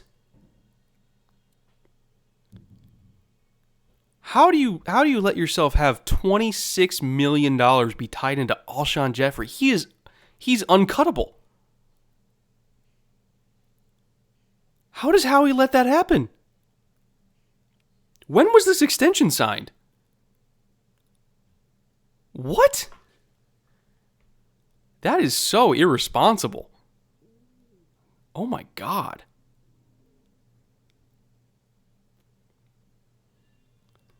Because I'm looking at it right now. It is 25.9 dead money. So it's 10.5 in cap savings if they cut him, and then 7.9, damn near 8 next year. What the hell? That's crazy. That's crazy. I did not realize he was tied up for that long. I thought he only had like a year or two left. And to have a $26 million cap number and 10.6 dead money, like, you can't cut him. He's uncuttable. You have to trade him. But who's going to take that deal? Nobody's going to take that deal. What the fuck? Okay. That's crazy. That is a crazy deal. If they did that last offseason, Chad, if you're correct, if they did that last offseason, even last offseason, that would have been an insane deal to sign from the Eagles' perspective. Congrats on Alshon for getting that deal. No way. There's no way. That is one of the worst contracts in the whole league. I cannot believe that's real. EJ, I am in disbelief right now. Why are you in disbelief? Did you know that Alshon Jeffrey's cap number for this year is $25.9 million? And they can't cut him because it's 10.5? No, because they pushed it forward. That is unbelievable to me. Yeah, no, they pushed it forward. It was not a great choice, and those of us that are familiar with his work from Chicago, and by that I mean his familiarity with the training room and soft tissue injuries, thought, oh, I hope you're right. Like, you better be right, because if you don't, you're going to be right where they are this year. And that's the problem, is the salary cap always comes due in the NFL. People say, oh, you can always make money. Yeah, you can absolutely always print money in the NFL, but eventually you will get to a spot like the Eagles are with Alshon, where if they cut him, it's 10 million. And if they keep him, it's 20, whatever, 2, 3. Like, for what he's going to produce in that offense, that is extremely lopsided. So chat says the deal was signed December of 2018, which was his second year in Philly, if I remember correctly. At the end of his second year in Philly, when he was already, like, he'd already been hurt like 2 or 3 times at that point in various soft tissue and they injuries. gave him big money, but the problem was it was big money spread out over years, and then as chat says, he restructured, right? They wanted to free up space, so they pushed it forward, and when they push it forward, it becomes dead money.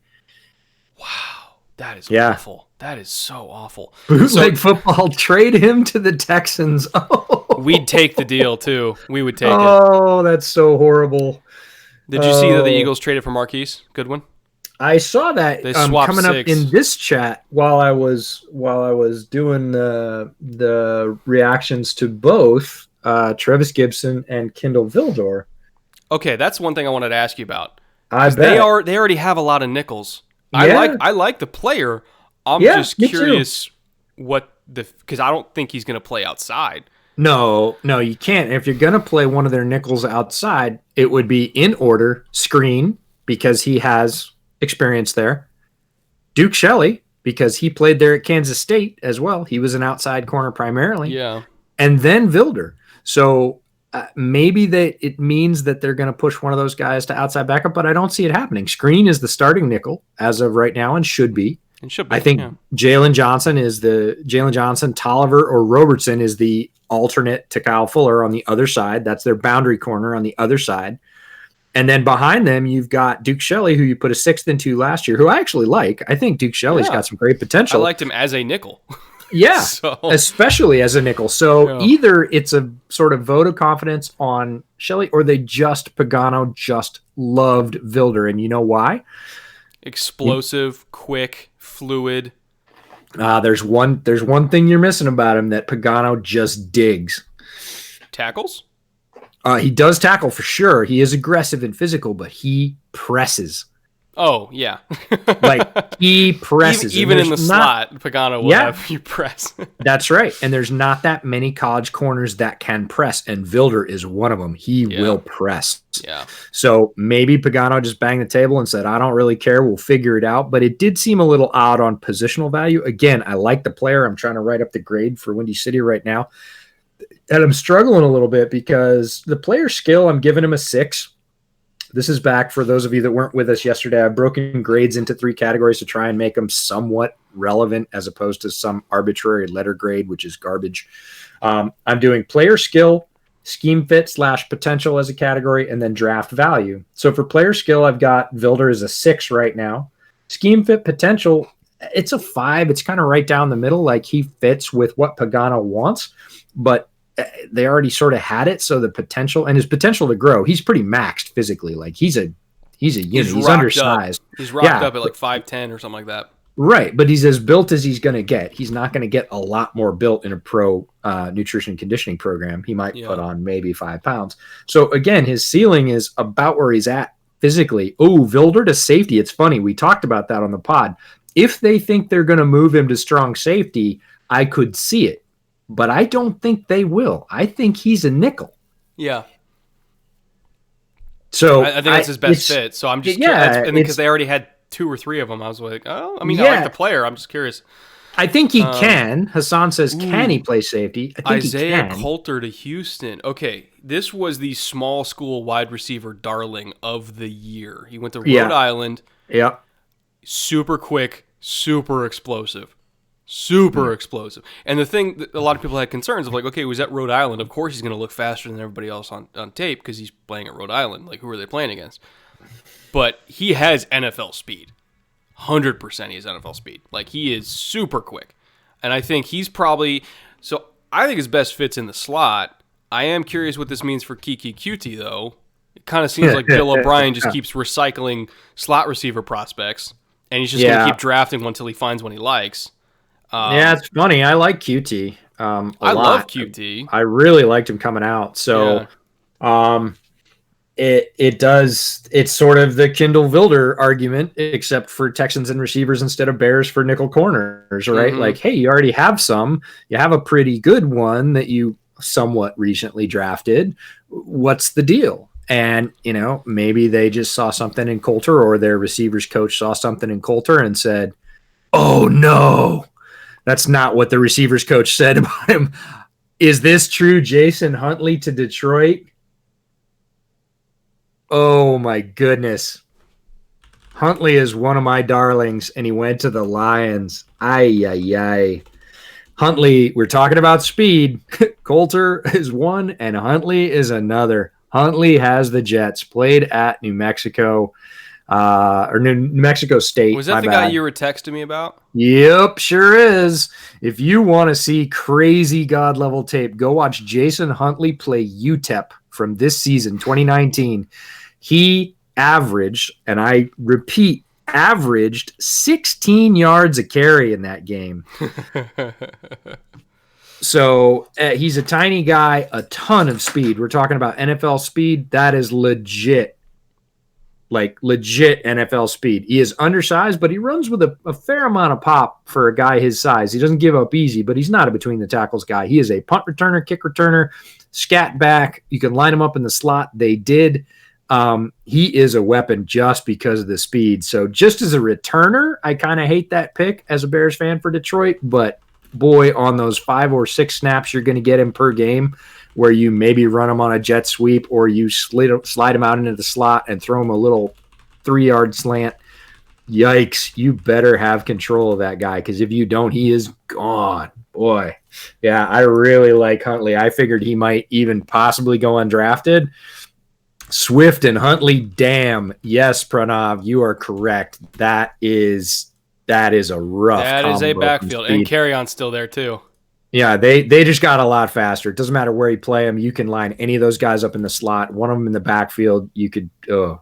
Wow. That's a lot of speed. I like what the Lions have done. Yeah, Lions solid have been class. Solid. Mm-hmm. McShay as DPJ is the 10th best player available. Who's 1 through 9? What? The Bears traded up again. Are you now? Don't do this to me. I'm barely done with the builder grade. Bears trading up again. Really? He just wants to work me to death. Like, that's what he wants to do. So what are you giving next year's 5th? I don't know. Bears trade. Who? Why? Unless it's for J.R. Reed. I mean, well, there's a bunch of players actually I'd be happy with. DPJ? Anai's on the board. Somebody says DPJ. Jesus, Pace. Yeah. Okay. DPJ would be fun. And look, they had 4 picks in the 6th and the 7th. If they packaged a bunch and went and got one player that they want instead of 4 that might be, okay, fine. Chicago trade up with Philly. Okay, we got that part. For who? Man. Well, no, I don't think it would be Anai, because Anai, I don't know if you want Anai standing up, but well, it's not even that. It's Tennessee and the Packers are next, so they felt like they had to jump in front of somebody. DPJ. That's what I can think of. Well, I mean, DPJ, sure. J.R. Reed, I'd be fine with at this point. That'd be amazing. Pace throwing picks around like pennies into the wishing well. What's new? Motley. Mooney. Another Mooney. Corner? No. Darnell Mooney. I love this. Oh, okay. This is KJ Hamler light. If you don't know Darnell Mooney, he is a light slot receiver from Tulane, and he is damn fast. Ooh, the Bears got 173 and 227. The Eagles get 196, 200, and 233. Who cares? So that's giving up a 7th? Pretty much. Yeah. No, that's very solid. Somebody says that's solid. Is your Taylor Gabriel replacement? No, he's a Taylor Gabriel. Again, Taylor Gabriel is a really good NFL wide receiver, and I don't want to say he's not because it's true. He was very productive. He was the 3rd most productive player on the Bears, not last year, but the year before, 2018. But he didn't have that gas, right? He didn't have that juice to get over the top. He's a fast receiver, but he's not that kind of fast. Well, and he had Mooney, it in Atlanta. and then he I know, lost it. but he didn't necessarily have it for the Bears. And Mooney, although being very slight, I think he's 173 or something. He's tiny. 178. Yeah. College listing 178. He put on weight for the combine, but he still ran sub 4.4 at that weight. No, he's fast. He has gas. You go down and look at Tulane highlights. Mooney is fast. This is KJ Hamler light. So I'm, again, strangely okay with this, and the compensation doesn't look terrible. TJ Go Big, you are wrong on Mooney over my hammy. The fantasy team name you want is Mooney over my Hamler. Oh, that's so good. All right, I am not done with my Vilder grade. I need to keep doing it. DPJ dropping to the Chiefs. Fuck off. Oh, the chat knows us so well. You guys just want to piss me off. Oh, did you see Bryce Hall go to the Jets? As if their draft class could get even better. I did. That's a great. I mean, we said wherever he was going to go at this point was amazing, and we weren't wrong. Yeah, they're killing it. Yeah, I like Darnell Mooney. Yeah, you're not alone. He is almost. I would say he is 80 to 85% of KJ Hamler, and he came in the fifth, like the sixth, wherever we are. I don't even know. Which, if you're getting 80% of Hamler speed, that's still better than 90% of the league. Oh, no. Speed-wise, he's almost a dead heat. But in terms of being a more complete wide receiver, and just physically, like Hamler's a little bit more well-built. But I think Mooney actually might have better hands. So, you're getting not all of KJ Hamler, but you're paying a lot less in draft compensation. I actually like this move by Pace. This is find a guy in the low rounds. Don't give up a ton. The compensation is pretty small in terms of what they gave up to move up. They recouped a later pick. I put out that Mooney was one of my guys in the slot at the beginning of the day in a tweet, and I can't say that I dislike this. They needed a can opener, and they got a can opener. Packers are on the board with DPJ available. Let's see if they mess this up. Well, they haven't exactly been nailing it. Oh, Murchison to Laura Murchison to Titans. Oh, that's a fit for them. Yeah, that's a Vrabel kind of player. Yep, eats glass for breakfast for sure. Eats glass for breakfast. That just sounds like a terrible breakfast. And I just got delivered some chicken, green beans, and rice. I think that's shiitake chicken over rice. That looks really good. Again, Beck MVP. I know, but I've already been eating in front of these people way more than I want to be. I for those. Killins. Where did Killins go? Did somebody pick Killins? Oh my God! If Packers pick Killins, you didn't kill Brett. You didn't kill Brett. You killed me. That was one of EJ's favorites. Yeah, because he can run. All right, who are they getting? Who's showing up here? Does anybody have it yet for real? On Murchison, he's a Titans kind of defensive tackle where you can play anything from like a 2-eye to a 5. He's super just fire off the ball, get up field, really heavy hands, not super fluid in the hit. Like you don't expect him to like win with like counters that often. It's more of I'm picking a direction and I'm going that direction, but he's really good at it. So I like that fit. Just get up the field and disrupt.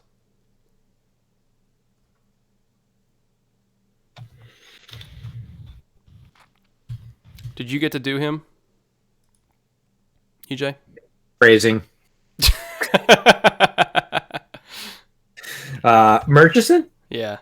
Not full workup. I did not do full workup on Murchison. I just watched. I got 2 games in, and like the main note was, "I dig this." So that kind of tells you what I feel about it. Yeah, no, that's good. And he's going right where I thought he would, which is like early day 3. So. I'm just struggling with the Vilder draft value grade. I have it at a 4. I feel like it should be a 5 because I don't hate it, but it's fine. I like the player. It's about where he should have gone skill wise. The Bears didn't really need another nickel. I feel like it's kind of 6 of one, half a dozen of another. I think it's a BPA. is what it is. I think it's a Yeah. BPA. And there's nothing wrong. I'm going to go 5, not 4, because 4 indicates a little bit of a negative in my mind, but it's 5 for me. So Kamal Martin is who the Packers took. Minnesota. Interesting that he went before Carter Coughlin. Yes, Bears in Hawaii, you did bait me. Indeed. You led me to Killins and then baited me with him. To That's the why I'm not Packers. tweeting until I see it on the tracker Oh, anymore. Chad is out for blood today. Yes, they are, and they're getting it. They know exactly. They're like DPJ to the Chiefs. Let's see what he does. Just start a full-on feud. Yeah, nah, it's fine. Kamal Martin's a banger inside. I think when you consider the edges they have there, the Smith brothers, they're going to keep everything inside. I think he's not a guy that's going to be able to run stuff down on the edge. I think he can sift and sort a little bit on the trash inside, but that's about it. I don't trust him in coverage. I think as a blitzer, he's more of a block occupier, not a block beater. I think Carter Coughlin was more of a block beater, if we're looking at Minnesota front seven players. And to be honest, I probably would have chosen Carter Coughlin and then Brewski'd him and converted him to inside linebacker if I had the option. Maybe they liked his special teams potential, but I'll put it this way. Blake Martinez would have started over him, which may or may not tell you everything you need to know. Oh, by the way, if you want to love Trevis Gibson, if you're a Bears fan, watch his games against Cincinnati and SMU, and you will come away going, "Damn, that guy's a starter." J.K. Osborne went. I actually like J.K. Osborne. Chat made a good point that Bocce's still there, and they took Kamal Martin. That automatically makes me angry. Yeah, I think there's a bunch. Kamal Martin was not on my list, period. Not as a guy I watched him when I watched the other Minnesota guys. Yeah, no, he just wasn't on my list. But he wasn't I had to make an effort to find him because he wasn't popping. Yeah, he didn't stick out to me at all. And most of the guys here are gone, but is Muse still on the board? I haven't been keeping on the board. Unless he went to the Raiders. Okay, Muse. Yeah, Muse I would have taken as an inside linebacker. I honestly, I would have even taken Cam Brown on potential. TJ Brunson, Bocce, Francis Bernard. Sure. Weaver's still on the board. Is that true? I haven't seen Evan Weaver go. I would have taken Weaver. 100%. I would have taken Weaver first out of any of those guys. Weaver, then the Purdue kid also. Marcus Bailey. Yeah, I would have taken him first. The linebacker order this year has been really interesting because there's a lot of linebackers that have gone earlier than I thought they would. No, Bailey, Weaver, Bocce, Bernard, Muse, Brown, all those guys would have gone for me before the other Minnesota linebacker. We'll just call him that. Andrew Sandwich made a good point. Packers seem to like Christian Kirky and Oren Burks a bit too much. Okay. I happen to like Christian Kirksey a lot. Edward Sheeran says, how do you feel that Deion Bush will most likely be our starting strong safety, EJ? And I don't necessarily think that's true because J.R. Reed's still there and I'm holding out hope. That's where I'm going with that. Pranav said, holy shit, I'm dead inside. God damn it. He's a Packer fan. Man, Packer fans hate this draft so much. I can't disagree. Oh, Muse has gone to the Raiders. Okay. And somebody said, if he was going to go anywhere, it's the Raiders. And that's a very Mayock pick. Yeah. I think we even talked about that, so we're just losing our minds. But it's day 3 of the draft. Of course we're losing our minds. Chiefs, DPJ. I don't trust you guys. No. Not for a second. No. I did not get to watch KJ Osborne from Miami. I didn't. I love him. I actually like him better than Jeff Thomas. He showed up a few times when I was watching DJ Dallas, but I didn't get to actually watch him. Will J.R. Reed last until the 7th though? I actually didn't think he was going to last till now. So, what do the Bears have left? Hang on, where are we at? I need to get back. So, what pick are we at? Picks. We're still in round 5, yeah? Yeah, we're still in round 5. We're in the very end of round 5, Very, very in round 5. which means the So stream is going to wrap up semi soon here. soon, yeah, because I'm going to have to actually get off and catch up and do a grade for Darnell Mooney and eat this lunch and blah, blah, blah, blah, blah before I start my podcast. So Bears. Yes, Bears are out of the 6th. Michael somebody Dana said- to KC. Really? I'm surprised by that. What in the world is happening with DPJ? Did he like murder someone on the side of the road and I don't know about it? I don't know. Is there a medical thing? Not that I know of. Okay, so in the 7th, Bears have 2 semi-high round picks, 12 and 13. That's 226 and 227 overall.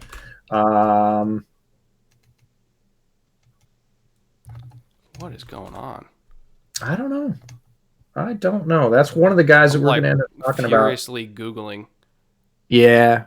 trying Yeah. to figure out what the hell. DJP, Mr. Irrelevant. I don't think so. He's either going to fall all the way out and go to UDFA because everybody's got a red flag on him for some reason, or he'll go a little bit sooner than that. But again, we said this was going to happen with receiver, that there's so many talented receivers and teams have a different idea of valuation.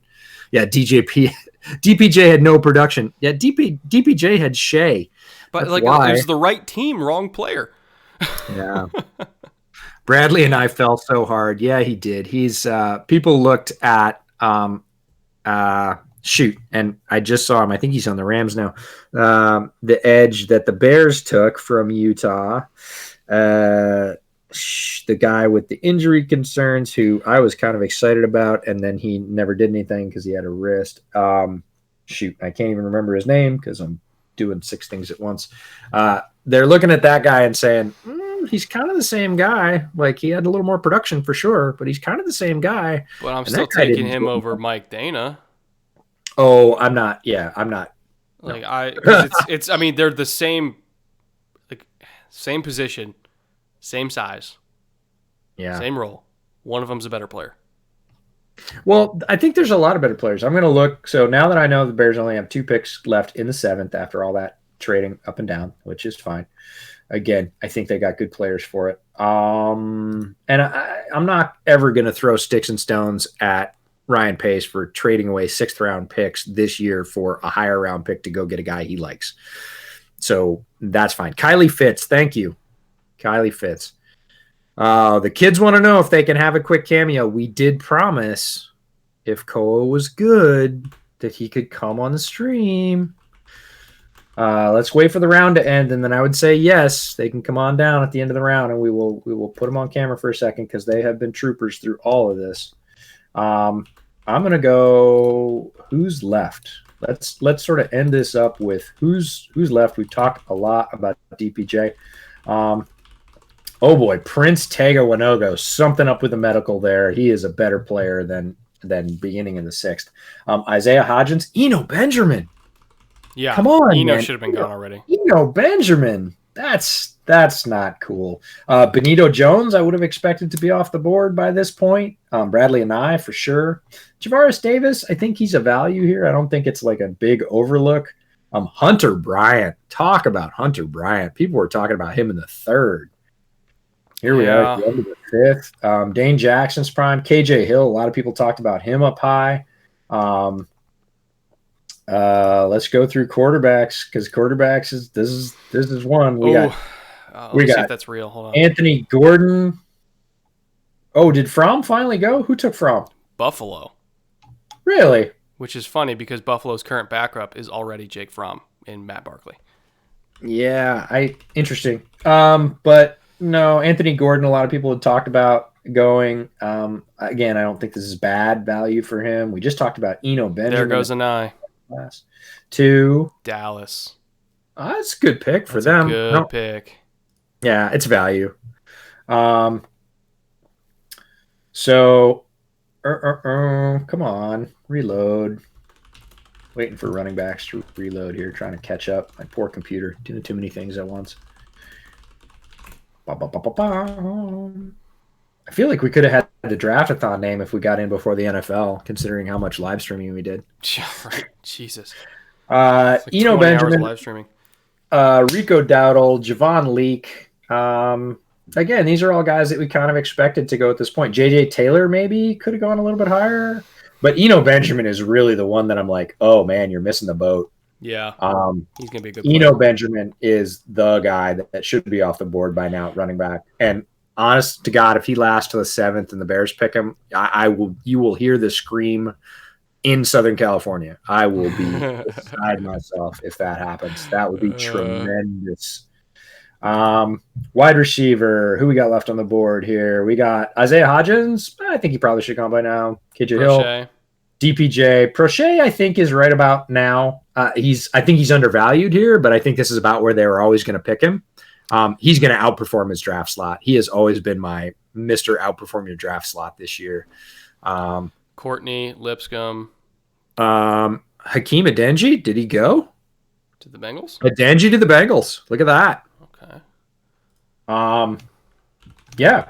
So let's look through tight end. We talked about Hunter Bryant, the Washington tight end. A lot of people thought he'd be off the board.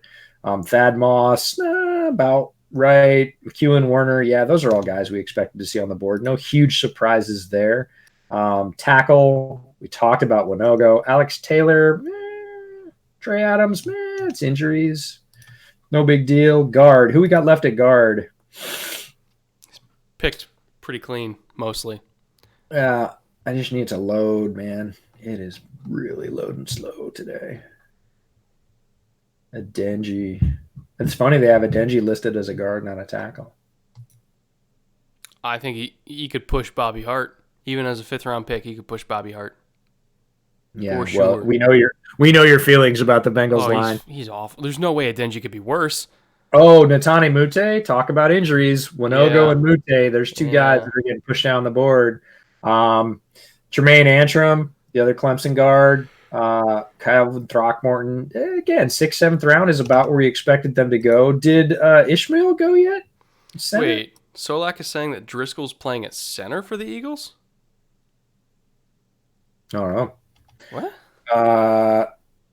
Center, man. Somebody got Harris. Somebody got Ishmael. Yeah, the Browns got Harris. How's that for a scheme fit?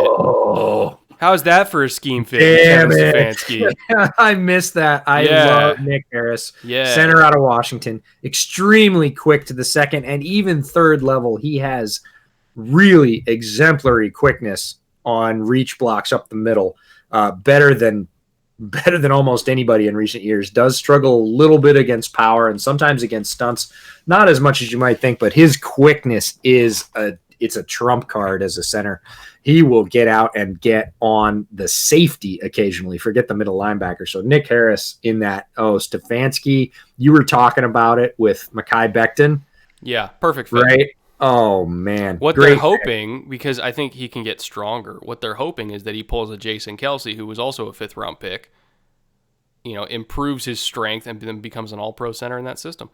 Yeah, I would agree. Who got Ishmael, the center from San Diego State? Oh, He's not on the board, I isn't he? just talked about him. Who was it? Oh, and right on cue, Netane Mute goes to Denver.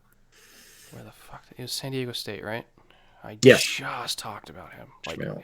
20 minutes ago. All right. Well, just. I know. All right. Kenny Willekes, I would say I'm a little bit surprised isn't off the board. Nick Coe is an Auburn guy. Redskins. Redskins got Oh. Ishmael. Nice. Yeah. Yeah, that's a nice pick for them. Nick Coe and Willekes, but again, nobody stunning at defensive end. Who's sitting there at edge? Willick being available actually is really surprising to me. I think it's surprising. Bryce Huff, a guy we talked about, is going to be a value for whoever picks him at this point. I could have seen him going in the 5th. Jonathan Garvin got some love out of Miami. I wasn't that high on him. Tuzka, again, in the 6th, 7th for sure. James Smith Williams from North Carolina State got a lot of talk, and he is still there down the board. Nobody else that really is popping out to me at edge. Did you see Alton Robinson to Seattle? How I Seahawks actually- is that?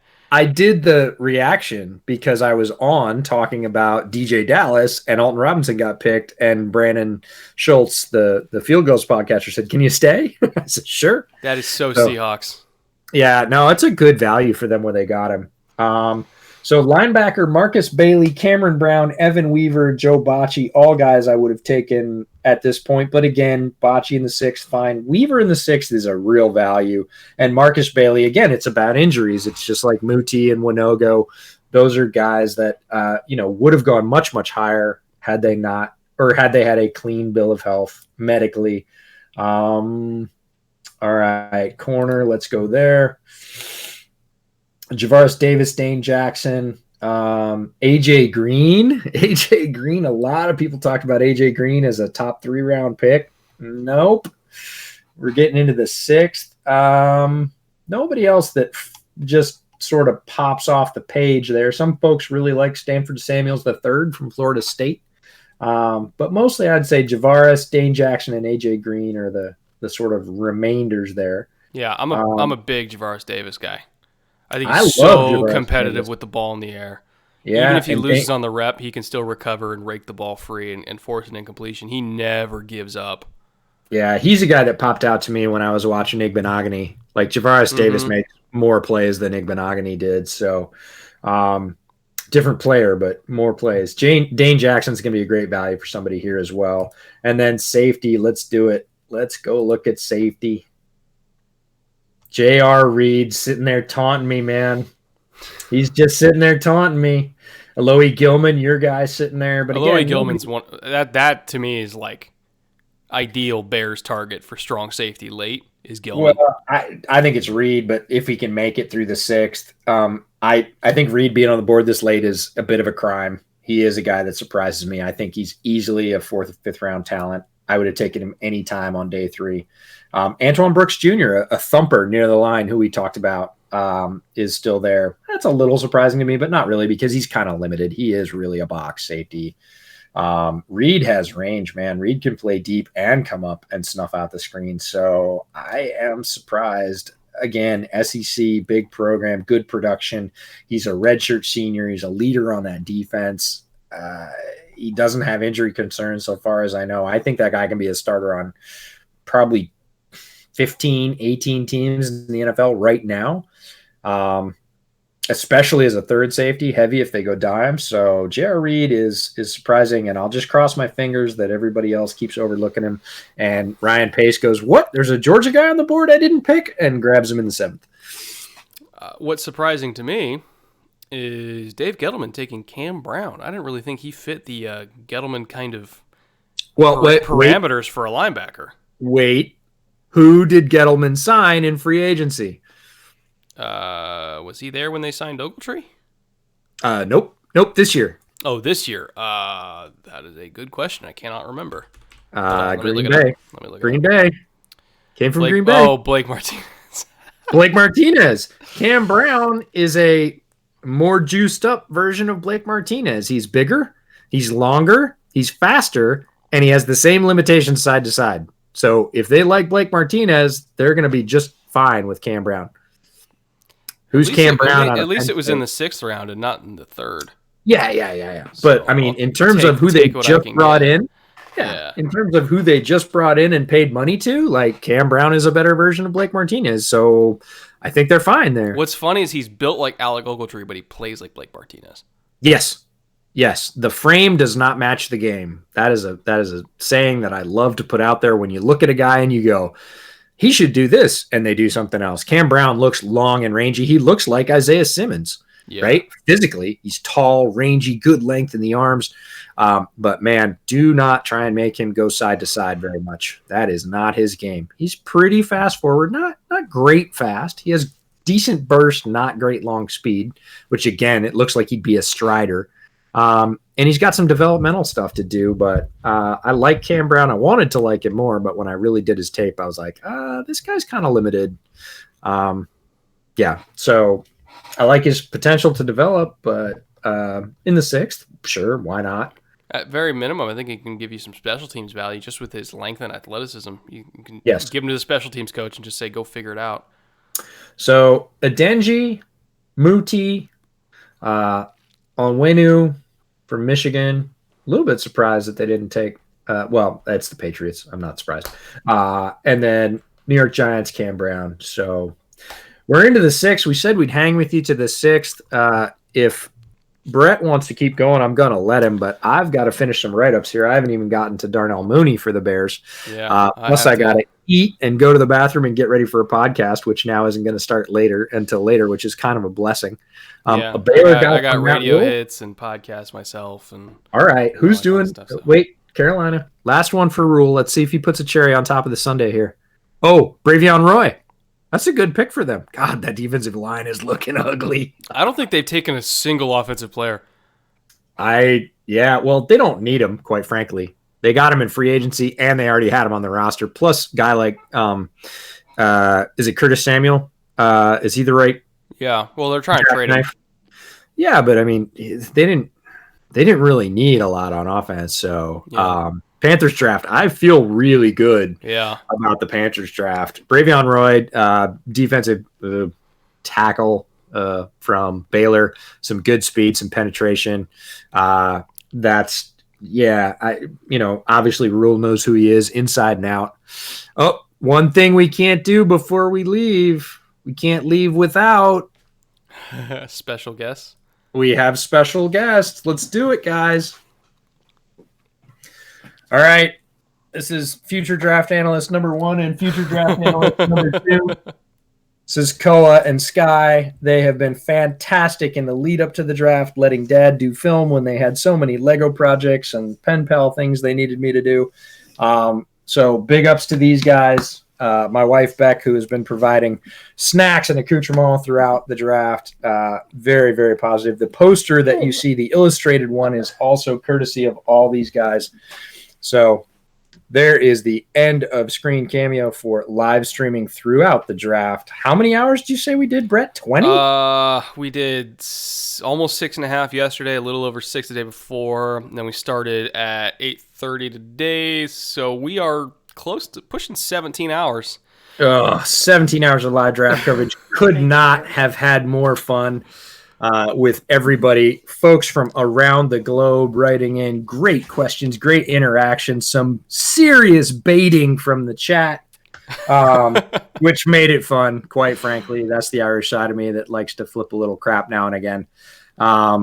Love you all. Thank you so much for supporting the live stream, the podcast, my work at Windy City, Brett's work at the Film Room. If you haven't subscribed to Bootleg Football at this point, why? You're 17 hours deep in draft coverage. You're going to love what you get.